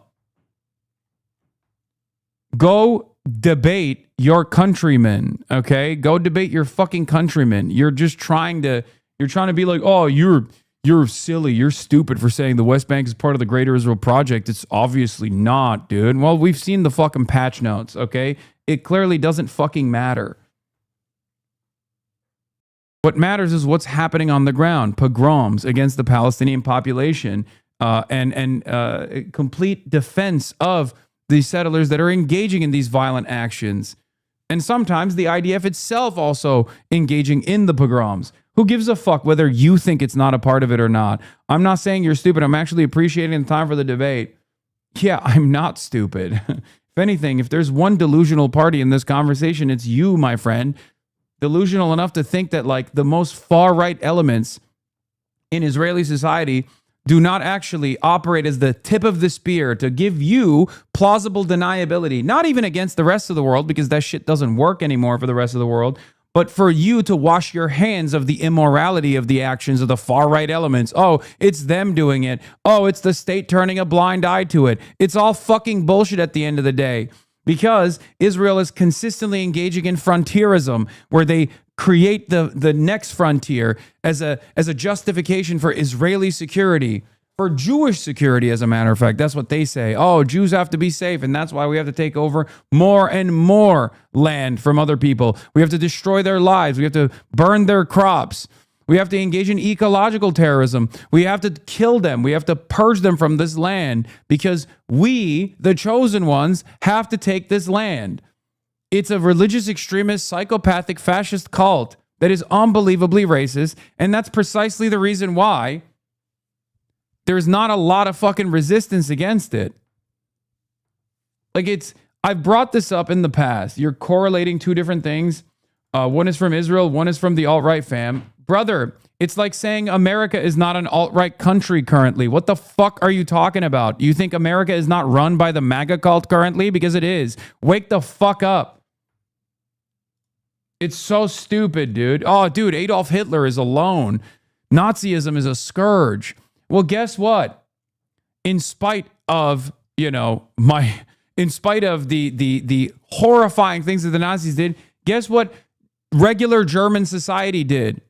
In far higher numbers. They resisted. They got killed for it. I don't see that same kind of initiative from Israeli society as a whole. There were far larger numbers of regular Germans, socialists, communists, trade unionists alike, that militarily fought against the Nazi scourge. Okay? And they died in the process. They got sent to the concentration camps in the process. Far larger numbers than Israeli society as a whole. Where is the Israeli resistance against Israel's fascism? There are some, and I give them credit for it, but they're unbelievably limited in their numbers. So if it walks like a duck, it talks like a duck, then perhaps the duck is fucking fascist. You can say it's alt-right, but I don't see you opposing it. As a matter of fact, I see you defending Israel's actions right now in the exact same ways. This is like coming to me and being like, oh, dude, what are you fucking doing? Well, I'm trying to do my very best, okay? I'm trying to do my very best to fight back against the fucking Nazi-ass Trump government, okay? I'm not going to turn around and ever tell someone who's coming in here to be like, America is a Nazi country, to be like, oh, shut the fuck up. America has a right to defend itself. Get the fuck out of here. You are the one who's choosing to defend Israel's actions. You have to fix your brain, okay? You agree with that? No, it's because the Democrats are. It comes down to that with Hakeem at sometimes. No, this is not easy. Peace is not easy when you have a belligerent country and a belligerent leadership like the Islam. Oops. This is like when Chuck Schumer said, Israel must never have a right to nuclear arms. Israel, we must never allow a nuclear Israel. Iran. Islamic Republic of Iran. But the fact that he wants to sell out the country because they hate Trump so much, they want Trump to lose so badly that they don't care about their children or their grandchildren or the future of the free world for that matter, I think is very sad. I think it's tragic. It's a mar across our nation. But, that's one of the challenges of democracy, where we have differing sides that come in.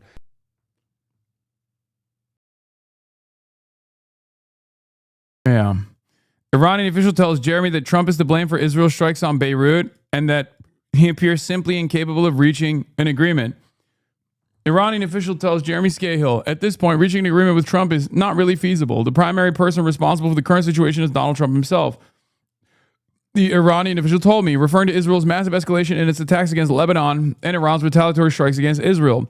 Should Israel carry out another attack on Beirut in the coming days, missiles will immediately target areas within occupied territories in retaliation. For nearly 20 days, the draft of a potential agreement has been on Trump's desk, said the official, adding that Trump is driven by his fear of the Israeli lobby and his hope that the naval blockade plan will prove effective. Iran will no longer accept or tolerate his current position. This is a seismic shift in the Iranian attitudes. I have wondered out loud as to why Iran had not actually struck back against Israel in an effort to reestablish its deterrence and in an effort to also force Trump's hand into restraining Israel. Now it's happened. Now we wait. Now we see if Donald Trump actually is sincere about potentially restraining Israel, or if war is back on the menu, like full scale, outright war, not dissimilar to what we saw with the endless bombing campaigns. Trita also says he's been posting up a fucking storm on his Substack. There's a surprising level of surprise in the West that Iran was serious about its demand for a region-wide ceasefire and that would act against Israel if it continued attacking Lebanon. Yeah, this is what happens. Anytime Iran goes, hey, we're a 1,000-year-old culture and nation, we really value diplomacy, we are going to do diplomacy, the Western barbarians look at that situation and go, oh, these guys are pussies, bro. They're so scared of the smoke. So they're literally forced to take action like this over and over again. It's so funny that this keeps happening. This is literally what happened during Operation Epstein's Fury. We are at the 100th day of Operation Epstein's Fury. 100 days ago, America and Israel miscalculated Iranian strategic patience and strategic restraint as weakness, and they engaged in the act of perfidy once again, as they had done so in the 12-day war. Okay? This forced Iran's hand in the aftermath of the assassination and the decapitation strikes against his leadership and the Minab school strike that killed 150 plus little schoolgirls going to school. Iran realized that they had to implement the Mosaic defense system, which they, very successfully implemented, and start striking the Gulf and close the Strait of Hormuz and start striking Israel directly. This was incredibly effective. Okay, it showed the rest of the world that America was a paper tiger and that it did not have the capacity to defend any of these other countries with the exception of Israel, and it was barely doing a decent job defending Israel as well. Now that there has been some semblance of a ceasefire, or there's been significant restrictions on the tit-for-tat strikes between America, Israel, and Iran, all of a sudden they forgot. They forgot about the Iranian capabilities.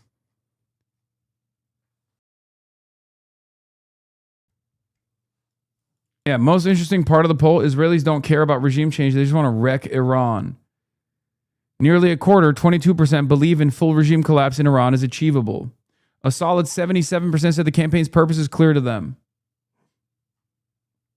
And remember, Iran still holds certain cards at its disposal that it has not even deployed, like shutting off Bab el-Mandeb on the other side, completely crippling international logistics.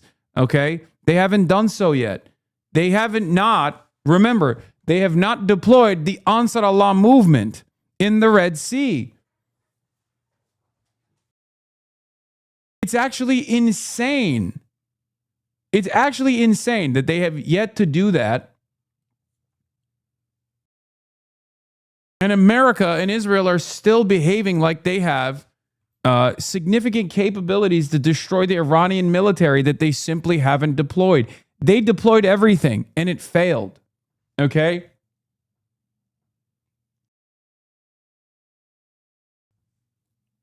Yeah, I suspect China probably doesn't want them to close Bab el-Mandeb. But again, Iran is a sovereign nation and a very stubborn country in terms of its own sovereignty, in terms of defending its own sovereignty. I'm willing to bet they would even tell China, like, sorry, they forced our hand to do this.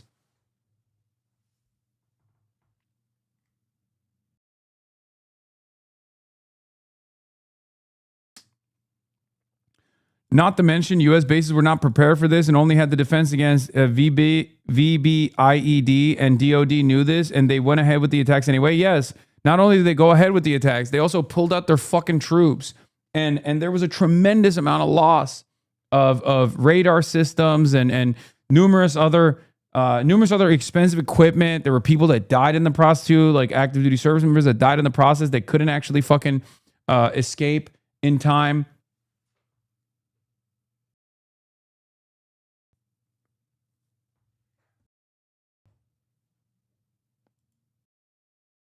Trump tells Financial Times that Israel would have no choice but to accept whatever the deal the U.S. negotiates with Iran. He won't have any choice. I call the shots. I call all the shots. He, Netanyahu, doesn't call the shots.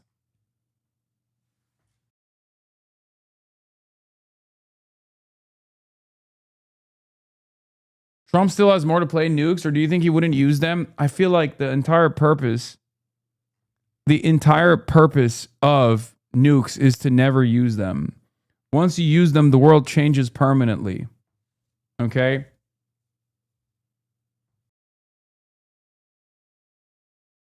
Anyway.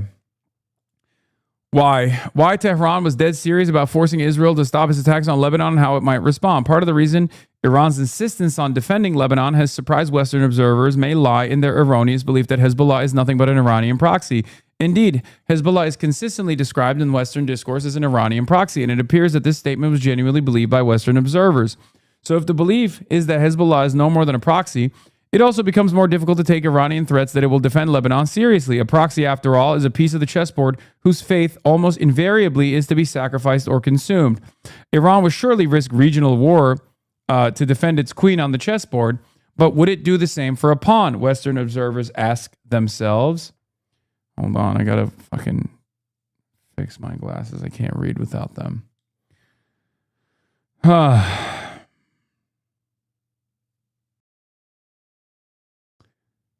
But if from the outset the nuanced relationship between Hezbollah and Iran was more properly understood, a mutually beneficial alliance in which Tehran clearly is the bigger party, but not one that can simply issue diktats for Hezbollah to follow, Iran's warnings against continued Israeli attacks on Lebanon would have been taken more seriously. Yet another example of how the simplistic and unnuanced understanding of Iran's geopolitical calculations and perspectives perpetuated in the Washington discourse ultimately undermines U.S. interests and America's ability to calibrate optimal moves in the region. This also is because of our understanding of our proxies, okay? Like, for example, Ukraine. Ukraine against Russia has been deployed as an American proxy, even though it was, of course, unjustifiably and illegally invaded by Russia, okay? America has no investment in preserving Ukrainian lives or livelihood, okay? They don't care. It's just a fucking sleeve that they put their fist through. All right. Kurds are another great example of this. Proxies under American leadership are always dumped when their usefulness has been outlived. Okay. For Iran, the relationship between Iran and Hezbollah is a little bit different. Partially because Iran has to live in this region, right? Iran has to live in this region with Israel. And Hezbollah is right there next to Israel. And therefore, the value that Hezbollah has to Iran is far greater than the value that Ukraine has to the United States of America. Or especially the Kurdish militias have to the United States of America. There's no value at the end of the day in maintaining some sort of defensive posture or burning credibility for the Kurds. That's why America will always dump the Kurds at the end of the day at the behest of Turkish interests. Like, they'll just say, all right, Turks, go ahead. Go off, kings and queens. Do whatever the fuck you want.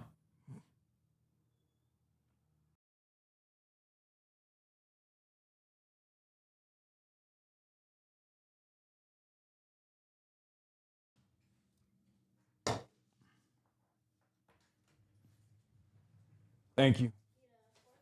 No.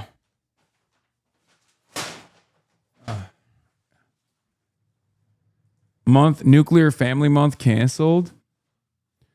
Yeah, this is also here. This is Mark Dubowitz, okay? FDD guy. Remember, FDD, Foundation for Defending Democracy, which is, of course, the only democracy. When they say Foundation for Defending Democracy, they mean the only democracy on the planet, which is Israel. An Israeli government cutout that operates without any restrictions on U.S. soil and literally has its own agents in the negotiations process inside of the room. Mark Dubowitz says, exactly, the wrong reaction. Trey Yingst spoke with President Trump. We'll have more on Fox News in a few minutes. Exactly the wrong reaction if you want a deal. The regime believes it can attack U.S. forces and U.S. allies without consequence. That weakens deterrence, encourages further aggression, and makes the deal less likely. President Trump should let Israel impose severe costs. Okay? That's what the FTD guy just said. Let's see what he said shortly thereafter. Will President Trump finally recognize that there's no acceptable deal to be had with the jihadist theocracy committed to mass martyrdom and mass destruction? He needs to, and soon. The alternative is clear. Maximum support for millions of Iranians who want to bring down the regime and are already back on the streets. Their numbers will grow. Trump should stand with them. Oh, so you don't want to have a deal with the theocracy. You can't have a deal with the theocracy. Got it. If you would support a deal that includes Iran getting access to that money. Well, I'm not in the room to understand what the leverage points are. The fact that Iran is doing this sends the signal that they're trying to get some of their leverage back, and they're making these decisions. So it's hard for me to say this should happen or that should happen. I was really and have been really critical of the way the Obama administration dealt with this. Listen, they sent boatloads of money to Iran. Next thing you know, we've got their terrorist-funded cells in Gaza, Hamas attacking and butchering Israelis. And we saw what happened with Hezbollah on the northern Israel border, the Houthis. Listen, all of that funded by Iran. And so anytime you talk about giving them any kind of money, you've got to understand what they're planning to use it for, unless we can assure that ourselves and our country and our countrymen that that's not going to happen. But I'm not in a position to be able to understand all the different things in play here right now at this moment. But it does sound like giving Iran access to those billions of dollars is concerning to you, that you don't like the idea of Iran getting access to billions of dollars that had previously been frozen. Well, I don't trust them. I don't trust their regime. I don't trust the way that they have even dealt with this. We don't even know sometimes who we're dealing with. But ultimately, I want peace. I want the Strait opened. I want gas prices to come down. But I also don't want to cut and run. And I don't want to live under a constant threat of a nuclear or a dirty bomb on our soil from this world sponsor of terrorism. And so, I want everything at the same time. I want our national security protected. I don't want Iran funding Hamas, the Houthis, or Hezbollah. I don't want them to have a nuclear weapon, and I certainly don't want them to have a dirty bomb. Can I have all those things wrapped up in one box? I think it's possible. I think that's what President Trump has said he's trying to do. I'm not in the room negotiating right now, but he's been pretty clear. We don't want to live this way anymore, and if we don't deal with the Iranians in this way, we're going to do it for another 50 years.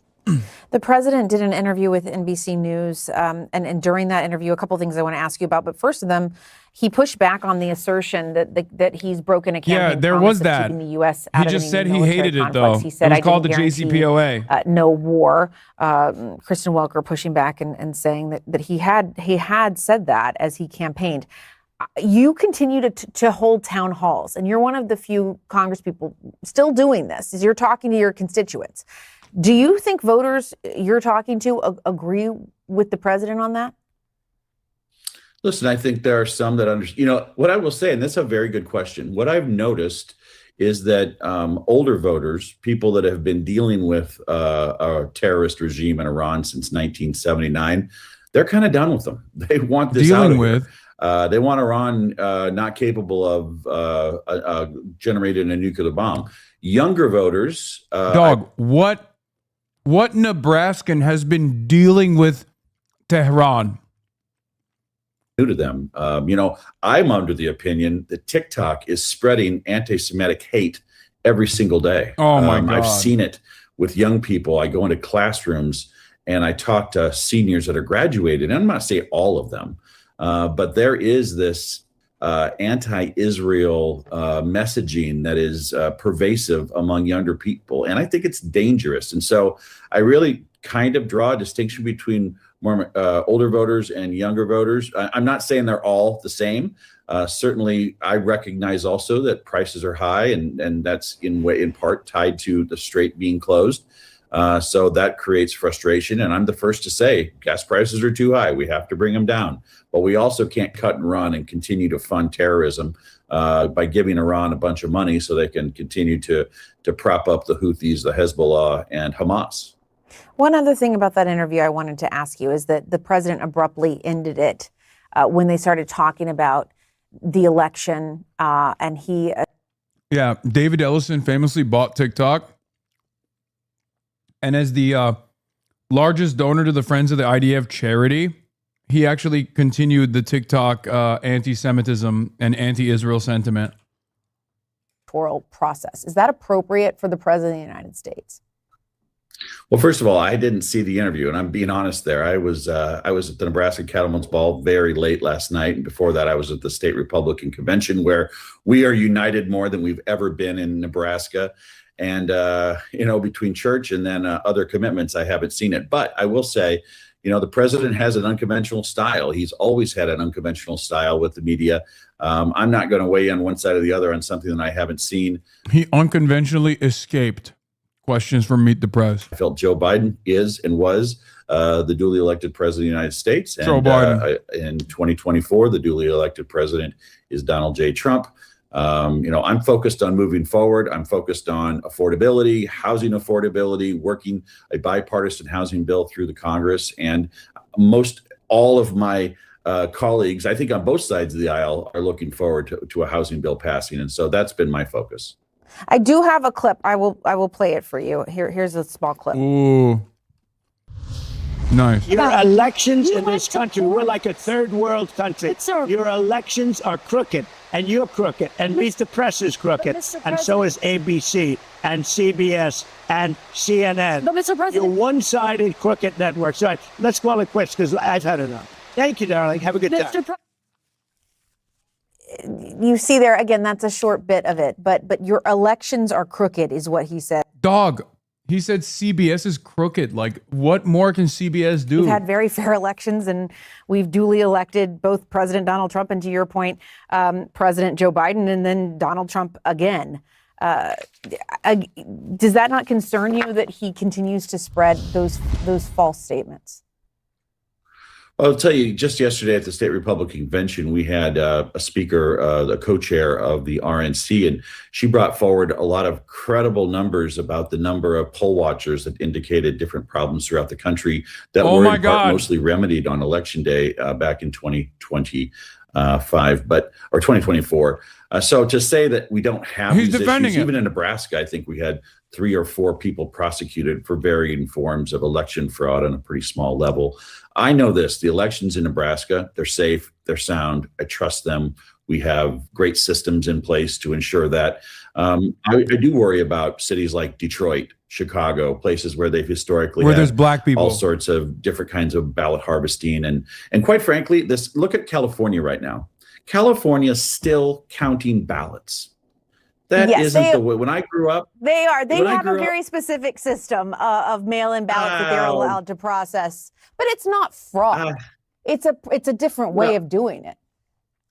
When I grew up in the 1980s and the 1990s, you know who won on election night, and I think 70% of Americans thinks that's the way it should work. Like, there's a deadline, there's an election day, you count the ballots and you announce the winner. When you are still counting ballots for days, weeks after the election, I just think it depreciates the confidence that Americans have in different systems. And we're going to find out here in a couple of weeks what the Supreme Court says about that. I think that's a ripe issue in front of the court right now. And I hope they say that election day is an election day. You get your vote in on election day and you count it. We don't play these games for weeks thereafter. And just to note, in California, you are allowed to mail in your ballot. It can be postmarked on election day. It then is good. So it takes a while for the post office to get it. They then do all of the verification on the back end once they receive that ballot. So it can take some time. But Congressman Mike Flood, we really do appreciate your time. Thank you for being here today.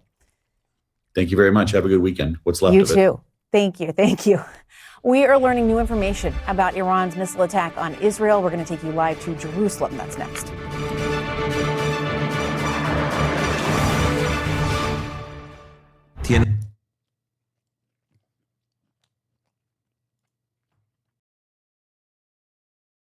Jerusalem Post, citing sources, Israel will respond to Iran and is still studying the timing and scale of the response.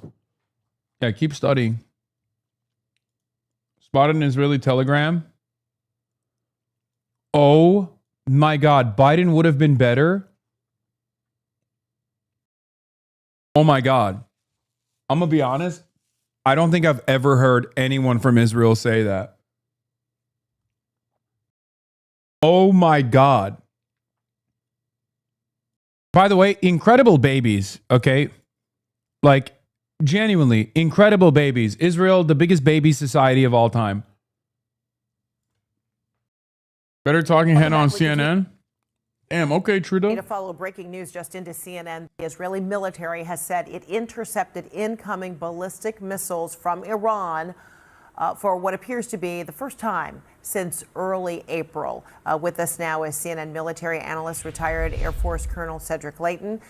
Also, the founder and former president of the National Iranian American Council, Trita Parsi. Great to see both of you. Trita, I want to begin with you. In your view, ultimately, what precipitated Iran to fire these missiles into Israel for the first time since this peace agreement or ceasefire went into effect early April? The U.S. and Iran have been negotiating, and the Iranian position has been that any ceasefire has to be region-wide, meaning that it cannot just be between the U.S. and Iran, but Israel also needs to stop its bombardment of Lebanon. And I think the Trump administration took that very seriously. That's part of the reason why there was that phone call that Trump had with Netanyahu, and rather a colorful phone call. And there was a push by the U.S. to push back the Israelis. But yesterday, the Israelis struck at, or actually just a couple of hours ago, they struck at Beirut, in a specific area in Beirut that is also very sensitive to the Iranians. And the Iranians had warned that they would respond if that took place. And now it appears that they have. At least 4 waves of missiles have been shot at Israel. And now Trump is stepping in and saying that he does not want to see Netanyahu strike back. No, we haven't confirmed that the president has stepped in, but you are hearing through your sources that the president has reached out to the Israeli leadership and in response to Israeli leadership saying it will have a powerful, quote unquote, powerful response to Iran? It has been reported by other outlets that Trump has at least said that he will do this. And I think this has always been the question mark. If the Israeli-Iranian rivalry flares up again, will the U.S. re-enter that war, or will it stay out? And I think if it is true that Trump is going to tell the Israelis to back off, do not continue this, that is the right call, because he cannot allow the Israelis or the Iranians to ensure that their rivalry takes the U.S. hostage and forces the U.S. back into a war that it does not want to be part of any longer. Trita, is this a setback, or is this more of the same? No, this is absolutely a setback. We shouldn't be in this situation at all. If diplomacy had been done somewhat differently, I think we could have avoided this scenario. Cut Israel altogether. out. Say it on CNN. It may also be a turning point in the sense that now it becomes very clear what happens if there isn't a deal. And that may sharpen the focus of every side to make sure that they actually get across the goal line. But there are a lot of challenges in the talks, and almost all of them go back to the deep, deep mistrust that exists between the two sides.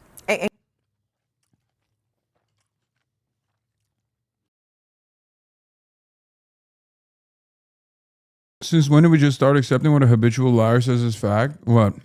Trump? We don't.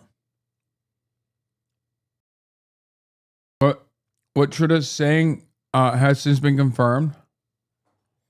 Yeah, me when I call the shots. Financial Times, I call the shots. I call the shots. He, Netanyahu, doesn't call the shots. Yeah, we believe you, big dog. For sure. For sure. Definitely. Totally believable.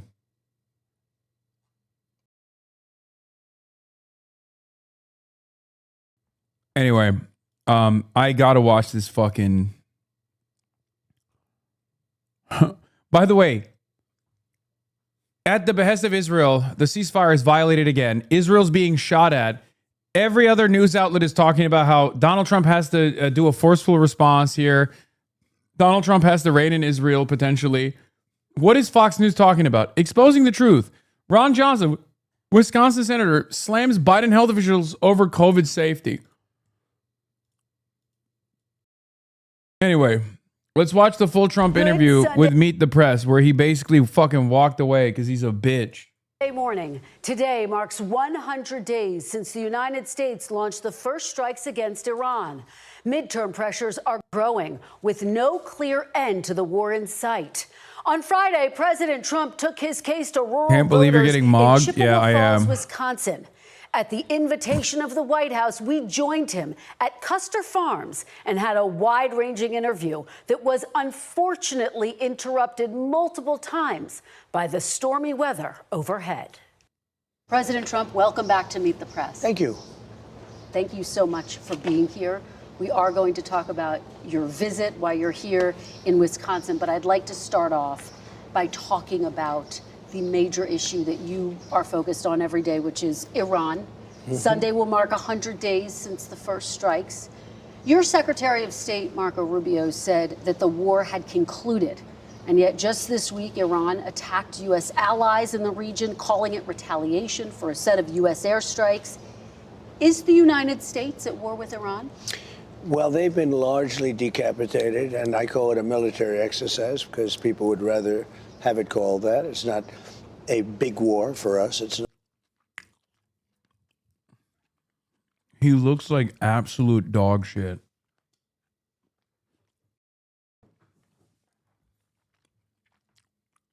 How does he seemingly get worse every time we see him? We have the most powerful military in the world. I built it, frankly. I built it in my first 4 years, and I'm using it a little bit in my second 4 years. Their Navy is gone. Their Air Force is gone. Their anti-aircraft is gone. They might have built it up a little bit over the last 4 weeks during this little ceasefire that we did at the request of some very good people, very, very fine people from, actually from numerous places, as you know. You know, there are a lot of people involved, but from Pakistan in particular, the Field Marshal and the Prime Minister. And we're very close to having a deal, and if we don't have a deal, we'll do it one way or the other. Either way, we win. I do want to talk about the terms of any potential deal in just a moment, but let me just follow up with you. You did post on social media just this week, my final negotiations to end the war with the Islamic Republic of Iran. There is a naval blockade in place, which technically is an act of war under international law. So is this a war as long as there's a naval blockade in place? Well, we have a blockade. It's been extremely effective. And the reason we have it is they try to blockade, and now we blockaded them. And as you know, they're losing $400 to $500 million a day. It's not sustainable for them. They have an economy that's shot in addition to everything else. Their leaders are gone. Their generals are gone. Their first tier and second tier are gone. Much of their third tier is gone. But they put up a blockade, and so we blockaded them, and we have the ultimate blockade. I don't consider that a war, but if you want to define it as such, I guess you can. Well, how do you define it? I don't define it at all. I don't think about it. I just do what I have to do. But if you're not specifically calling it a war, would you consider sending some of the troops who are stationed there, who were sent because of Operation Epic Fury there home? No, would you consider sending them home if it's not technically a war? We don't need as many troops. I think you just like. Okay, I'm not going to lie. She's unironically doing a good job. I don't know how. I don't know if my eyes are deceiving me, if my ears are hearing the wrong information, but so far, so good. She's 2 for 2, which now makes me realize exactly why he left by the end of this interview, because if she keeps up this energy for like the next 10 minutes, this thing is going to fucking fall off the rails, okay? If it's not a war, will you pull out the troops? Great question. Like it's on the to err on the side of caution. We have a lot of people there. They're very safe. You know, if you think we beat Venezuela, we lost nobody. We took over the whole country. We lost nobody. We have a great relationship, by the way, with Venezuela. Steyer Bros, it might be Styover. From Vote Hub, Wingcast update. Hilton's chance of advancing in California's governor's race rose from 85% to 93% after Steyer again fell short of his needed marks on Saturday. The aggregate drops were roughly as expected, but with more votes in, uncertainty is shrinking, and Hilton remains clearly favored.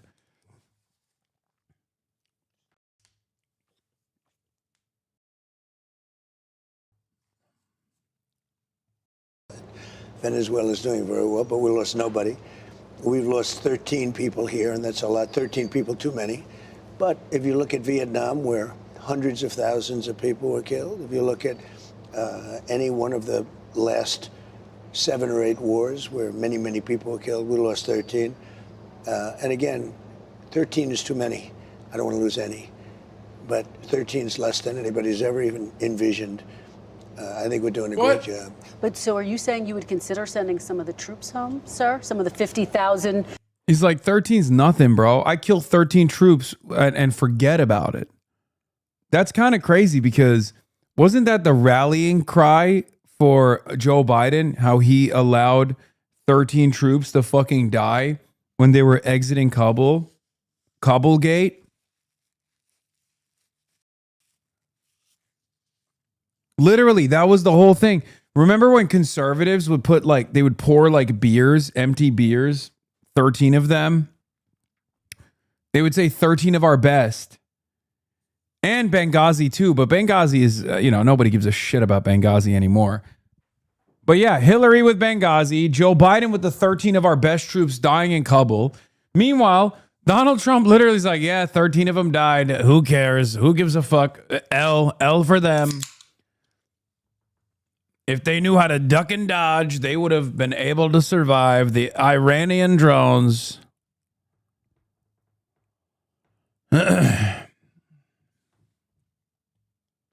I like my war heroes who don't die to the Shahed drones. That's right, they're losers. They failed me. They should have eaten the drone and been fine. I would have been fine. Troops who were sent there as a part of Operation Epic Fury.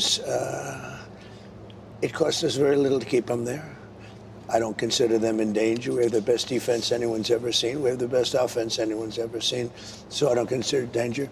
I would say it would be foolhardy to do that because maybe we may use them. It's unlikely, but I think we'll keep them there until such time as we have a completion. And when we have a completion, you will see things like you've never seen. The oil will go down. The stock market already, as you know, it's hit an all-time high. Even in the midst of it, it hit all-time highs. Yeah, look.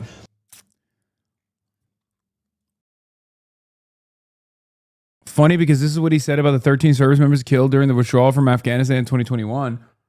This is the third anniversary of the botched Afghanistan withdrawal, the most embarrassing moment in the history of our country. Gross incompetence, 13 dead American soldiers, hundreds of people wounded and dead. Americans have billions of dollars of military equipment left behind. You don't take our soldiers out first, you take them out last when all else is successfully done. Russia then invaded Ukraine, Israel was attacked, and the USA became and is a laughing stock all over the world. Fake news media remains silent in order to protect the worst administration in the history of our country, MAGA 2024.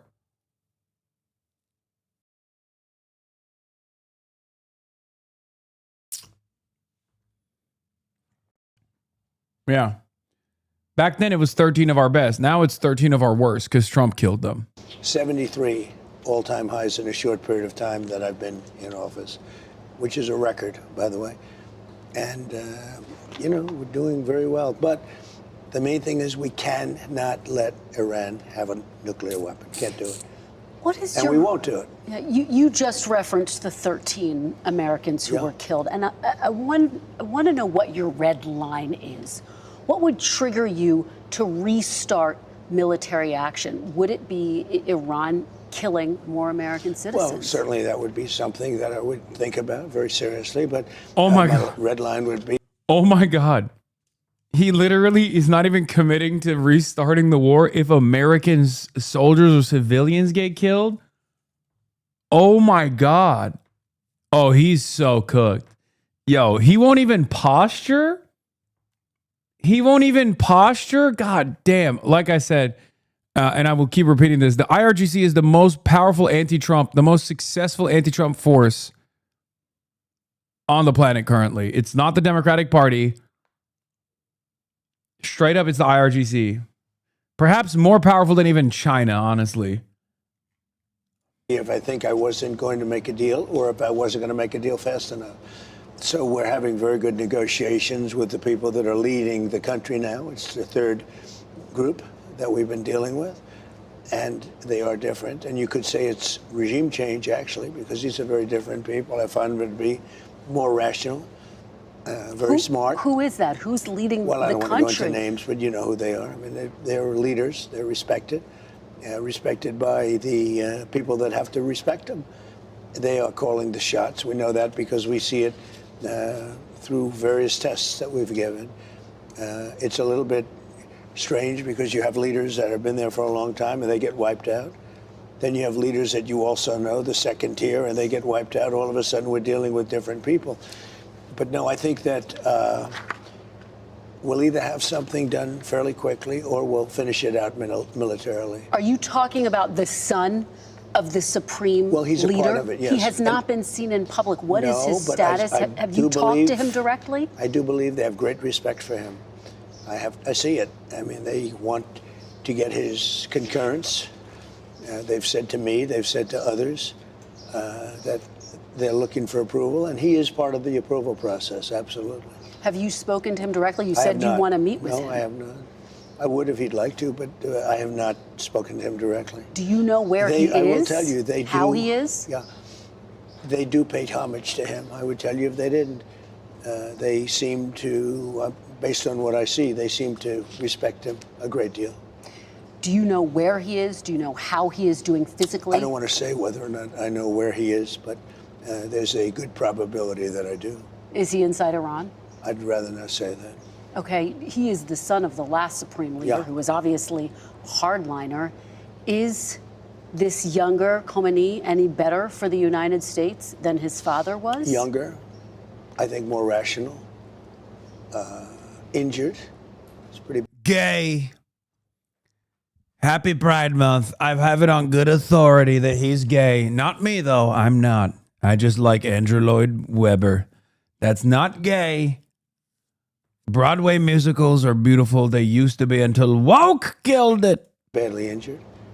So there's a certain bravery there. A lot of people, if they were injured that badly, they wouldn't be talking about, how we doing with the United States. They'd have other things on their mind.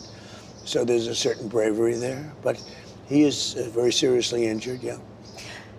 I think it's really funny that this guy is talking about like how gravely wounded and injured other foreign governments' heads of state are. Dude, you literally look like death itself. It's actually remarkable how much the MAGA cult refuses to recognize how wounded Trump looks. Trump sincerely looks like a wounded bird all the time. He looks like a fucking melting wax puppet. Look at him. What is the status of talks exactly in this moment? How close are you to making a deal? Are we talking about days, weeks, months, Mr. President? I think we're very close. We have a couple of points. They don't even seem like big points. They've conceded the fact that they will not have nuclear weapons. We had a clause in there that we will not develop nuclear weapons, and everybody was very happy with it except me. And I said, well, what happens if they not develop, but they go out and purchase? They acquire. I want to put the word, if they buy or purchase or acquire, you've got to have that in there too, because that's not developing. So they don't have the right to develop or purchase, acquire, or buy. Have they pushed back against that? Is that one of the sticking points? A little bit, and then they didn't. Okay.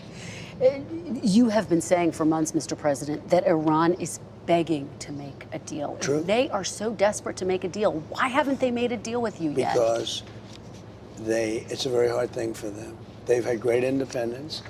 They've dealt with very weak and ineffective leadership on behalf of the United States and other countries, frankly, that allowed them to get away with murder. And I think they can't believe they're in the situation where they've been virtually decapitated. But if they're so desperate, Mr. President, why haven't they said yes to the terms you're proposing? Yeah, it's just wait, so they're strong, but they're weak. Whoa, what the fuck? Oh. Accidentally ended up muting myself again. They're strong, but they're weak. They're strong, but they're weak. Let's see where he goes with this. They're proud. There are things they never... I like that he's doing the enemy is both weak and strong at the same time. Like he's doing this at the Meet the Press. He's not even spacing it out. Nope, immediately contradicting yourself. Got it. Thought they'd be doing, that they're going to have to do. They've got no choice. And it takes a little while. You're talking about 47 years of getting away with whatever they wanted. I mean, this should have been done long ago.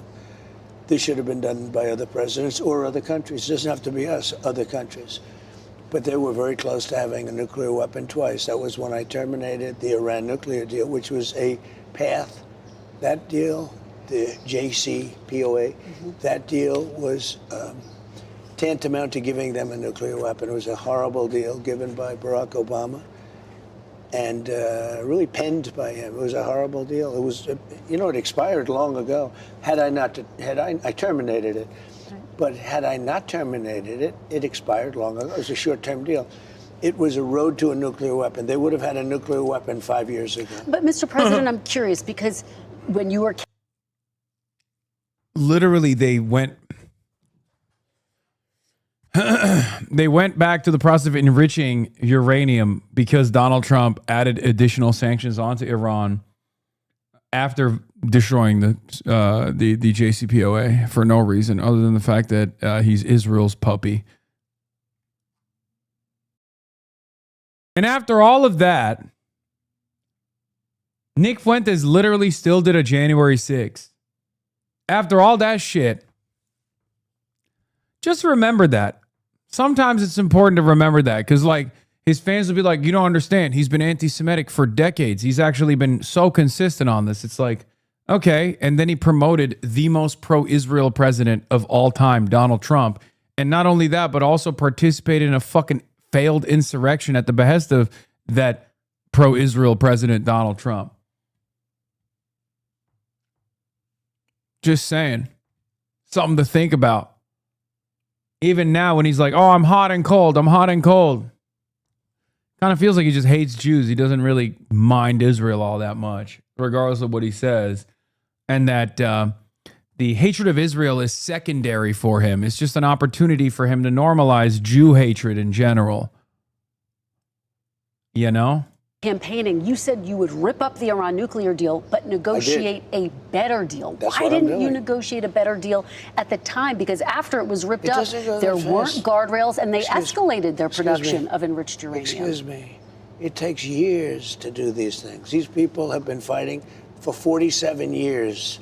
They've been killing Americans. They've been taking off their legs and their arm, and their faces have been hurt so badly and so horribly. I'm moving very fast. I'm into 3 months.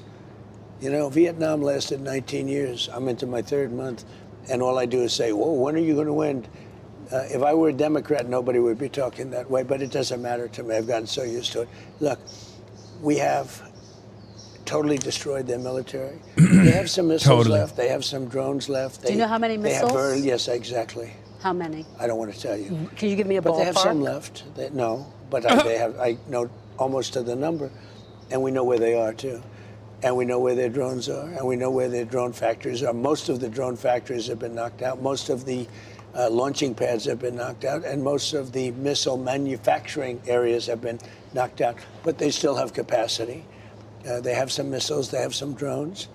I would say percentage-wise, maybe 21, 22% of their missiles. It's a lot of missiles. But it's not what it was when we first attacked. So you're saying they have 21, 22% of their missiles left? Correct, yes. Okay. Let's talk about what specifically you are demanding as a part of this short-term deal. Will the United States agree to a deal with Iran that doesn't explicitly and immediately give up its nuclear enrichment program on the front end? Well, you know, depending on when you say immediately, look, it is buried under mountains. Because our B-2s were incredible. The pilots of our B-2s were unbelievable. And it's buried. They can't get it. The only 2 countries that could take it, that have the equipment to take, you have to understand, 3 mountains have fallen in on them, right? So you understand that because the fake news was going around saying, oh, maybe they didn't hit their target. 1 o'clock in the morning, pitch black, no moon, no nothing, and every one of those bombs went right down those chutes and blew up. They can't get it no matter what. I mean, they can get it, I guess, with years of work. But the only 2 countries that can get it are us and China, because we're the only 2 with the equipment that's capable of doing that kind of work. And it would take weeks of digging. So the answer is, yeah, we're going to do it immediately. We're going to start looking very quickly, and we'll do it with them. If we make a deal, we'll do it with them. No, we're going to do it with the Iranians. So if we make a deal, that means we'll be friendly. We'll do it with the Iranians. If we don't make a deal, we may do it or we may just watch it. You know, we have cameras on it all over it. If anybody walked there, if you walked over there, I would be able to read your first name on your lapel. And these are cameras up in space. It's pretty amazing technology. Space Force. We have cameras all over the site. We know if anybody goes there. If anybody went there, any digging mechanism, any truck, any tractors, anything, anybody went there, we would know. We will take care of it. Is that wind or what? Is that rain? He's starting to get scared. He's like, God is punishing me. I knew it was happening. Why are they in a barn? I don't fucking know, dude. I don't know anything anymore. Why do they do anything? What is Ambiance. This will be the first of multiple interruptions due to the weather. Rain hitting the metal roof, making it difficult for both of us to hear each other. So as we're having this conversation, we can hear a little bit of rain. No, a lot of rain. A lot of rain. Let me try to get a clear understanding of how the United States would get the nuclear material Is he gonna hit out. this? You've What? called it nuclear dust. Yeah. I love when he does that. What? I can't hear you. It's the rain. It's too loud. What? Will you and would you be open to sending in U.S. forces to retrieve the nuclear stockpile? So the official name is highly enriched uranium. Oh, the official name. And I call it nuclear dust because it seemed to be nice and everyone understands it better and it's sort of cute and people picked it up. But the way you do it is if we make a deal, now we're friendly, we'll all go together, it'll be our equipment, we'll take it out and destroy it, whether it's on site or whether we take it off site. So that would require U.S. forces. Well, that will require, we will have a deal. We'll be friendly. In other words, we will have made a deal. And we will be at peace. And we will go with them or without them. But we won't have people shooting at us, okay? Now, if we don't make a deal, then we're going to take them out militarily, very harshly. And we'll wait till we do that before we go, in which case we'll have safety either way. Mr. President, I wonder, how long are you willing to give Iran to make a deal? How much longer? You've been talking for quite some time. That. Well, you really haven't. You were in Vietnam for 19 years. You were in Iraq for many years. You were in Korea for many, many years. You were in all the, I won't even talk about World War II because that was the big one. And we don't want to ever have that. But you were in all these different wars for many years with thousands and thousands of people killed. We've had 13 people killed, which I hate. We've had 13 people killed, and that includes 2 wars. That's Venezuela, and that's Iran. But do you have a cutoff point in your head? No, but you keep talking about speed, Kristen. You were in Vietnam for 19 years, and you tell me about... So what is it? 18 years and it's still a wrap? It's good? Like, what's the argument, man? 18 years. Talk to me again in 18 years. I'll still be in charge. You already know it, baby. Kirsten, stop with this. About 3 months. He's getting mad, dude. He's getting mad. And in 3 months, I've demolished the Navy, the Air Force, anti-aircraft. They have no radar. They have no nothing. I demolished their leaders. Their leaders are gone. Do you know where all of Iran's nuclear material is, sir? Yes. Yes. Would you unfreeze any Iranian assets or lift any sanctions up front as a part of any deal? So that would come after. Comes after, yeah. If they behave, turned if they over do a their good job, we nuclear start enrichment talking, yeah. material. Unlike Obama. Obama flew a Boeing 757, a plane I know very well. They took the seats out and they loaded it up with $1.7 billion in cash from the banks in Maryland and Virginia and D.C. They emptied out the banks and they gave them 1.7 in green and they gave them tens of billions of dollars, just kept giving them money and it didn't work. Would any, again, that never works, but again, Mr. President, you promised that you were going to negotiate a better deal. Do you wish you'd done it in your first term when you ripped it up at that, before you ripped up the deal? No, they weren't ready. No, this is much better. This is much better. Will if I would have done it in my first term, Israel wouldn't have been ready. Hear that sound of thunder, lightning, Is that going to interrupt, guys? No. Okay. People will understand. We're on a farm. That's true. Will any deal you make include the release of Americans who are being held by Iran? Well, we talk about it and we'll see. Nobody really has an accurate list of who they are, what they are, or if they're being held. But if they're, we've been talking about it. Nobody really has a list. You know that, right? You know, you're asking me about, nobody has a list. But are you demanding a list? Are you demanding to know and saying they've got to come home? You're supposed to give me the list. I mean, do you know people that we're talking about? If you give me the names, I'll do my best to get them out. Well, I don't think that's been reported.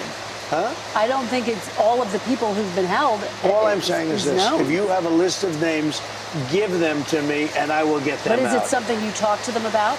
We talk about people if they have them, but nobody. Noisegate? Anybody? That's got to be crazy amounts of rain, by the way, because the mics are picking up everything, and I'm sure they have a noise gate. That's crazy.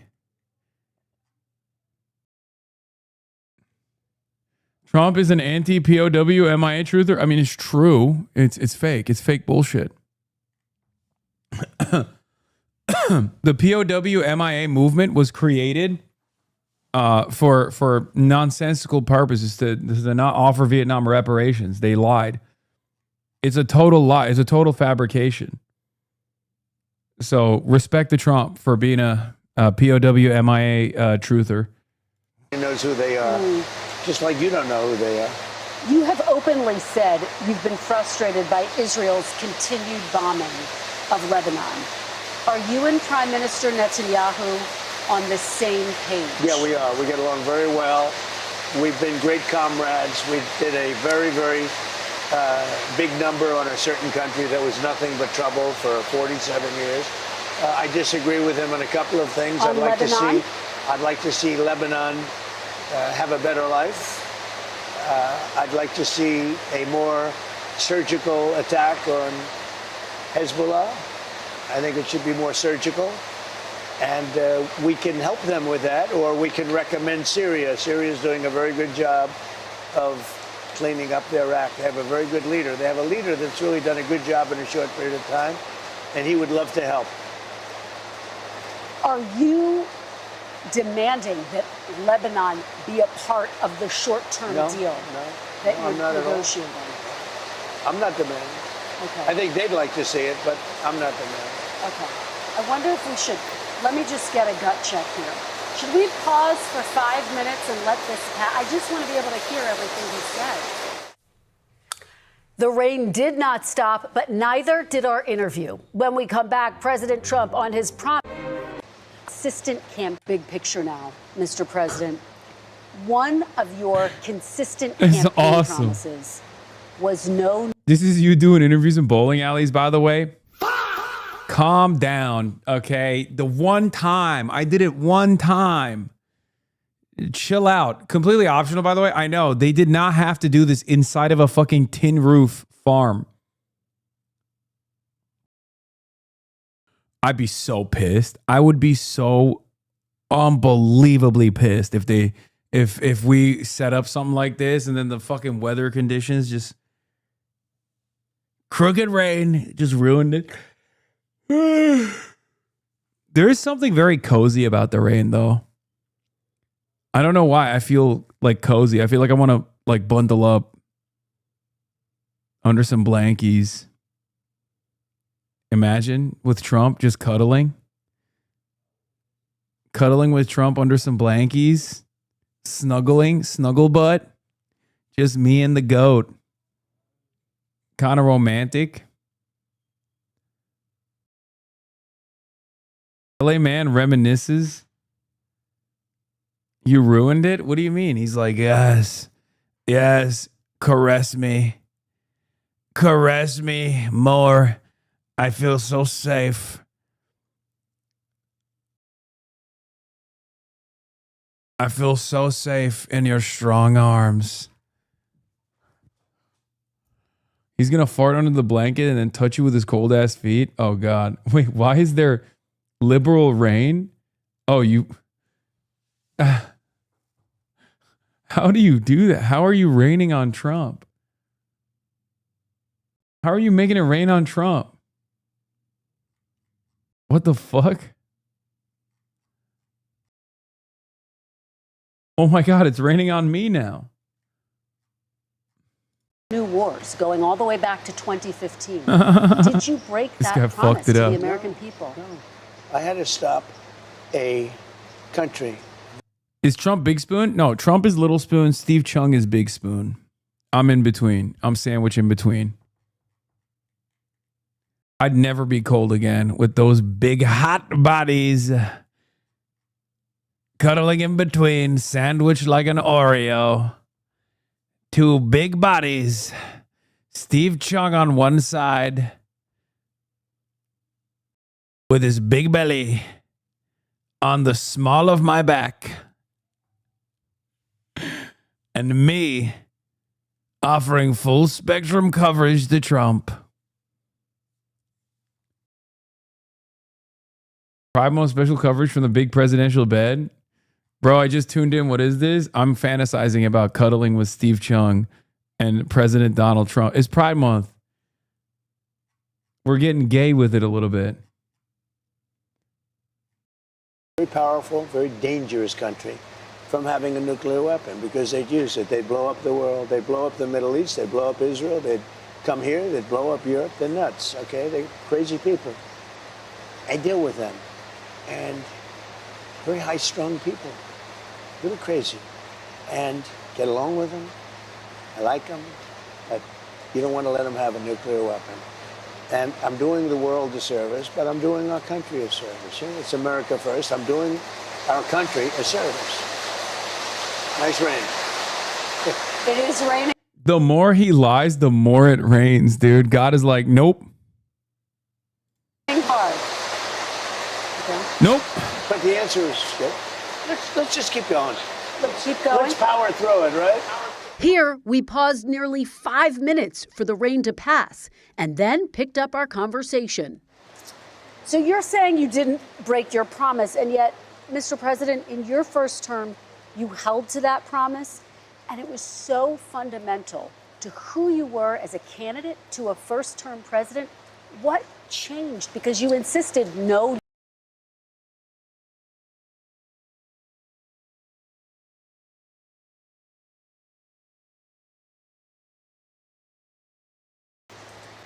First of all, I didn't guarantee no war. Why would I have built the strongest military in the world? I built our military. I inherited a terrible military. We had no equipment. We had nothing. I built a tremendous military. Biden gave a lot of it away, but it's still a relatively small portion compared to what I built. But you said it over and over again, Mr. Why would I President? build a military? I didn't want to use this, but I'm doing you and everybody else a big favor. What Kami says, thank you for the 20 gifted subs. And you too can gift subs if you want to support the broadcast. Piker Broadcasting Service, the People's Broadcasting Service. 7 to 6 to 8 hours a day, 7 days a week. Even on a Sunday, we're still doing news coverage of the Pikers Broadcasting Service, the People's Broadcasting Service. Please subscribe, which you can do for $6 or for free with a Twitch Prime by connecting your Amazon Prime account to your Twitch account. You get 1 free Prime subscription a month. Neoberg, BB, do not pick up the phone. Pretend to have a sore throat. Wow, these guys are desperate, dude. Why isn't it 8 hours anymore? It is 8 hours sometimes. Sometimes it's 8 hours.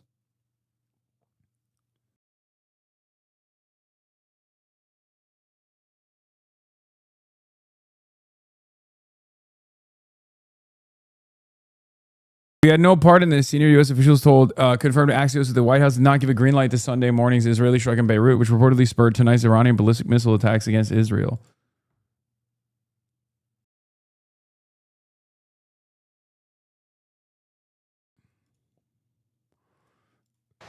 In the midst of the greatest stock market in history, in the midst. Yeah, I did 11 hours on Tuesday. God damn, dude. Y'all don't deserve me, actually. Y'all don't deserve me. Y'all motherfuckers don't deserve me. Yeah, if we get the hype train to level 10, I'll play Charlie Kirk. Reggae remix. Reggae Charlie Kirk. We're at hype train level 5. Planty Andy, thank you for the 50 bones.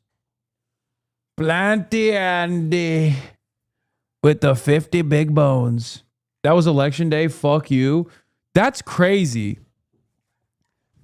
Your total cost, if you're subscribing for like $6 to me, is literally like 3 cents for every hour that I'm live. And it's also completely free, you son of a bitch.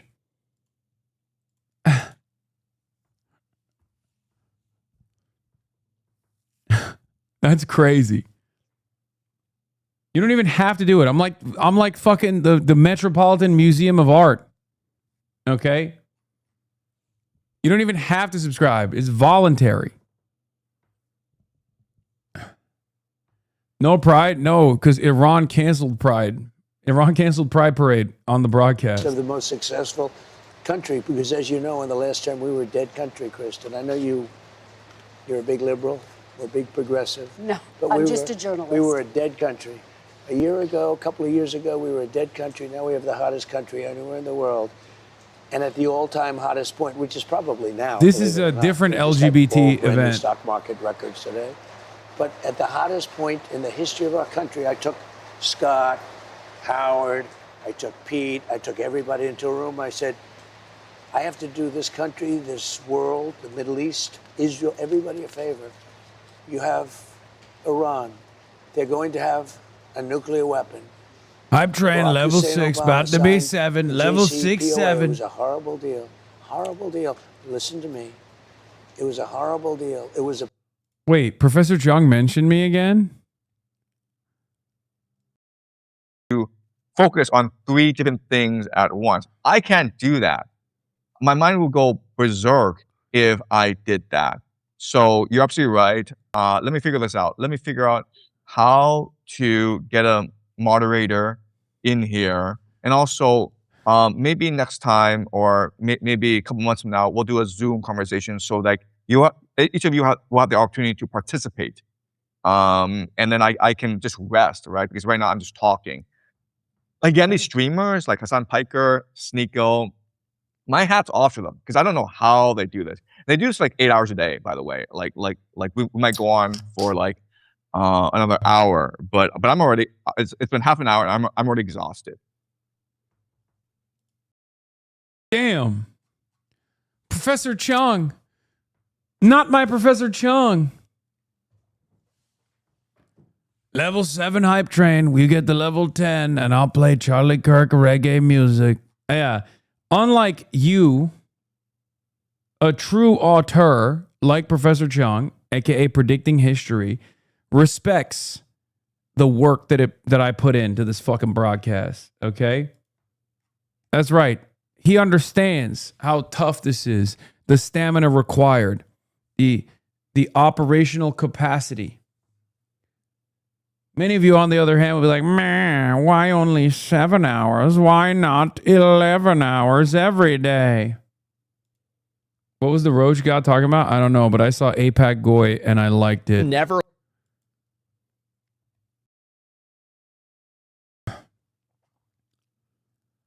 No, I don't have spaghetti strap suspenders on. It's a part of the... I'm wearing a Malbon 100 Thieves collab merchandise.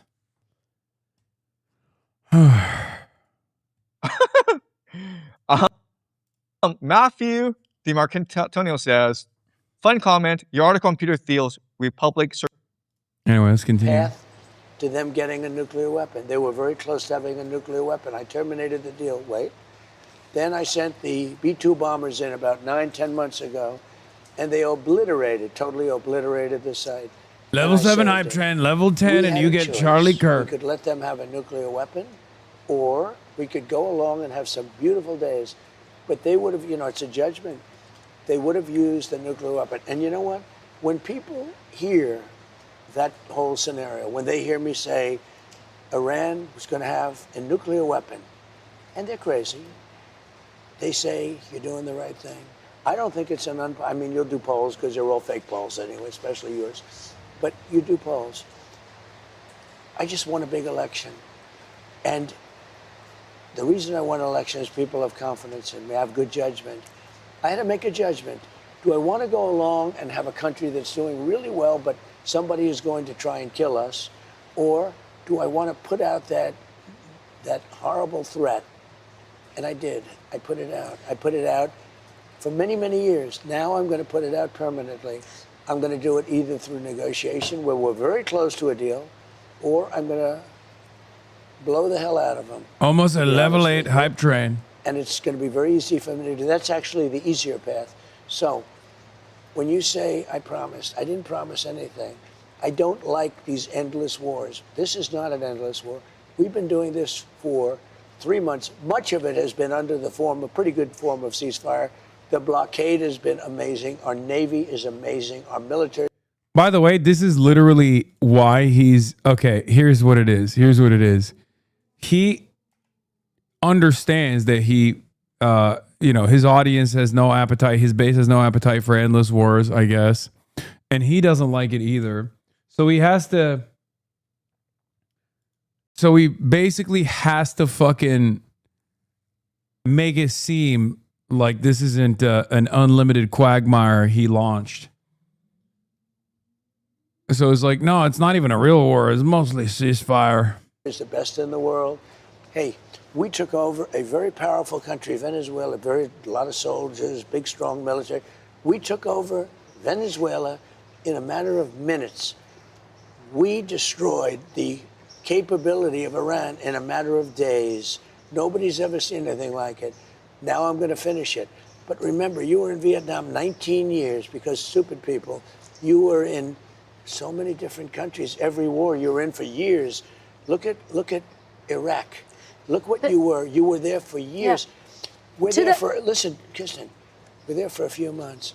And the threat is largely over. Soon it will be over. But you cannot let Iran have a nuclear weapon, or they will blow you up. There will be no, Kristen, there will be no NBC, there will be no Meet the Press. You will end the Meet the Press string. Let me ask you, though, during your 2016 campaign, you called the Middle East a quagmire. What makes you so sure this won't become a quagmire? We're not going to be there. Kristen, do you not want the Meet the Press? Do you want Meet the Press to continue? Because if not, Iran will blow you.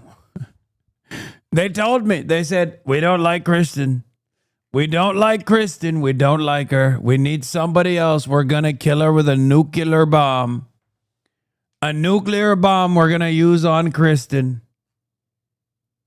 Yeah, Meet the Press, more like Meet the Ayatollah.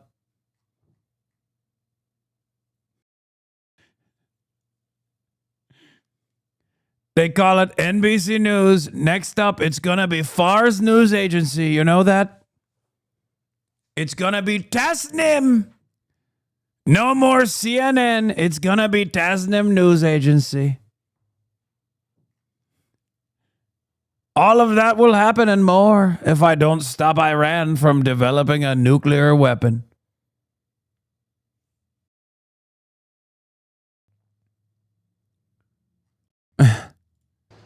You're convinced Level 8 hype train, 2 minutes remaining, folks. Wiped out the military of a very dangerous country. If you want reggae Charlie Kirk, you know what to do. Oh, shit. You know what to do. Legalized comedy. And I wiped out the nuclear threat. Let me tell you, if we left tomorrow, if we just said, all right, let's get out, it'll take them 15 or 20 years to rebuild back. But I'm not going to give them even that chance. I'm not going to give them that chance. They cannot have a nuclear weapon. And if there was even a 1% chance that they'd have it, I wouldn't leave. We're almost finished. We're going to either have a deal, a strong deal, a meaningful deal, not like the Obama thing. Obama was a path to a nuclear weapon. Mine is the exact opposite. And mine is a wall. It's a wall, just like I... See, once he starts lying, the rain gets worse, okay? You see that? Allah is saying no more. Allah is saying, nope, you're not allowed to lie like May this. Allah awaken the people and help them to see the evil doings of Israel and the United States. Subscribe if you like the soundboard. Built 1,000 miles of wall on our southern border. And I have to shill now that Alveus is cooking my ass with the sub count, dude. They just knocked me off the top 3, which I've been at for years at this point. That's why I'm shilling. That's why I'm fucking shilling, dude. Gotta do it. Gotta do it. Not enough soundboard? Don't worry. I sort of miss when you made the sounds yourself. Do you really think I still don't stim extra fucking hard when I go turbo dirty? Or when I go, am a numbers guy. I know you really like number. I know you like the number. This past interview, I've just done a Donald Trump sound the whole time. Almost at level 10 hype train. We're at level 9. She has 67.8K. She beat Queso. Jesus Christ. By the way, I took the worst border in history and I made it the best border in history in a matter of weeks. And yet, Mr. President, Iran was the closest to I know you like developing number. weapons-grade uranium after you ripped up the nuclear deal because there were no guardrails in place. They were developing it during the nuclear deal. All You right. don't know that? Let's. Iran, when Obama signed that stupid deal where he paid them billions and billions of dollars, he All right. thought he could bribe them. Listen to me. They were developing a nuclear weapon. That's how they got there. They got all of this uranium during Obama. You know that, don't you? Well, that's how they got there. Don't say this. They got there. They developed it during the Barack Hussein Obama, during his And administration. they've escalated their development after the deal was They didn't wrapped up. escalate But anything. let's talk about the economy. I Let want me to just talk tell you about the something. economy. If I didn't go in there with the B-2 bombers, they would right now have a nuclear weapon, and it could be that half of the world would be eradicated. Yeah, there would be no meet the press. I keep telling you, Kristen. Let me ask you about the economy. You got a strong jobs report today that beat Halfway through, more than halfway through, level 9 hype train. beat expectations. By how much? Triple. 172,000 jobs Triple. created. And yet, gas is up, diesel is up. It's all coming down as soon as the war's over. Well, 70% of farmers say they can't afford fertilizer. What's The your farmers message are doing to, very well. Let me ask you, what is your message to farmers, many who support you, but who say All of they're them support struggling? me. Who say Because they're there's struggling? nobody been better to farmers. You know, I gave farmers last term $28 billion because China took advantage and other people. And you know who paid for it? China. Last term. You know, I had a great first term. I had the greatest economy ever. And you know what? This one's blowing it away. What's your message to farmers, though, Mr. President, who say they are struggling, they're struggling to make Are ends you ready? meet? Are you ready? Am I allowed to talk? You keep asking questions and you don't listen to the answers. I love the farmers, and the farmers love me, and the farmers trust me. In the first term, I had something very similar. China and others were, and Canada, which was brutal, they were taking advantage of our farmers. They don't take advantage of it anymore. Almost I there, gave folks. $28 billion split up. 1 minute They never remaining. had a payday like that. And the farmers loved me, and they came back and they voted for me in record numbers. You know that. Nobody's ever even come close. Now, because of the fact that we had a choice, I had a choice to make. I could keep it going. The farmers were doing great. Fertilizer was very cheap. Everything was cheap. Gasoline was very low. Everything was very low. I could have kept it that way, but I said I have to take a little bit of a turn. The farmer's going to understand it better than anybody. We're going to have higher gasoline. We're going to have a little higher fertilizer, et cetera, et cetera. But I'm going to get rid of a nuclear weapon in the hands of very dangerous people. Excuse me, wait. It should have been done for 47 years. No president had the guts to do it. I did it, and I've done it. It's almost complete. As soon as that's complete, gasoline prices are going to drop like a rock. You know, I was in Iowa speaking about farmers. Like Iraq. And it was before we attacked. Level 10 hype train, folks. And I was in Iowa, and the prices Level were 10 $1.85 hype a train. gallon. That's right. Level 10 hype train, that's what you get, baby. That's what you get. That's what you fucking get. You don't even want to know what you get for level 15 hype train, okay? I cannot believe there's an entire Wikipedia page. Oh my God, there's a Wikipedia page dedicated to We Are Charlie Kirk. That's incredible. I like to think that we played hot Christian songs. This was actually on a fucking on a Billboard list. It charted.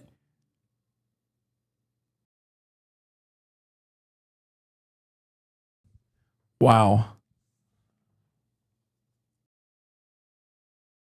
I'm filing a complaint for not respecting my religion as a Catholic. This is hateful, man. What is this? Why? The fuck does that have to do with anything?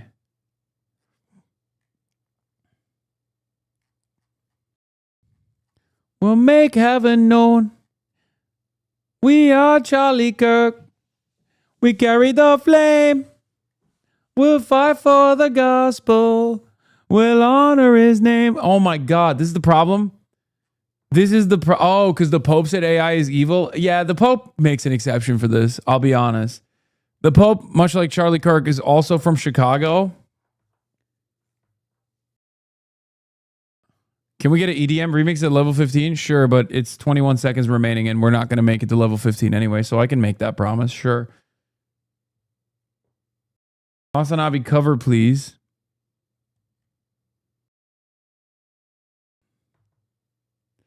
Actually, not terrible if this streaming thing doesn't work out. What, my singing, my pipes?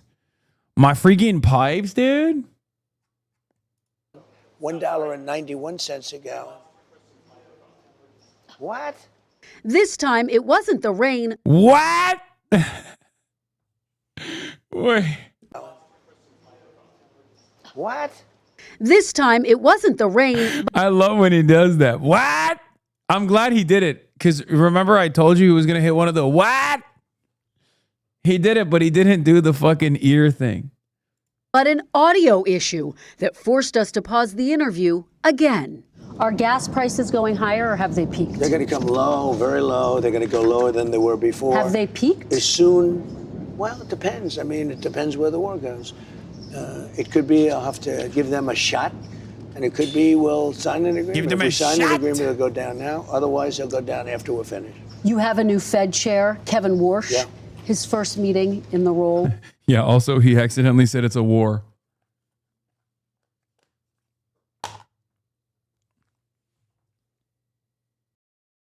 It is kind of funny that he will just be like radically transparent and honest at times amidst a sea of lies. And I like to think in my headcanon that that moment of brief honesty is just on accident. Like he thinks he's still lying, but he ends up saying the truth. Because he just doesn't know what the fuck he's saying at all. Is later this month. After this month's jobs report, economists now say it's possible the Fed may have to raise rates. Do you think that's possible? And what would your reaction be, sir? So I'm of a different feeling. I think Kevin's fantastic, and I want him to do whatever he wants. I don't want to have a big influence on him. But we had a great report. We're doing great. And it's unfair that whenever you do great, they want to raise interest rates. It should be the opposite way. You know, if you go back 15 or 20 years, when you had good reports, the market went up. Nowadays, when you have good reports, the market goes down because they think they're going to raise interest rates. There's no reason to raise interest rates. The country becomes great. We built the country by doing great and having rates low. What they do is when they raise interest rates, they try and kill success. I don't want to kill success. We should actually lower interest rates. Now, if inflation comes, and you know, people live with inflation, but if inflation comes, what happens is you stamp it out. But success can kill inflation just like higher interest rates. What they do now is, like, we had great job numbers. You agree, right? They beat expectations. Not expectations, like 3 times. Okay, but you ready? What do? They say, oh, let's raise interest rates. It's the wrong thing to do. I would like to see rates get lower because we could build this into the greatest machine that the world has ever seen.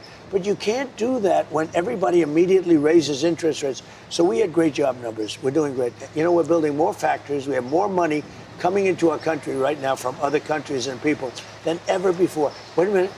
What happens? I don't want to just kill it with high interest rates. Growth is the greatest thing you can have, and growth does not cause inflation. Would you be upset if they raised rates? What is your message to them about that? Living with Kevin, I have a lot of respect for him, but my feeling is that when a country is doing well, they shouldn't be penalized by immediately raising interest rates. They should actually be incentivized. You know, we have debt, we have other things, we have things we want to take care of. I want to go bigger on the military, I really do. If we do what I'm saying, this will be a beautiful, well-oiled machine like you've never seen before. And when we come back, President Trump defends his controversial plan that could give payouts to January 6th rioters. My former friend who's MAGA argued that it's not a war, even though Trump has called it a war before, because the president cannot declare a war. It's incredible cope. He also said it doesn't matter that Trump is implying a third term because he will not be able to do it because of the Constitution. I found that to be utterly ridiculous. Yeah, I mean, I like that you said your former friend because just so you understand, when it does happen, I'm not even saying if. When it does happen, he will defend it. But I think you know that already. At this point, arguing with MAGA on facts is very stupid. They do not live in a facts-based universe. They live in an alternative universe where the facts are made up. And one day Trump says the sky is blue. They say the sky is blue. The next day Trump says the sky is red, and they say the sky is red. Sometimes Trump says the sky is both blue and red at the same time. And as soon as Trump says it, they believe it. It's a fucking cult. That's precisely the reason why when Donald Trump said he was going to fix the inflation crisis and never did, all these guys shut the fuck up about it. Or they get mad about it, but they don't know like what the real reason is. That's why when Trump said no new wars and then started a bunch of other wars, they're like, oh, well, he's still actually, he's not militarily starting wars, he's militarily ending wars. Right? I mean, the best example of this was during Liberation Day. Right? Breaking. Prime Minister Benjamin Netanyahu accepts request from U.S. President Donald Trump not to risk. Oh, shit. Oh, shit.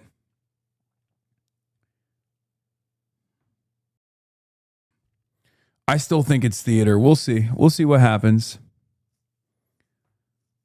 This is a huge, if he follows through on this, it's boss call. It's boss call. Unbelievable levels of deterrence achieved by Iran. Means Donald Trump is actually that desperate for a fucking ceasefire that he's willing to slap Israel in the mouth. I'll take it.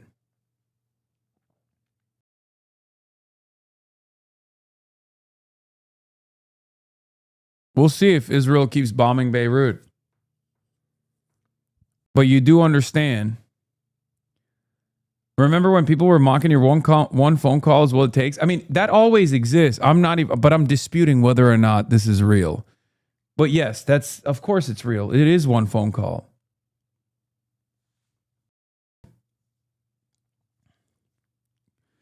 See, listen. This is a huge development. Okay? Because Iran bitch slapped Israel today. Straight up. Israel thought that they could get away with bombing Beirut, and then Iran would not actually bomb Israel. Iran straight up opened fire on Israel. Obviously, Israeli society now wants to retaliate very, very aggressively. Okay? If Trump actually restrains Israel right now, at this moment, that means he is that desperate for a deal. Or, the stupidest option of all time, Trump simply wants to attend the game at Madison Square Garden tomorrow night, and that's the reason why he's telling Israel to hold off until he watches the Knicks game, Game 3, and then he'll be like, you can go ahead, you can shoot Beirut now. Or you can shoot Iran. We'll shoot it together. Now, here's the thing.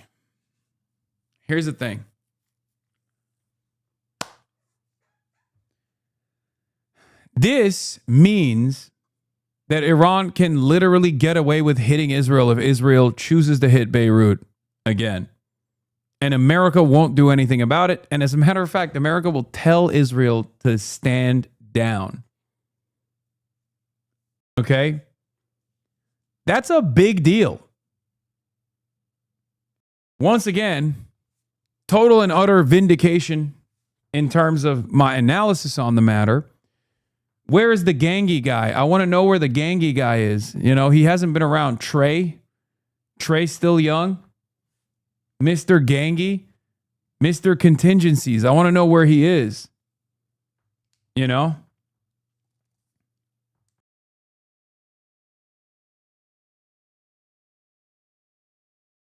Friend of the show crying.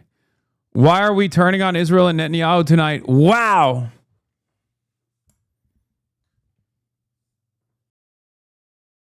We'll see. We'll see if we actually are.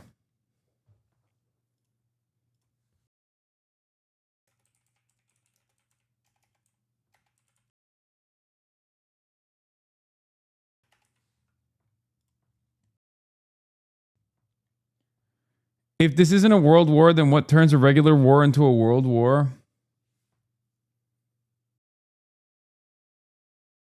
Yeah, Master Shake is pissed.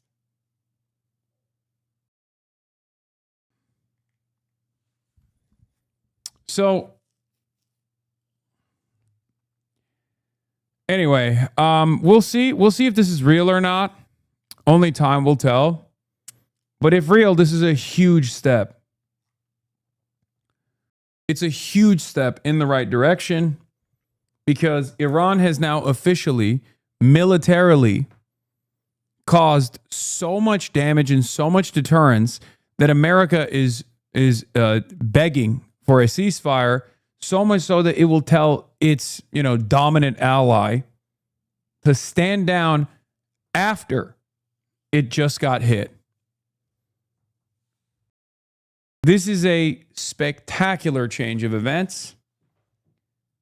I'm not, like I've said over and over again, I'm not going to believe it until I see it with my own two eyes, until I see like the military retreat, until the ink is dried. I'm not going to believe it, but this is a good step in the right direction.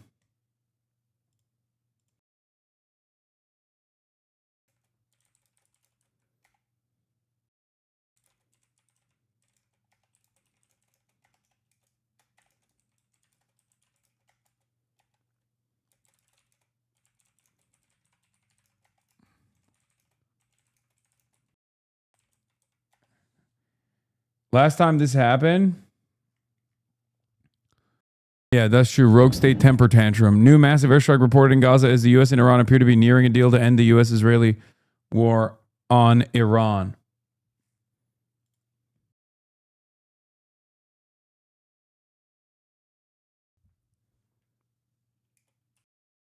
Significant.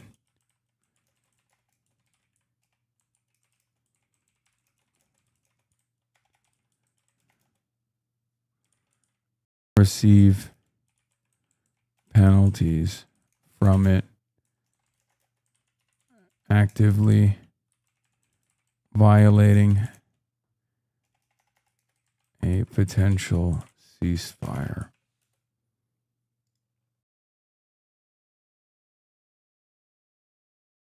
Yeah, by the way, look forward, no matter what happens, look forward to some incredible Epstein leaks tomorrow. All of a sudden, we're going to find out tomorrow that, Donald Trump and Donald Trump's dick deep inside of Jeffrey Epstein's butt or something, Oh my God, how did that get there? What? Wait, there's videos? How did that happen? Yeah, Melania having sex with Jeffrey Epstein leaked.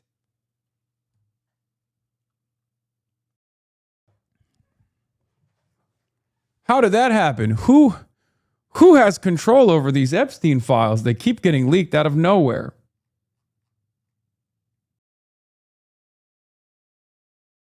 Trump massaging Jeffrey Epstein's feet. Trump massaging Bill Clinton's feet at the Jeffrey Epstein mansion.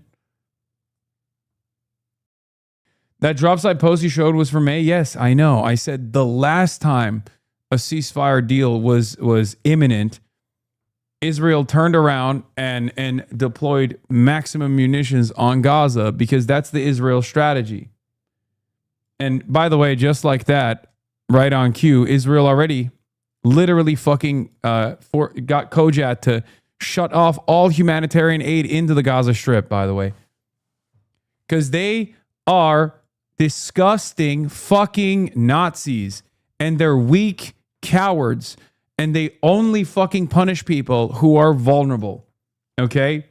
The only thing they respond to is force.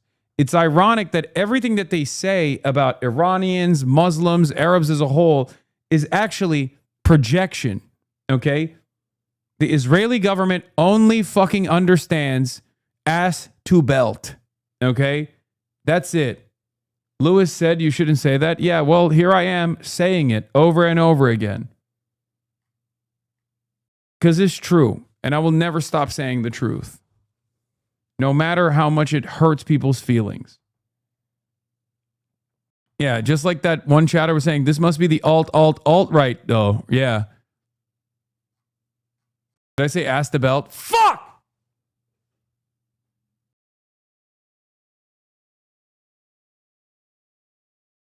We are Charlie Kirk.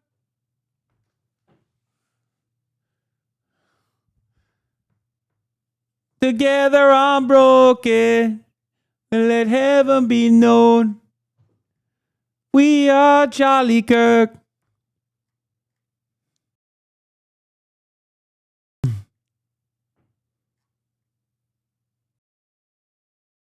You can't Charlie Kirk your way out of this? Yes, I just did, bitch.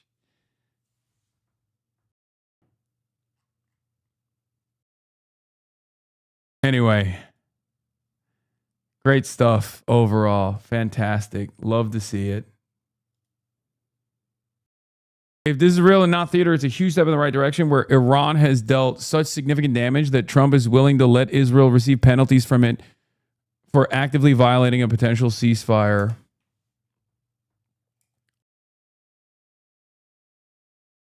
Going forward, Israel's calculation as a spoiler changes. We are Charlie Kirk. Tomorrow's headline.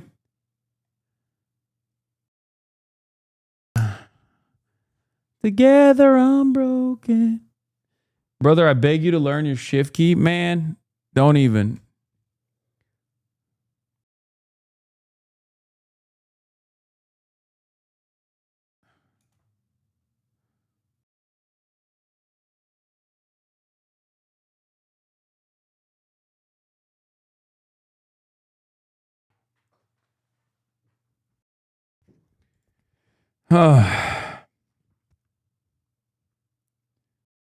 Speaking of Charlie Kirk, have you heard Kai Newkirk? Yeah, isn't he woke?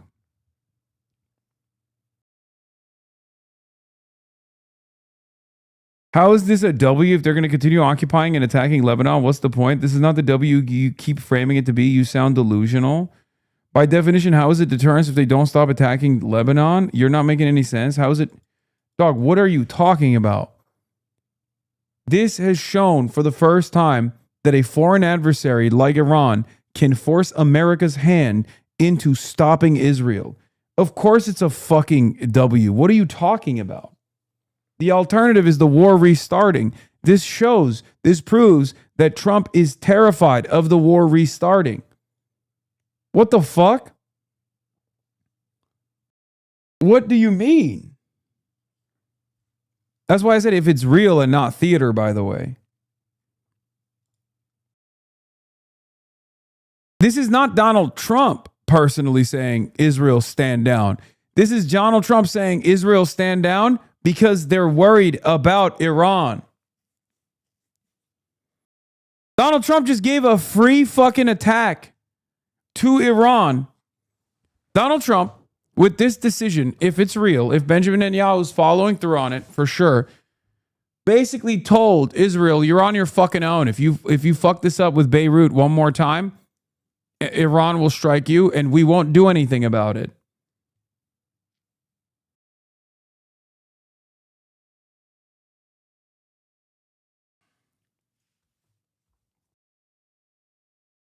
No, it's because the damage was so minor. It was tiny, I promise. What do you mean? Are you in fucking Israel? What are you talking about? It doesn't matter. It's a grave, egregious wound to the Israeli confidence.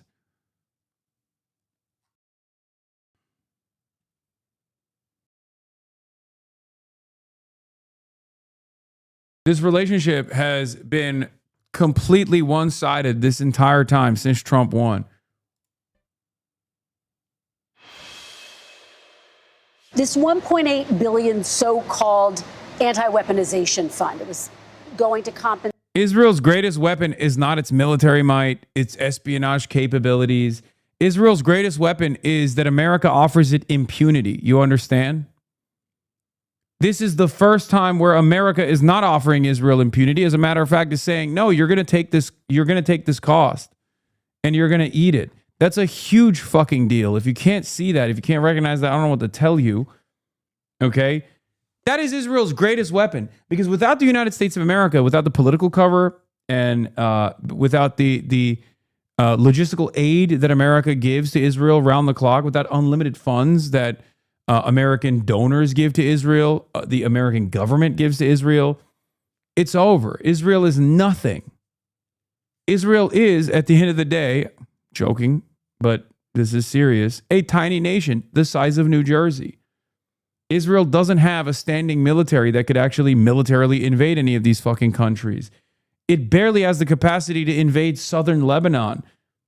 And even then, it's with like a lot of American support that they get to do this. And most importantly,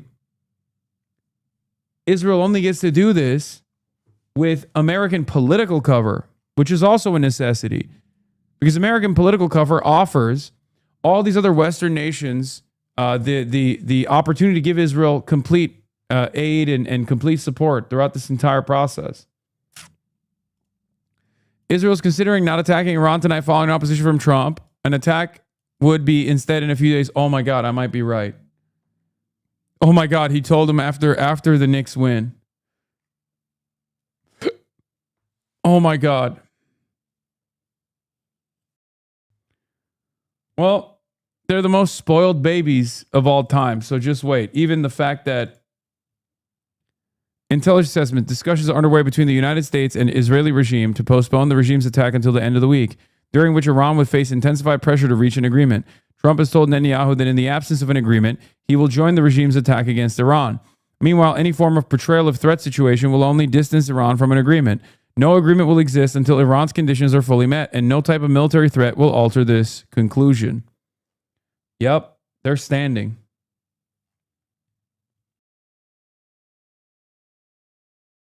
This is why they should have fucking stressed it on Gaza too, and not just Lebanon. They should have forced them to retreat from Gaza too. Because that's the maximalist, right? That's a demand that Israel will never abide by. But that would be the guarantee. Because they can always halt, or I guess a withdrawal from Lebanon would be also good too. Are we just watching you post on Twitter? Lamau? Yes, dude. That's what this broadcast is about.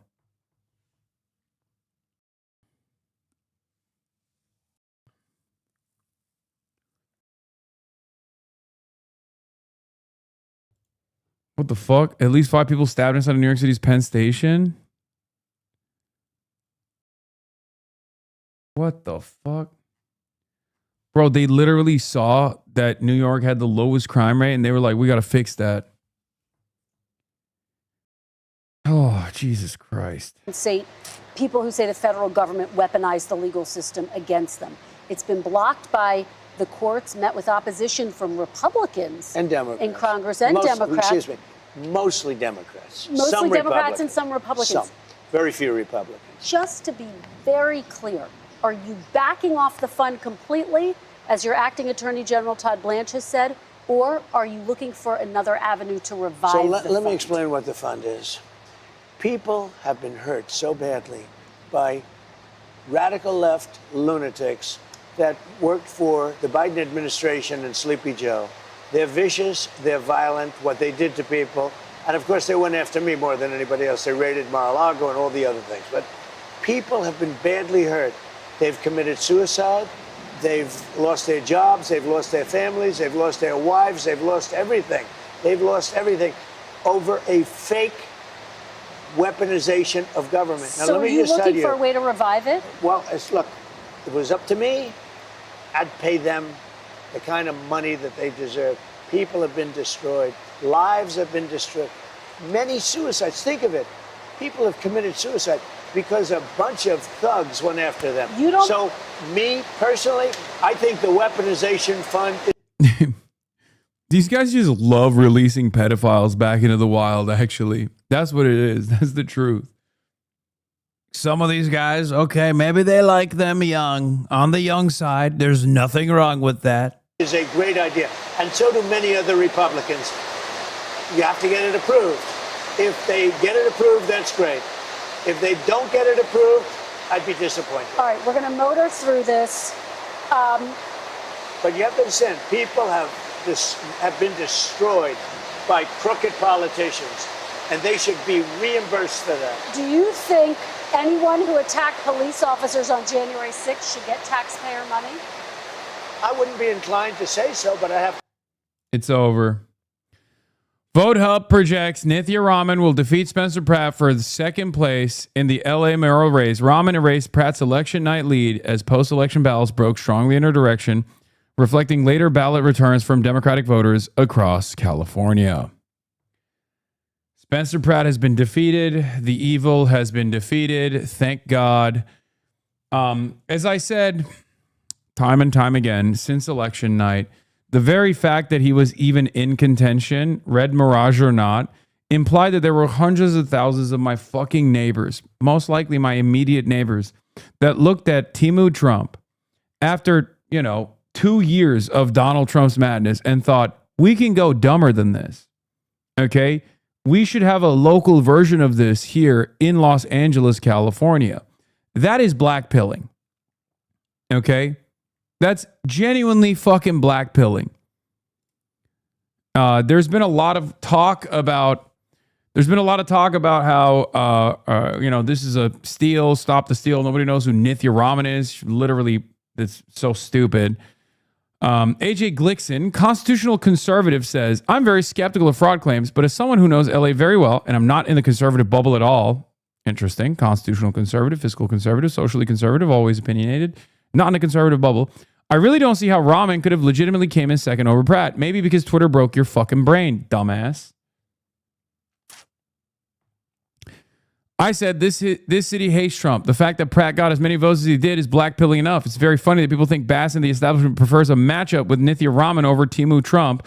Unlike Pratt, she actually has a higher chance of unseating Bass, which is true. This was Spencer Pratt's post earlier today where he said, remember, everyone, we're still in the lead and we've got all the way till July 6th to keep counting. They're not the only ones who know where to find votes. Winky face. What does that even fucking mean?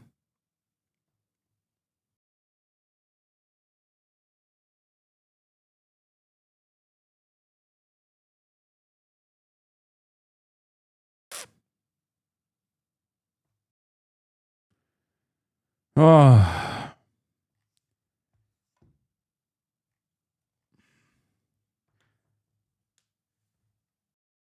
Worth revisiting since you get blamed for her losing? Out.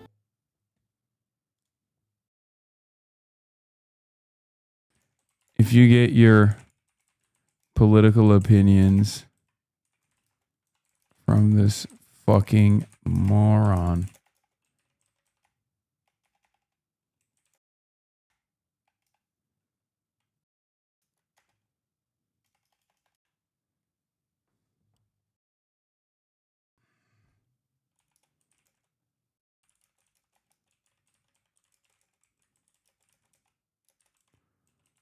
Constant state of panic and confusion all the time. Fucking love watching Hasanabi shitpost on non-suit days. Yeah.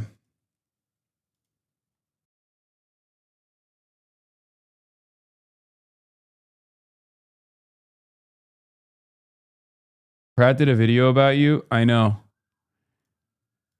I know he did.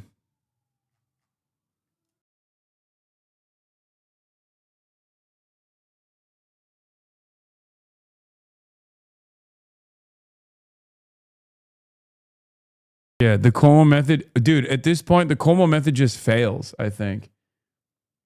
People hear, oh, this person associates with Hasan. Well, guess gotta vote for her. Even if I don't fucking endorse them. You look younger today? Thank you.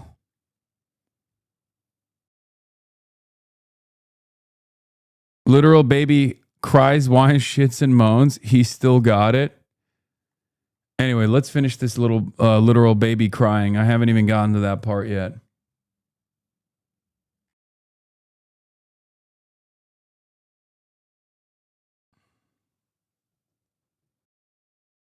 I know you said not to take pics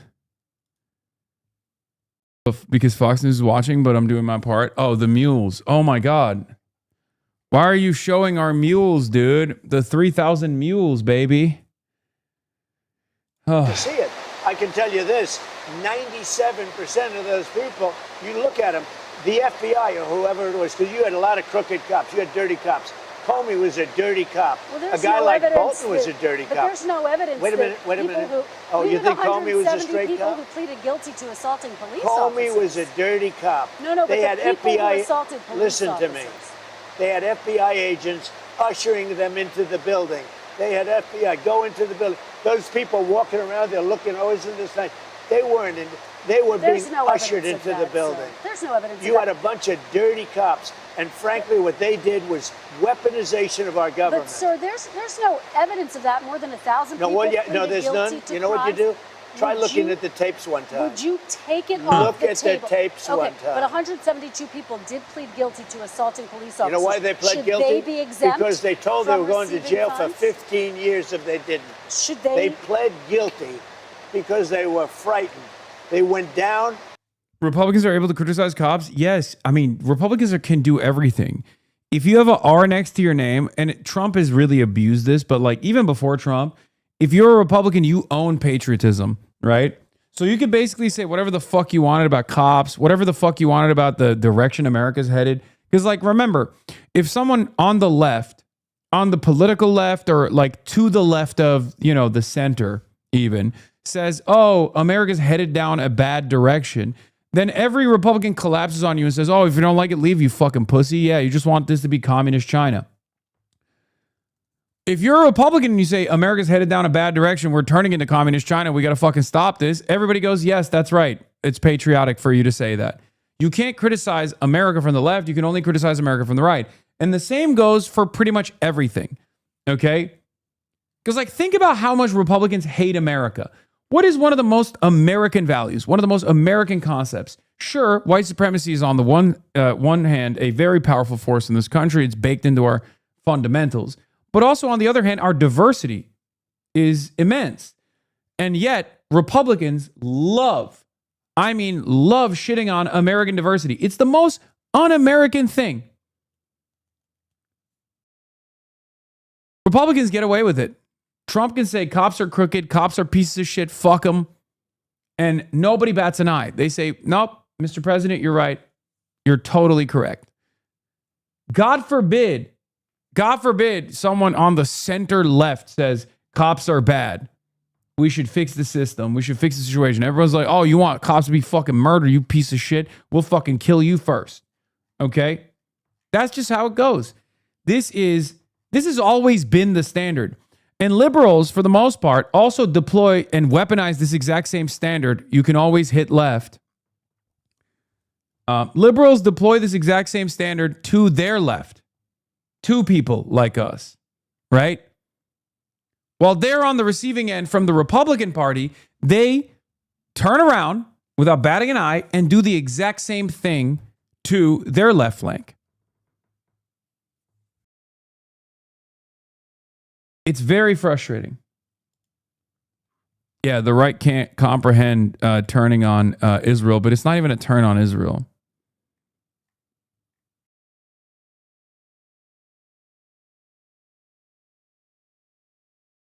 New Steyer dump? I mean, I think it's over, right? It's Jover for the Steyer bros. It's Tom Steyover. Master Shake is live, by the way. The fuck is this? Diplomacy. This is one of hundreds of documents they looked at in the extraordinary Churchill-Roosevelt correspondence from 1939 to 1945. Above all, the material suggests in vivid detail the erosion of the prime minister's influence on the president from such high moments as the summer of 1943, when he could characterize their policies as two hearts beating as one. Is Becerra worse than Gavin? I can't believe I'm saying this, but I think Becerra might be worse than Gavin because he's Gavin Newsom, but even more fucking corrupt. Left and right, and they were still good friends. But they were going at it on military operations, on timing, on strategies. Among other things, the correspondence indicates that contrary to some recent historical assessments, the president clung to his goal of unity within the Grand Alliance until he died, meaning with Stalin. Stalin, Britain, and the United States. And Churchill said, this Stalin is evil. No way. You don't have the right view of this guy. No, I can deal with him. We can work with him. We've got to figure out how to do it. Churchill said, no, you're misreading this guy. And despite Churchill's eloquent pleas to persuade him to diminish the role of the Soviet Union in military and political decisions, Churchill was right, history has shown he was right, and FDR was wrong about dealing with the Soviet Union and so forth and so on. Let's go on. The major theme emerging from the exchanges, as they're looking at all these documents, the exchanges after the Yalta Conference, now available in their entirety, is Roosevelt's overriding concern with maintaining Allied accord for a strong international organization that would rule out war. And Allied accord, he means with Stalin. Now let's talk about Yalta. Let's take a little footnote here, very important, because Churchill was very concerned about what was going on in Yalta. The Yalta Conference was February 4 to 11, 1945. It was a pivotal World War II meeting with the big three. Roosevelt, Churchill, and Stalin convened in Crimea to determine the political shape of post-war Europe. FDR would die exactly 2 months after the Yalta Conference, by the way. Churchill was upset about the Yalta Conference because he feared the agreements essentially allowed Joseph Stalin to replace Nazi tyranny with Soviet domination in Eastern Europe. He was right. FDR was wrong. Churchill was deeply concerned about Poland, whose defense was Britain's original reason for entering World War II. Although the Allies drafted the Declaration on Liberated Europe to promise free elections, I don't get why he's talking. How is he going to tie this back to Israel and America? And installing a puppet communist government. Churchill said, they're there now, they're not leaving. Because the Red Army had overrun Eastern Europe, Stalin held a massive military advantage on the ground. Churchill realized that broad principles and vague promises from Stalin would not be enough to prevent the Soviets from creating a buffer zone of subjugated Look at the size of that pin. Churchill was right. God. Churchill was frustrated by President Roosevelt's handling of negotiations. Roosevelt was often willing to grant concessions to Stalin, such as territories in Asia, and sometimes sided with Stalin against Churchill to push his vision for the United Nations. Yeah, FDR was goated. What are you talking about? Churchill feared the sweeping influence the Soviet... Yes, FDR was fucking goated. Shut the fuck up. One of the greatest presidents, okay? And he made a lot of mistakes too, don't get me wrong, but like... that he secretly commissioned Operation Unthinkable, a contingency plan to launch an Allied attack on the Soviet Union before Stalin could consolidate his power, which was never actually executed. Japanese internment was a stain. Left Yalta with a profound sense of foreboding about the fate of the world. About the fate of the world. Why are we dealing with the Soviets this way? He was right. Churchill cabled Roosevelt demanding a firm and blunt stand against Stalin's posture, threatening to air the differences over Poland in a speech to his parliament. The president agreed that we must not permit anybody to entertain false impressions that we are afraid.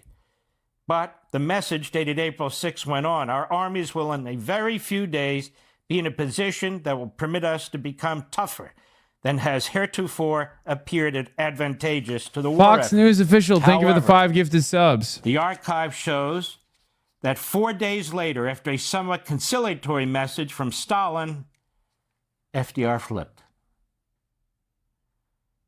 That is, the president developed second thoughts about endorsing Churchill's call to discourage him from making discouraging him from making a hasty speech in the parliament on the breakdown of the Polish negotiations. I just wanted him to fucking melt down, but he's just taking the long road home to do it. So let's watch the other baby meltdown. They were ushered into a building. Many of them were arrested without even going into the building. You'd be okay with them receiving taxpayer dollars? The people were destroyed by dirty cops and by weaponization. Many of those people should be compensated. Now, with that being said, as I understand it, the weaponization fund was going to set up a group of people, people that could be picked by anybody, fair people, smart people, and they will go on an individual case basis. Okay. Now, I don't know what's going to happen with the weaponization fund. I love the idea because people like you, the fake, dirty press, the crooked press, people like stupid Biden, he's not smart enough to know what's going on, but people that surrounded him, surrounded his beautiful, resolute desk in the Oval Office, what they did to the lives of people, they destroyed people. They sent people to jail who did nothing All wrong. right, just to be very clear, there's no evidence of what you're saying. But let There's me a ask lot you of about evidence. Todd Blanche. Let me ask you about Listen Todd to me. Blanche. Listen to me. Let's talk There's about Todd tremendous evidence. There's nothing Well, but not been evidence. The presented in election a was court of rigged. law. It was a dirty election. Mr. And it's President, happening again right now You've in never California. presented evidence It's happening that the right 2020 now in election California. was rigged. Right now, it's look at what's Where's happening the in evidence California. to that? It's The 4 Republicans days. are doing well in California. It's Yeah, but not in Los Angeles. They're lying. They're lying. They're taking the votes away from Spencer Pratt.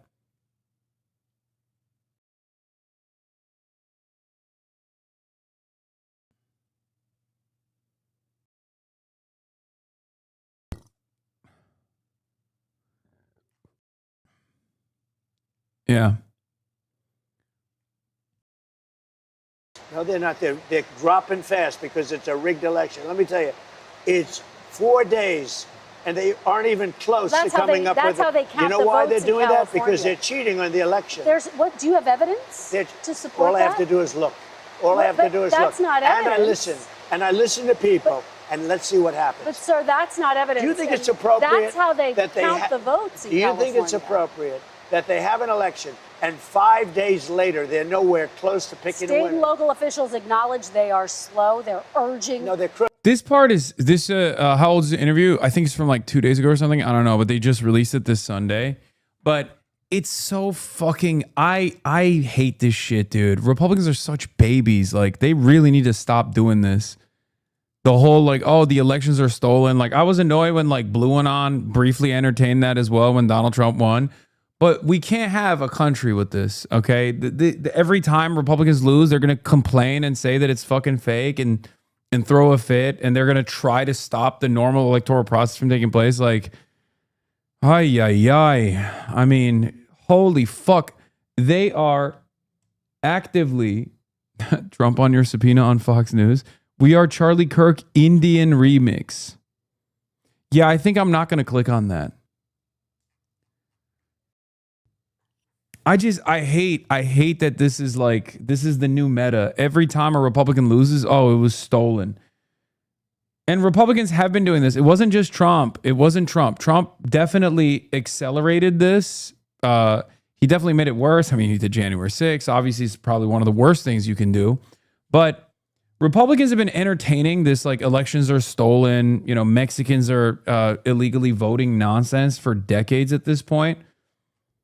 But this is probably the stupidest version of that argument because you're talking about a place that voted for Kamala Harris by like plus 53, I think. Like Los Angeles, California, Kamala Harris over Trump was like a plus 53 city, right? It's a deeply blue city. There's rich people, there's rich assholes here for sure, but that was 2 years ago, okay? Trump's popularity has diminished quite a bit since then. So the idea that like Spencer Pratt, Timu fucking Trump was actually going to be able to like, as a literal Trump carbon copy, win this fucking election or have a direct shot at it is idiotic.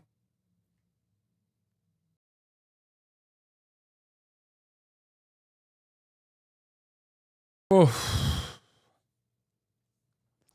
Yeah, dude. LA, Los Angeles is stealing the votes. It's also deeply stupid because if there was a electoral theft mechanism at play here that Karen Bass and the Democratic Party machine was deploying, they would actually ensure that Spencer Pratt won. I lived in California for a couple of years. I agree it's very annoying that the state takes so long to count ballots, but Spencer Pratt losing ground is not a conspiracy. It's totally predictable. California allows voters to send their ballots on election day. They have a week to get there, so some ballots that will still be counted have yet to even arrive. Left-leaning people are more likely to vote by mail. Right-leaning people, of which there are fewer in LA, are more skeptical of it, so it easily follows that more Pratt voters would vote at the actual ballot box. This is not rocket science. Maybe California's laws should change. A week after an election is a very long time to still be accepting ballots, and it damages trust in the process. But a registered Republican heading for a loss in one of the most progressive cities in the world is not a shocker.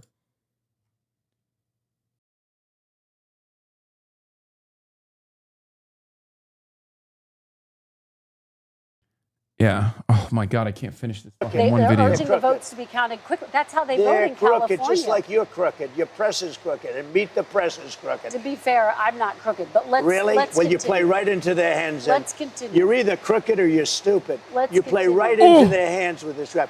You know that these elections are rigged. Your network knows that they're rigged. You know that I won an election in a landslide, and I got 94% bad press. But Mr. President, you know why I you've got never that? presented Because you have no evidence. credibility. But you've never presented evidence that it was rigged. Let's keep talking about. I want to talk about Todd. You Blanche. have more evidence. There's more evidence than ever presented. Let's talk Your about elections you in went this to country. court. We're like a third world country. But, sir, your elections are crooked, and you're crooked. And Dog, you're the president. Who do you mean your elections? This is another thing that I'm confused by when he says like your elections are crooked. Dog, you mean our elections, right? Because you're the president right now. You are the beneficiary of the crooked elections. Did they go crooked in your direction this time? Was it too big to rig? He's so red. He's so mad. Oh my God. means the press is crooked, But, Mr. and so President- is ABC and CBS and CNN. But, Mr. President- You're one-sided crooked networks. All right, let's call it quits because I've had enough. Thank you, darling. Have a good time. Mr. President, let's please. I traveled all the way to Wisconsin. I've sat I traveled in the rain with all. you. I know. I I've sat in the traveled rain all the with way you to for an Wisconsin. hour, on and off in the rain, and I've given you enough time. You ought to straighten out your press because you know what? Mr. A President, country can never be We great traveled with a all- dishonest Listen, press. we Come on, traveled let's go. all the way to Wisconsin for this interview. Oh my God, he broke it. He stepped on it. Yo! What the fuck? God, he walks like he shit his pants. I spoke with President Trump on Saturday, and we both acknowledged the complications during the interview posed by the rain. He agreed to sit down with me for another Meet the Press interview. Oh my God, our president's a fucking baby. I don't want to get all white feminist with this shit, but remember when in 2016, one of the major points that Trump supporters would constantly advance was Hillary Clinton is a woman and she's too emotional to be president? You didn't hear that much in the last election cycle. Perhaps it was because Trump had been president already and we knew exactly how fucking emotional he is. Genuinely, he was like, oh, women are too emotional. We can't have Hillary Rodham Clinton be president. What if she has a period? And it's like, first of all, I don't think you have to worry about that. And secondly, that's insane.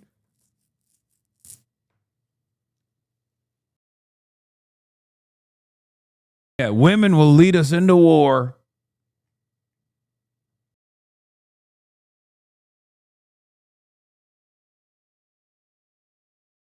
Ay, ay, ay.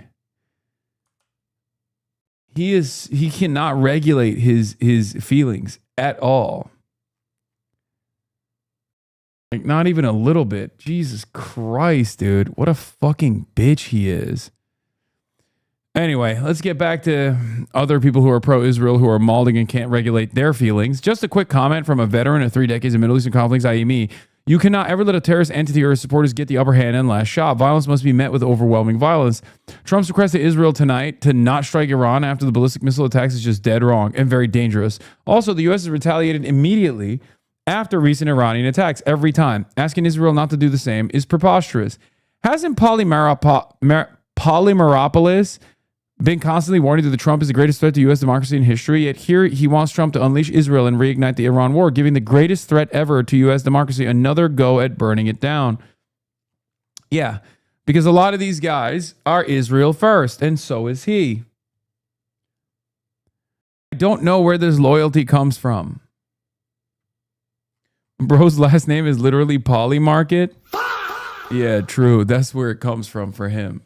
He put a Polymarket bet down. That's his name. He owns it. He's Mr. Polymarketopolis.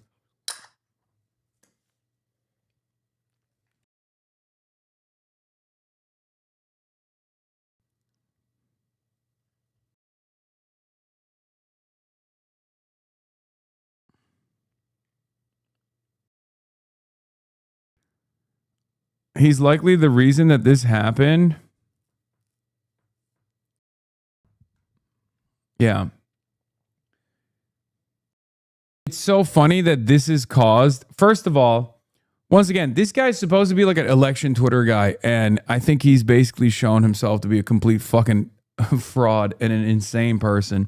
But like, so many of these guys showed their ass, okay, after election night, where they were just like, well, one, they didn't realize that I wasn't even fucking like frustrated about Nithya Raman because I was super excited about Nithya Raman, but I was actually frustrated because Spencer Pratt was actually doing quite well. Okay, that's number one. In my city, and I find that to be unconscionable and disgusting. That's number one. Number two, they were wrong. They were fucking wrong. And they gave me credit for her defeat, which I guess means they should give me credit for her victory, right? Except that's obviously not how this goes. And I don't want the fucking credit regardless. What is this? Yeah, I saw this. I mean, this one actually pissed me off. Part of me wants Elside and Plattner to be our nominees for the races so they can lose. The other part doesn't want either of them to be our nominees because we will lose. What are we going to do? Yeah.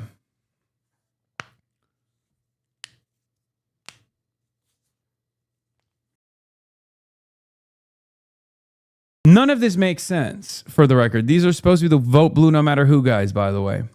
Harry Pooter over here. None of this makes sense because it also contradicts their original assessment that like I had to endorse Kamala Harris and it was key to her victory. Okay. I was key to Kamala Harris's victory, but now they're saying my endorsement, which I didn't even give to Nithya Raman, unless, you know, I simply interviewed her.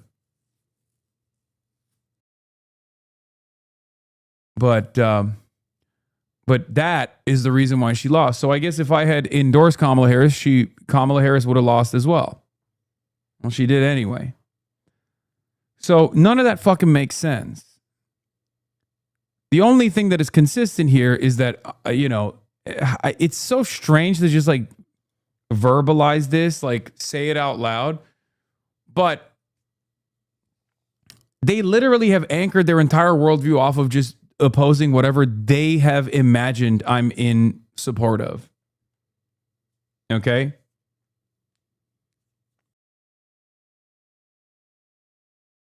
And I don't know why people live like that. Like, I don't like Asmongold, but that's not like a personal vendetta that I have towards Asmongold. I would have no problem with Asmongold if he just like stuck to, I don't know, talking about titties and video games or whatever, instead of trying to constantly, admittedly, be a funnel to Nick Fuentes' odious white supremacist neo-Nazi politics. I wouldn't give a shit about Asmongold at all. I'd have no problems with him. As a matter of fact, for the longest time, I had no problems with Asmongold. Right? But although I oppose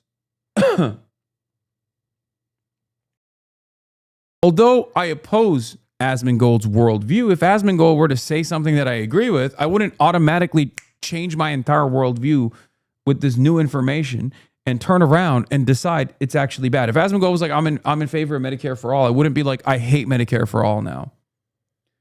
If Asmongold came out and said, and he did do this, by the way, if Asmongold came out and said something against supporters of Zohran Mamdani, which he did, what did I say at the time? I said, great, fantastic. That didn't cause me to go, oh, I fucking hate Zohran Mamdani now. I hope he loses. Because maybe I'm 34 years old, okay? Or Maybe I'm just an adult, or maybe not as extremely online as these guys are, which is strange because I spend every waking moment online as a part of my job. But I genuinely don't understand how you can just see like someone that you hate so much align with a particular politician, and instead of looking at their policies, you decide you hate that politician now and you want that politician to lose. I truly cannot comprehend that. I don't know how it works that way. I don't know how your brain works that way. Like, is there nothing you value at all?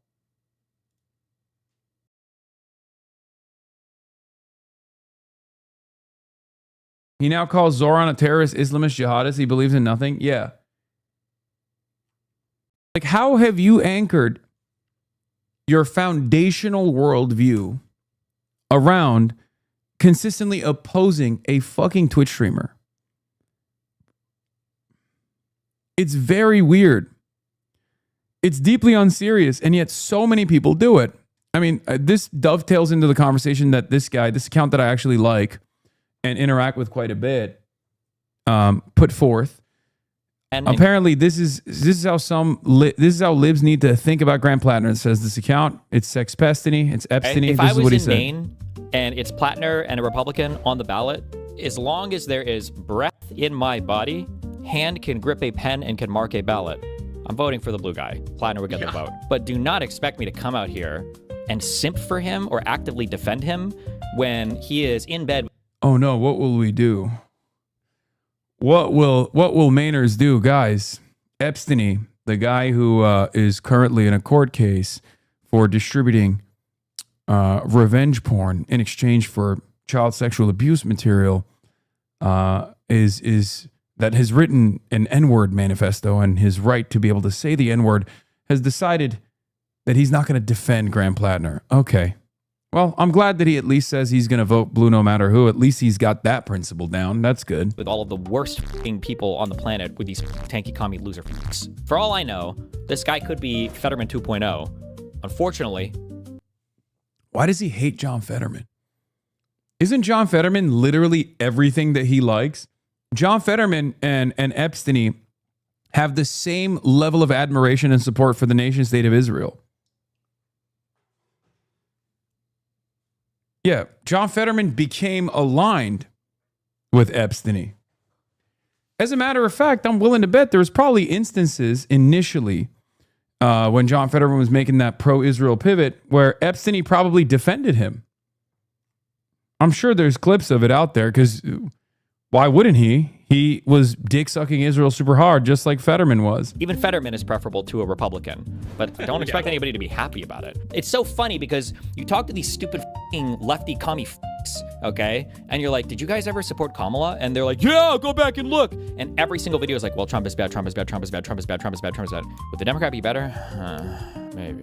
Hasan said no. Multiple times, yeah, the messaging was mixed at best. But now, all of the commies seem to understand, hold on, it's not enough to just say that I guess you'd support Platter. You need to be excited about it. You got to be enthusiastic. Like, none of this stuff matters. I don't really care about that at all. This is a complete straw man. I don't give a fuck if he doesn't.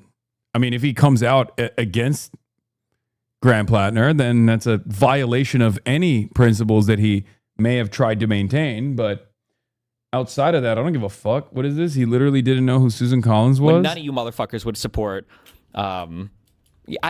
is Susan Collins actually that bad? I don't even know. But everybody in my subreddit hates her. She's a Republican, but like she does sometimes never mind. vote Don't them, care. but Don't care. I she's didn't a even know that. I'm Republican. retarded. Never mind. I didn't know. She's a Republican. Fuck her. This guy's a political commentator and he doesn't know who the fuck Susan Collins is? Susan, I'm concerned Collins? Susan, I'm concerned Collins? Susan, I'm the most moderate Trump critic Collins? How the fuck do you not even know the most basic shit? That's insane. He just openly is like, I don't know who the fuck Susan Collins is. Am I crazy? I feel like Susan Collins is like the fake Joe Manchin of the Republicans. She's famous for that reason. She's famous for constantly being like, oh, I'm concerned about what Trump is doing, and then going along with Trump's agenda 98% of the way. she's not like some random person. You know what I mean? This is not like knowing about Angus King. Okay, Susan Collins is a known entity. Fetterman's the wrong type of centrist for these guys because he doesn't play ball. Someone like Jared Golden is the right of the party too, but plays ball in the big bills for the most part. Oh, they're party men at the end of the day. Okay, that makes sense. Yeah, Jared Golden is a great example. You're right.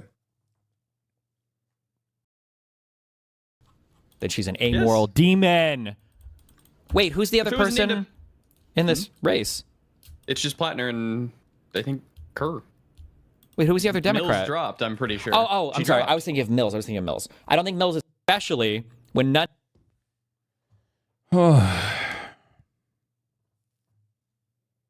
They hate me for speaking the truth. Oh, Muse. Yeah, you've been popping off. Our Mainer lobster head, Hasanabi head, in the chat. Our Mainer lobster head, Muse PWT. Another lobster head, actual lobster head. His Reddit was glazing Fetterman whenever he shows his support for Israel. Based. Fetterman's a treasure. Based. Fetterman is the hero America needs. That's what I mean. Like, these guys have no fucking principles. They just like became pro-Israel because he's pro-Israel. Also, one of the funniest things that people fucking claim about Graham Plattner is that, and it immediately shows that your analysis is exclusive to the internet. Okay? I'm not going to play this video yet. But I think it was Hosborough Points that was also saying like, oh, the internet made Graham Plattner. The left is the reason why Graham Plattner is a thing. None of you guys know anything about elections if you are making such an unbelievably stupid assessment. Okay? Your brain has been poisoned by what you see on Twitter. Your brain has been poisoned by what you see on Reddit. Your brain has been poisoned by the communities that you spend a good deal of time in, where they constantly talk about these idiotic narratives. That's why it's also funny, because when he was like, oh, it's these fucking commie tanky bullshit that like support Graham Plattner. The people that this sex pest would consider commie tanky motherfuckers actually hate Graham Plattner. Okay? That's number one. Number two, Graham Plattner's base of support is not the youth vote. Okay? Graham Plattner's biggest supporters are not the young voters of Maine. I'm sure there are plenty of young voters in Maine that will vote for him, but you're out of your fucking mind. Maine, the average voter age in Maine is, I believe, 48 years old. Okay? It's all old white people. These are ride or die Democrats and independents that are sick and tired of Donald Trump molesting the fucking money. Okay? And they're also very frustrated with the Democratic Party's bullshit centrism. The olds, the whites, the old whites are frustrated. And I've been saying this for months. Actually, not even for months. I've been saying this for the last 2 years, as a matter of fact. If you recall, I always repeat to all of you, I'm like, I go around the country. I go to these fucking protests. I go to the No Kings rallies. What do I see? I see old white people that aren't just saying, we want more centrism. Old white people that are saying Bernie was right and we were wrong for saying Bernie was wrong.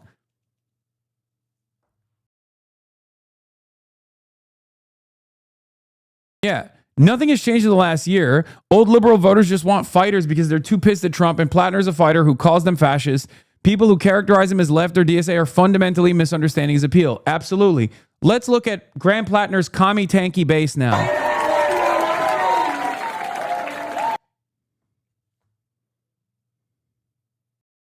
Does this look like a DSA meeting? Maybe DSA pre-2016. Certainly, but there wouldn't be this many people in one room for the DSA before 2016 anyway. But does this look like a Democratic Socialists of America meeting? Do you think this is the fucking campus caucus? These are people who were around when motherfucking Karl Marx was around.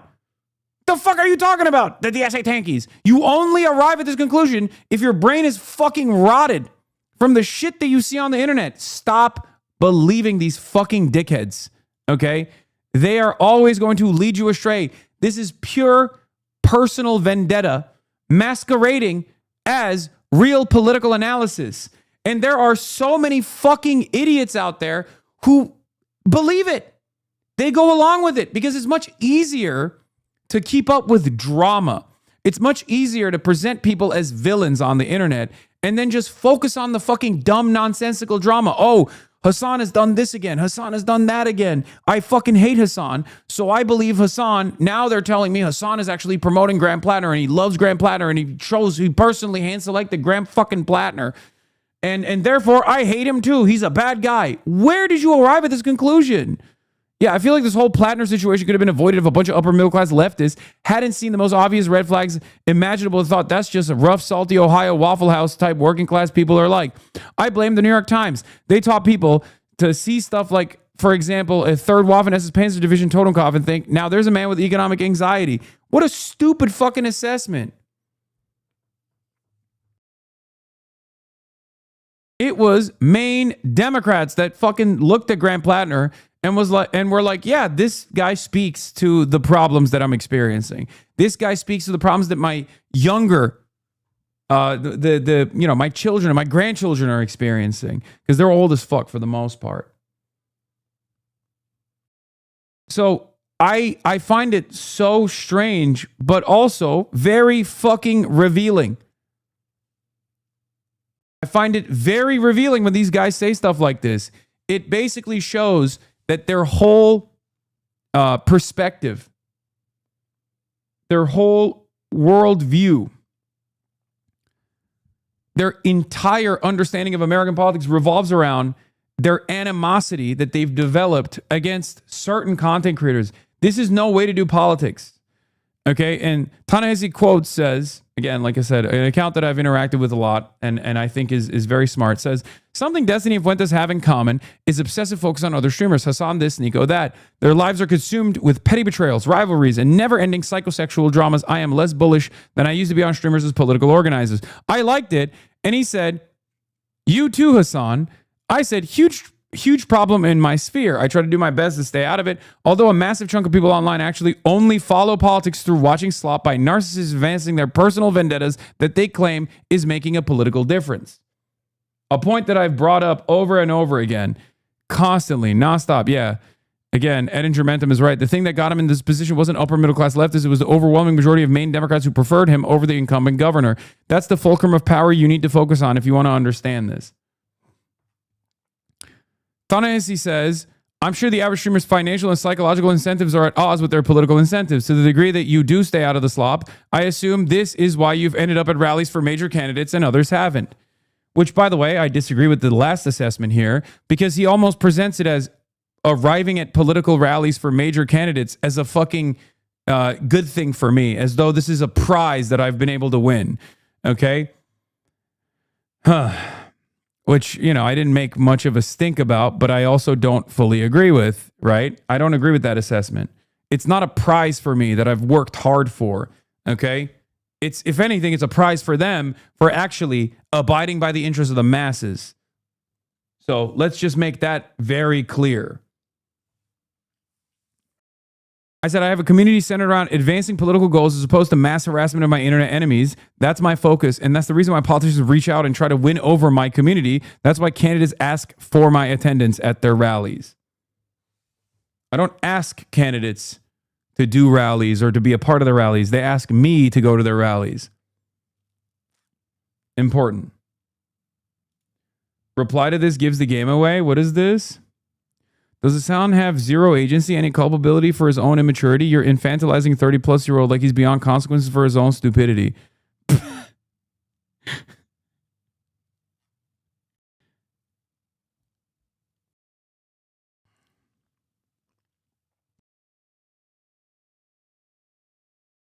What is this? I hold a mirror up and none of you... What is this? Lamau. The world is so much better when algos stop feeding politics slop to everyone so these unserious people can go back to watching Joe Rogan all day. I like that he calls me unserious. I hold a mirror up to you all and none of you like what you see. I have no problem with the amount of research I put into debating any of this position. People like Hasan spend zero time doing any research. Why are you defending yourself in the claim that you limit your influence by focusing too much on streamer drama, by saying that Hasan does less research than you? I know he does less research than you, but it has nothing to do with the claim I made. Okay, this never mind. I take back everything I said about this guy. I do less research than Destiny. Dude, I swear to God, for like, there's definitely a particular brand of autism that is so unbelievably appealing to every poster on the internet where they go, no, he's reading Wikipedia articles to fucking, to develop talking points that he can have like good, solid gotchas on the internet on. And that's it. That's the extent of his research. Most of his stream is just fucking rewatching videos of mine, which includes probably this one because I just brought him up. So I'm sure he'll take tremendous amounts of pleasure off of that.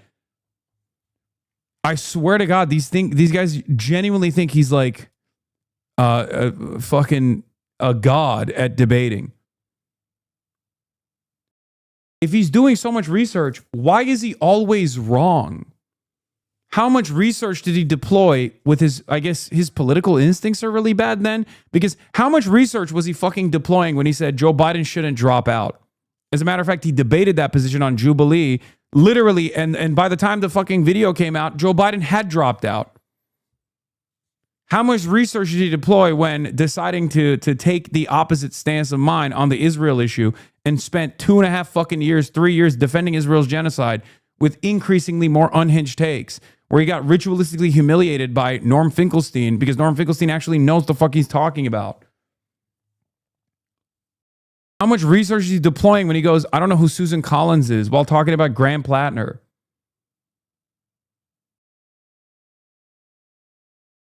Because I'm forced to respond to drama claims when other people are making them if it's not constantly laundering Kiwi Farms and Snarker. What is a Snarker opinion? What is this? What is this motherfucker talking about me to his audience? And then if they carry those opinions to other parts of the internet, I have to respond and deal with them. The entire online political space has been destroyed by low information, ideologically motivated politics streamers who waste everyone's time.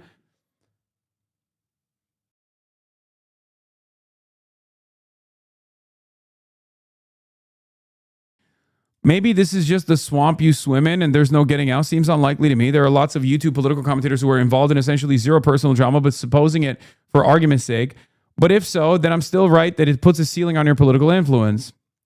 Yeah, this guy, I like this guy's opinions. I thought he was intelligent, but he genuinely thinks that, Destiny's a fucking intellectual giant. So it has actually tarnished my opinion of him a little bit.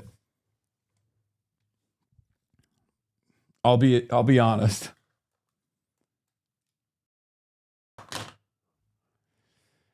Yikes. Guy who fucking spends every waking moment sticking his dick into anything and everything he can and then ruining his own life. And then immediately, are you serious about D not doing more research? He reads more documents and sources that are official than you. That is just true, isn't it? No, dude, it is just a fucking no. It is absolutely fucking propaganda. What are you talking about? That man has never read a fucking book cover to cover. What are you talking about? Oh my God, this is what I mean. All you need to do is have tremendous confidence and the right level of autism so you can just be like, I'm the most intelligent person. He has. Okay. If he reads so much, why is he always wrong? A great question for you guys. If he reads so much, why is he always wrong? So either he's, reading a tremendous amount and then arriving at the wrong conclusions because he's a fucking idiot, or he's not reading at all and he just goes on stream and reads a couple primary documents and then you think, oh my God, this is the most brilliant thing I've ever seen. One of the best examples of this is the Israel-Palestine conversation, because I've had these opinions on the conflict born out of all of the materials that I've read on it for years before I even decided to fucking become a political commentator. Okay? There is a, decade of fucking information there that helped me arrive at the conclusions I arrived at on this issue. He didn't know anything, decided to lay his claim on one side of the fucking equation, which was different than his previous claims against Israel in like 2016, because now he's just purely spite driven. Okay? And then he started doing research on stream by trying to find evidence that would correspond to his worldview, that would defend his position on the internet. And he heavily relied on his audience to do so. This is how he operates all the fucking time. That is precisely the reason why his dumbass audience, okay? Look, we're all dumbasses. The only difference is I admit that I'm a dumbass, okay? But all of our dumbass audiences collectively look at somebody demonstrating the capability of reading, okay, on stream and go, oh my God, this is fucking brilliant. None of them ask the question, why did he arrive at a conclusion without reading this information ahead of time? Because unfortunately, his audience is just as fucking stupid, or rather biased in that same exact direction. So they use him as a fucking vehicle to deliver this information to a broader audience. On the issue of Israel, there were plenty of Hosberists that probably loved that there was a debate lord that was willing to entertain this otherwise unpopular position, this inhumane position that you were going to be pro-Israel unconditionally. That's it.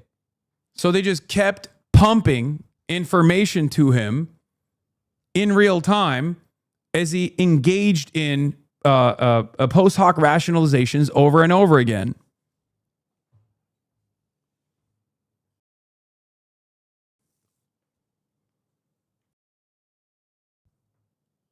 He's not even good at debating anymore. He recently got smoked in a debate by two 100-view slob tubers. Yeah.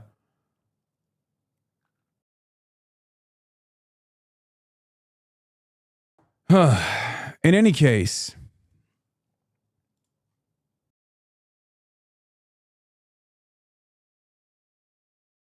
why do you hold Ta-Nehisi Coates' opinion to a high regard? Hasn't he recently arrived at the anti-genocide position? Who's he to judge you, to be honest? Wait, what? No, this isn't actually Ta-Nehisi Coates. This is a fucking, his name is Ta-Nehisi Quotes. It's a totally different account. No, Ta-Nehisi Quotes doesn't, the real Ta-Nehisi Coates doesn't know who the fuck Destiny is.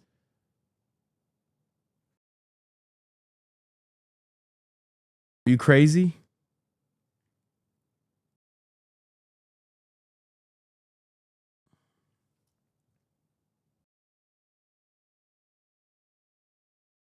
Anyway.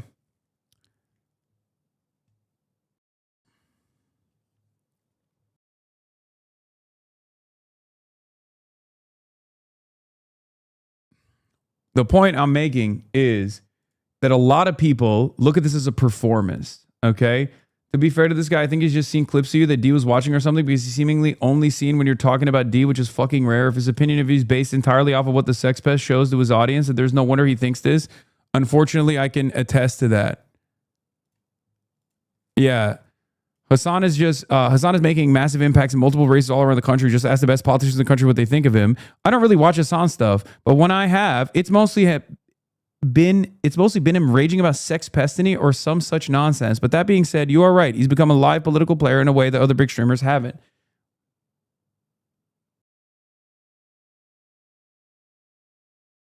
Okay, maybe he actually has exclusively encountered clips of mine from... Yeah. Oh, this makes sense. Maybe. I'm not trying to be too definitive. I don't really like Hasan's politics. I'm much closer to the center, but I do notice that he's been involving himself in actual races, which is respectable to me.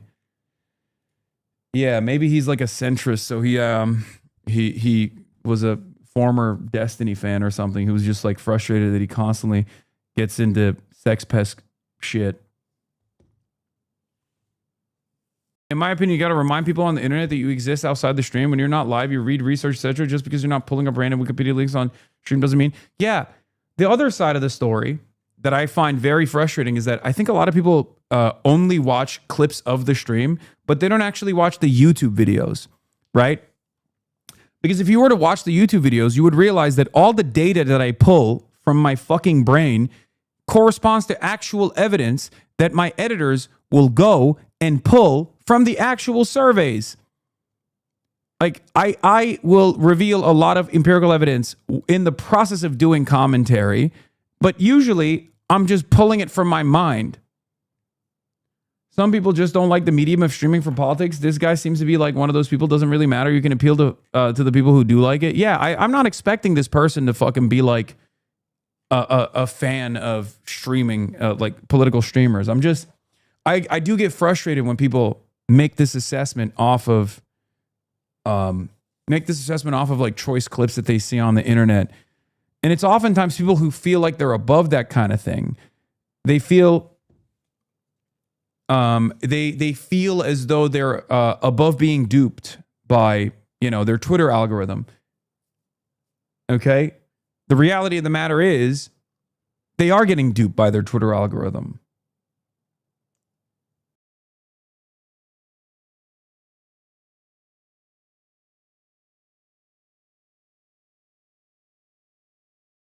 I thought you were joking when you said high IQ people aren't allowed to be cops, but your editor had a source ready when I rewatched you on YouTube.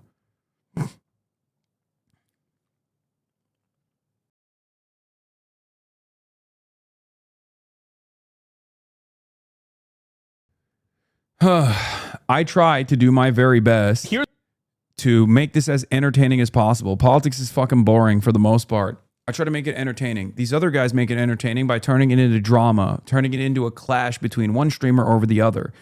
I try to make it entertaining, not through this clash, but instead by, cracking jokes, making it fun in some way. I feel like if I were to sit here and read source material all the fucking time, it probably wouldn't be as entertaining for people. Here's what happens. If California goes red, you never win another national election and another national issue ever again. Progressives never win another national issue. They never win another, election with Democrats. It just never happens. Like, it's already like. What is this? Things Destiny believed in the weeks following October 7th. Palestine has an air force. Palestinians have advanced film production industry, which they use to fabricate footage of atrocities. Palestinian is not a real ethnicity and are secretly Jordanian. Hamas makes cookie rockets. Did Destiny really believe in the Pallywood conspiracy theories? I knew he was up to some stupid shit, but it's worse than I expected. Yes, this is the clip from later on in his talking about the subject when he is trying to hedge on the claim that he thinks the Pallywood label makes this seem less conspiratorial. At one point, they tried CPR, but there was no bringing him back, his husband and father. Yet another innocent Palestinian civilian killed while posing no threat whatsoever.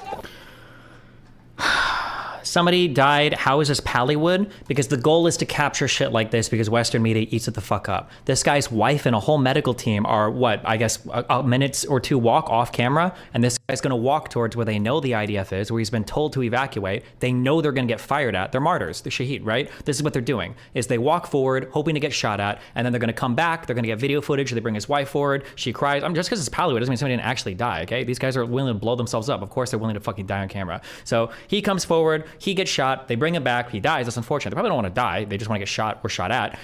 Bring him back. Wife comes forward to cry. Hospital people take him away, and then they've got their footage. They send it to Western media, and then they played it a million times to show Israel is this heartless, evil, fucking cold-hearted monster that just kills civilians indiscriminately. This is like, they literally say they're going into a combat zone. This is what people mean when they say power. How is this any different than Ben Shapiro trying to intellectualize his unbelievably putrid fucking worldview, by the way? It's the exact same thing. As a matter of fact, they are in complete alignment on this issue.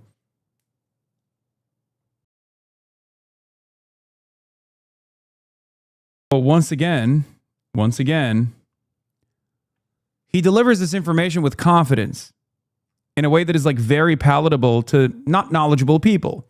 If you are in any way, shape, or form knowledgeable or empathetic as a person, and you have seen the amount of violence that Israel subjected the Palestinians to over the many years that Israel has, operated its apartheid state, you obviously hear something like this and you go, oh my God, this is an unbelievably racist narrative. How the fuck did this guy learn about Hasbara? He's just some like American Cuban dude. Why is he so goddamn tapped in like he's Hen Mazik or something? Right? But if you're not knowledgeable, if your first interaction with the issue of Israel happens to be this guy whose videos you've seen on the internet where he's dunking on some of the stupidest fucking mouth breathers you've ever seen, and you're like, this guy's a beacon of intellect, he's a giant in his own right, he has the capacity to convince you that his worldview is actually impenetrable, it's unshakable, it's the correct position, and it's actually the most well-researched position you can arrive at. That's why he consistently will undermine my positions and be like, oh, he's unserious. Between me and him, I wonder who's the less serious one, the guy who fucking watches my stream for the most part, Or the guy who's out there like interviewing candidates, going to political rallies, organizing, and for the most part, covering the fucking news, with this very rare exception.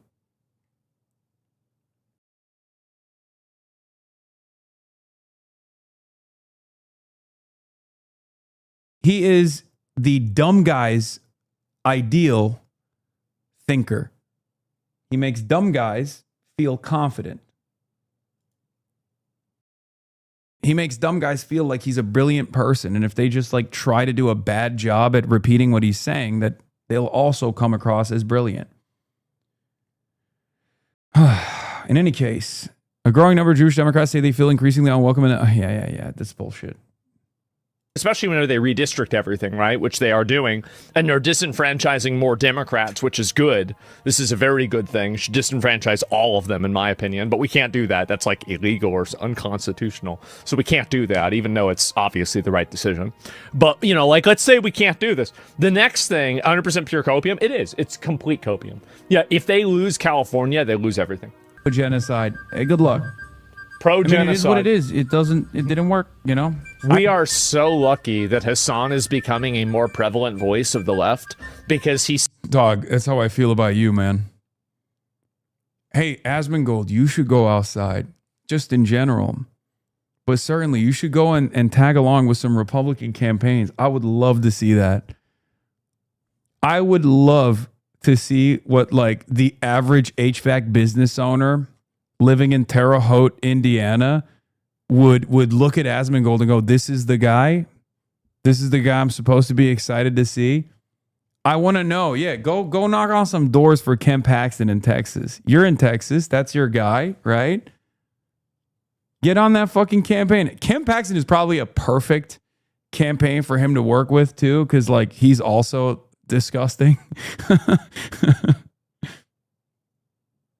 Can you say West Lafayette, Indiana next time? Sure, you got it. West Lafayette, Indiana. A campaign with Toby Durden in South Dakota.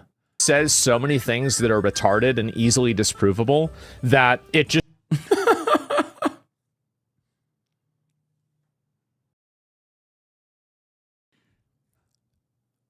I can't even dunk on this because Asmongold has never been right about anything. So yes, I welcome a guy like Asmongold saying that my positions are R-worded. Just basically sets them up to lose every single time. Like, they are actually like these like fucking these foreigner immigrant people that come into America and want to vote based off of foreign issues. They are an invasive species. I am so glad the Democrats are realizing that and then freezing them out of the process. Thank God. They don't care about America. They don't care about America's interests. They don't care about Americans. They don't care about the Constitution. They care. What? I mean, he has like fantasized about a totally alternative reality that does not exist. He's saying this to defend Israel, by the way. Yeah. Yeah, totally foreign issues of the money that the anti-Zionist cause is sucking up, as opposed to the unlimited tax dollars that Israel receives, 300 billion plus since the inception of the nation state. Care about how can they weaponize this country's resources to benefit their tribe. Thank God. How long did you spend talking about Palestine with a mayoral candidate? I didn't watch the interview. Hasanabi with Nithya Raman. A decent chunk. Yeah. Guy who defended the ICE shooting in Minnesota, by the way. Yeah, look. These guys are utterly irrelevant in the grand scheme of things, okay? They're certainly not relevant in American politics. And their worldview is seen as repulsive. The way that they're seen by average people is repulsive. That's why I rarely ever encounter their fans in the wild. And when I do, it's exactly how you'd expect.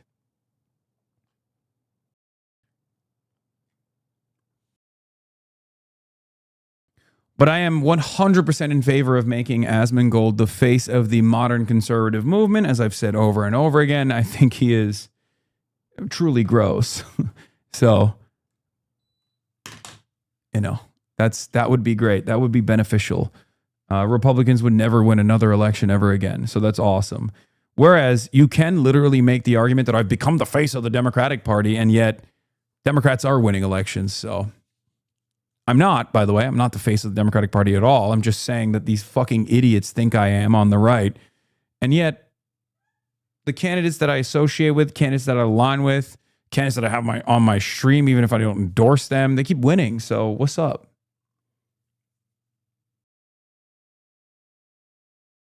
With one exception, Shoykat Chakrabarti. For the record, I don't support candidates because I know they're an easy lock. As a matter of fact, many of the candidates that I support are long shots. It's an insurgency. They're going up against the party machine. I support them because I believe in them. I support them because I trust them. I support them because they will be fighters. They will move American politics in a more productive direction. Zoran was a long shot too, for sure. Why did I link up with Zoran? Because I liked him. I liked what he was about. I liked what he believed. Yes, I endorsed Zoran when he was at 5% in the primaries because I had confidence that he could win. I had confidence that he was capable of becoming a great politician, a great mayor for New York City. And we were right.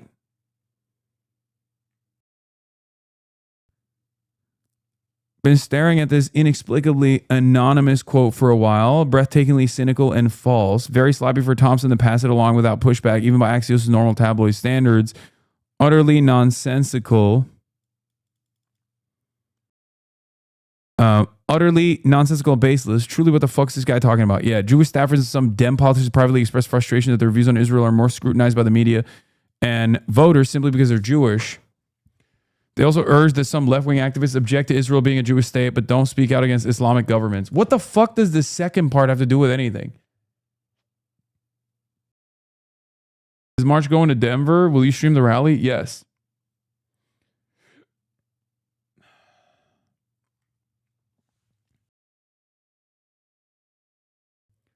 Central Committee says, if you know American history, this is how it looks. Our systems are designed to stop progressive change, but the dam has a top. And when the people finally rise up, we can make a lot of change quickly. Personally, I agree with the Marxist unity group, right? Isn't that Mug? That we need a new constitution?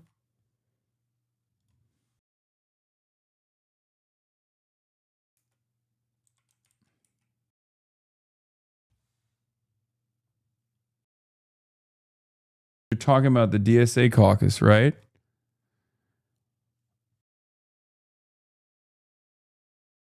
Mike at his most anarchist. Yeah. Anyway,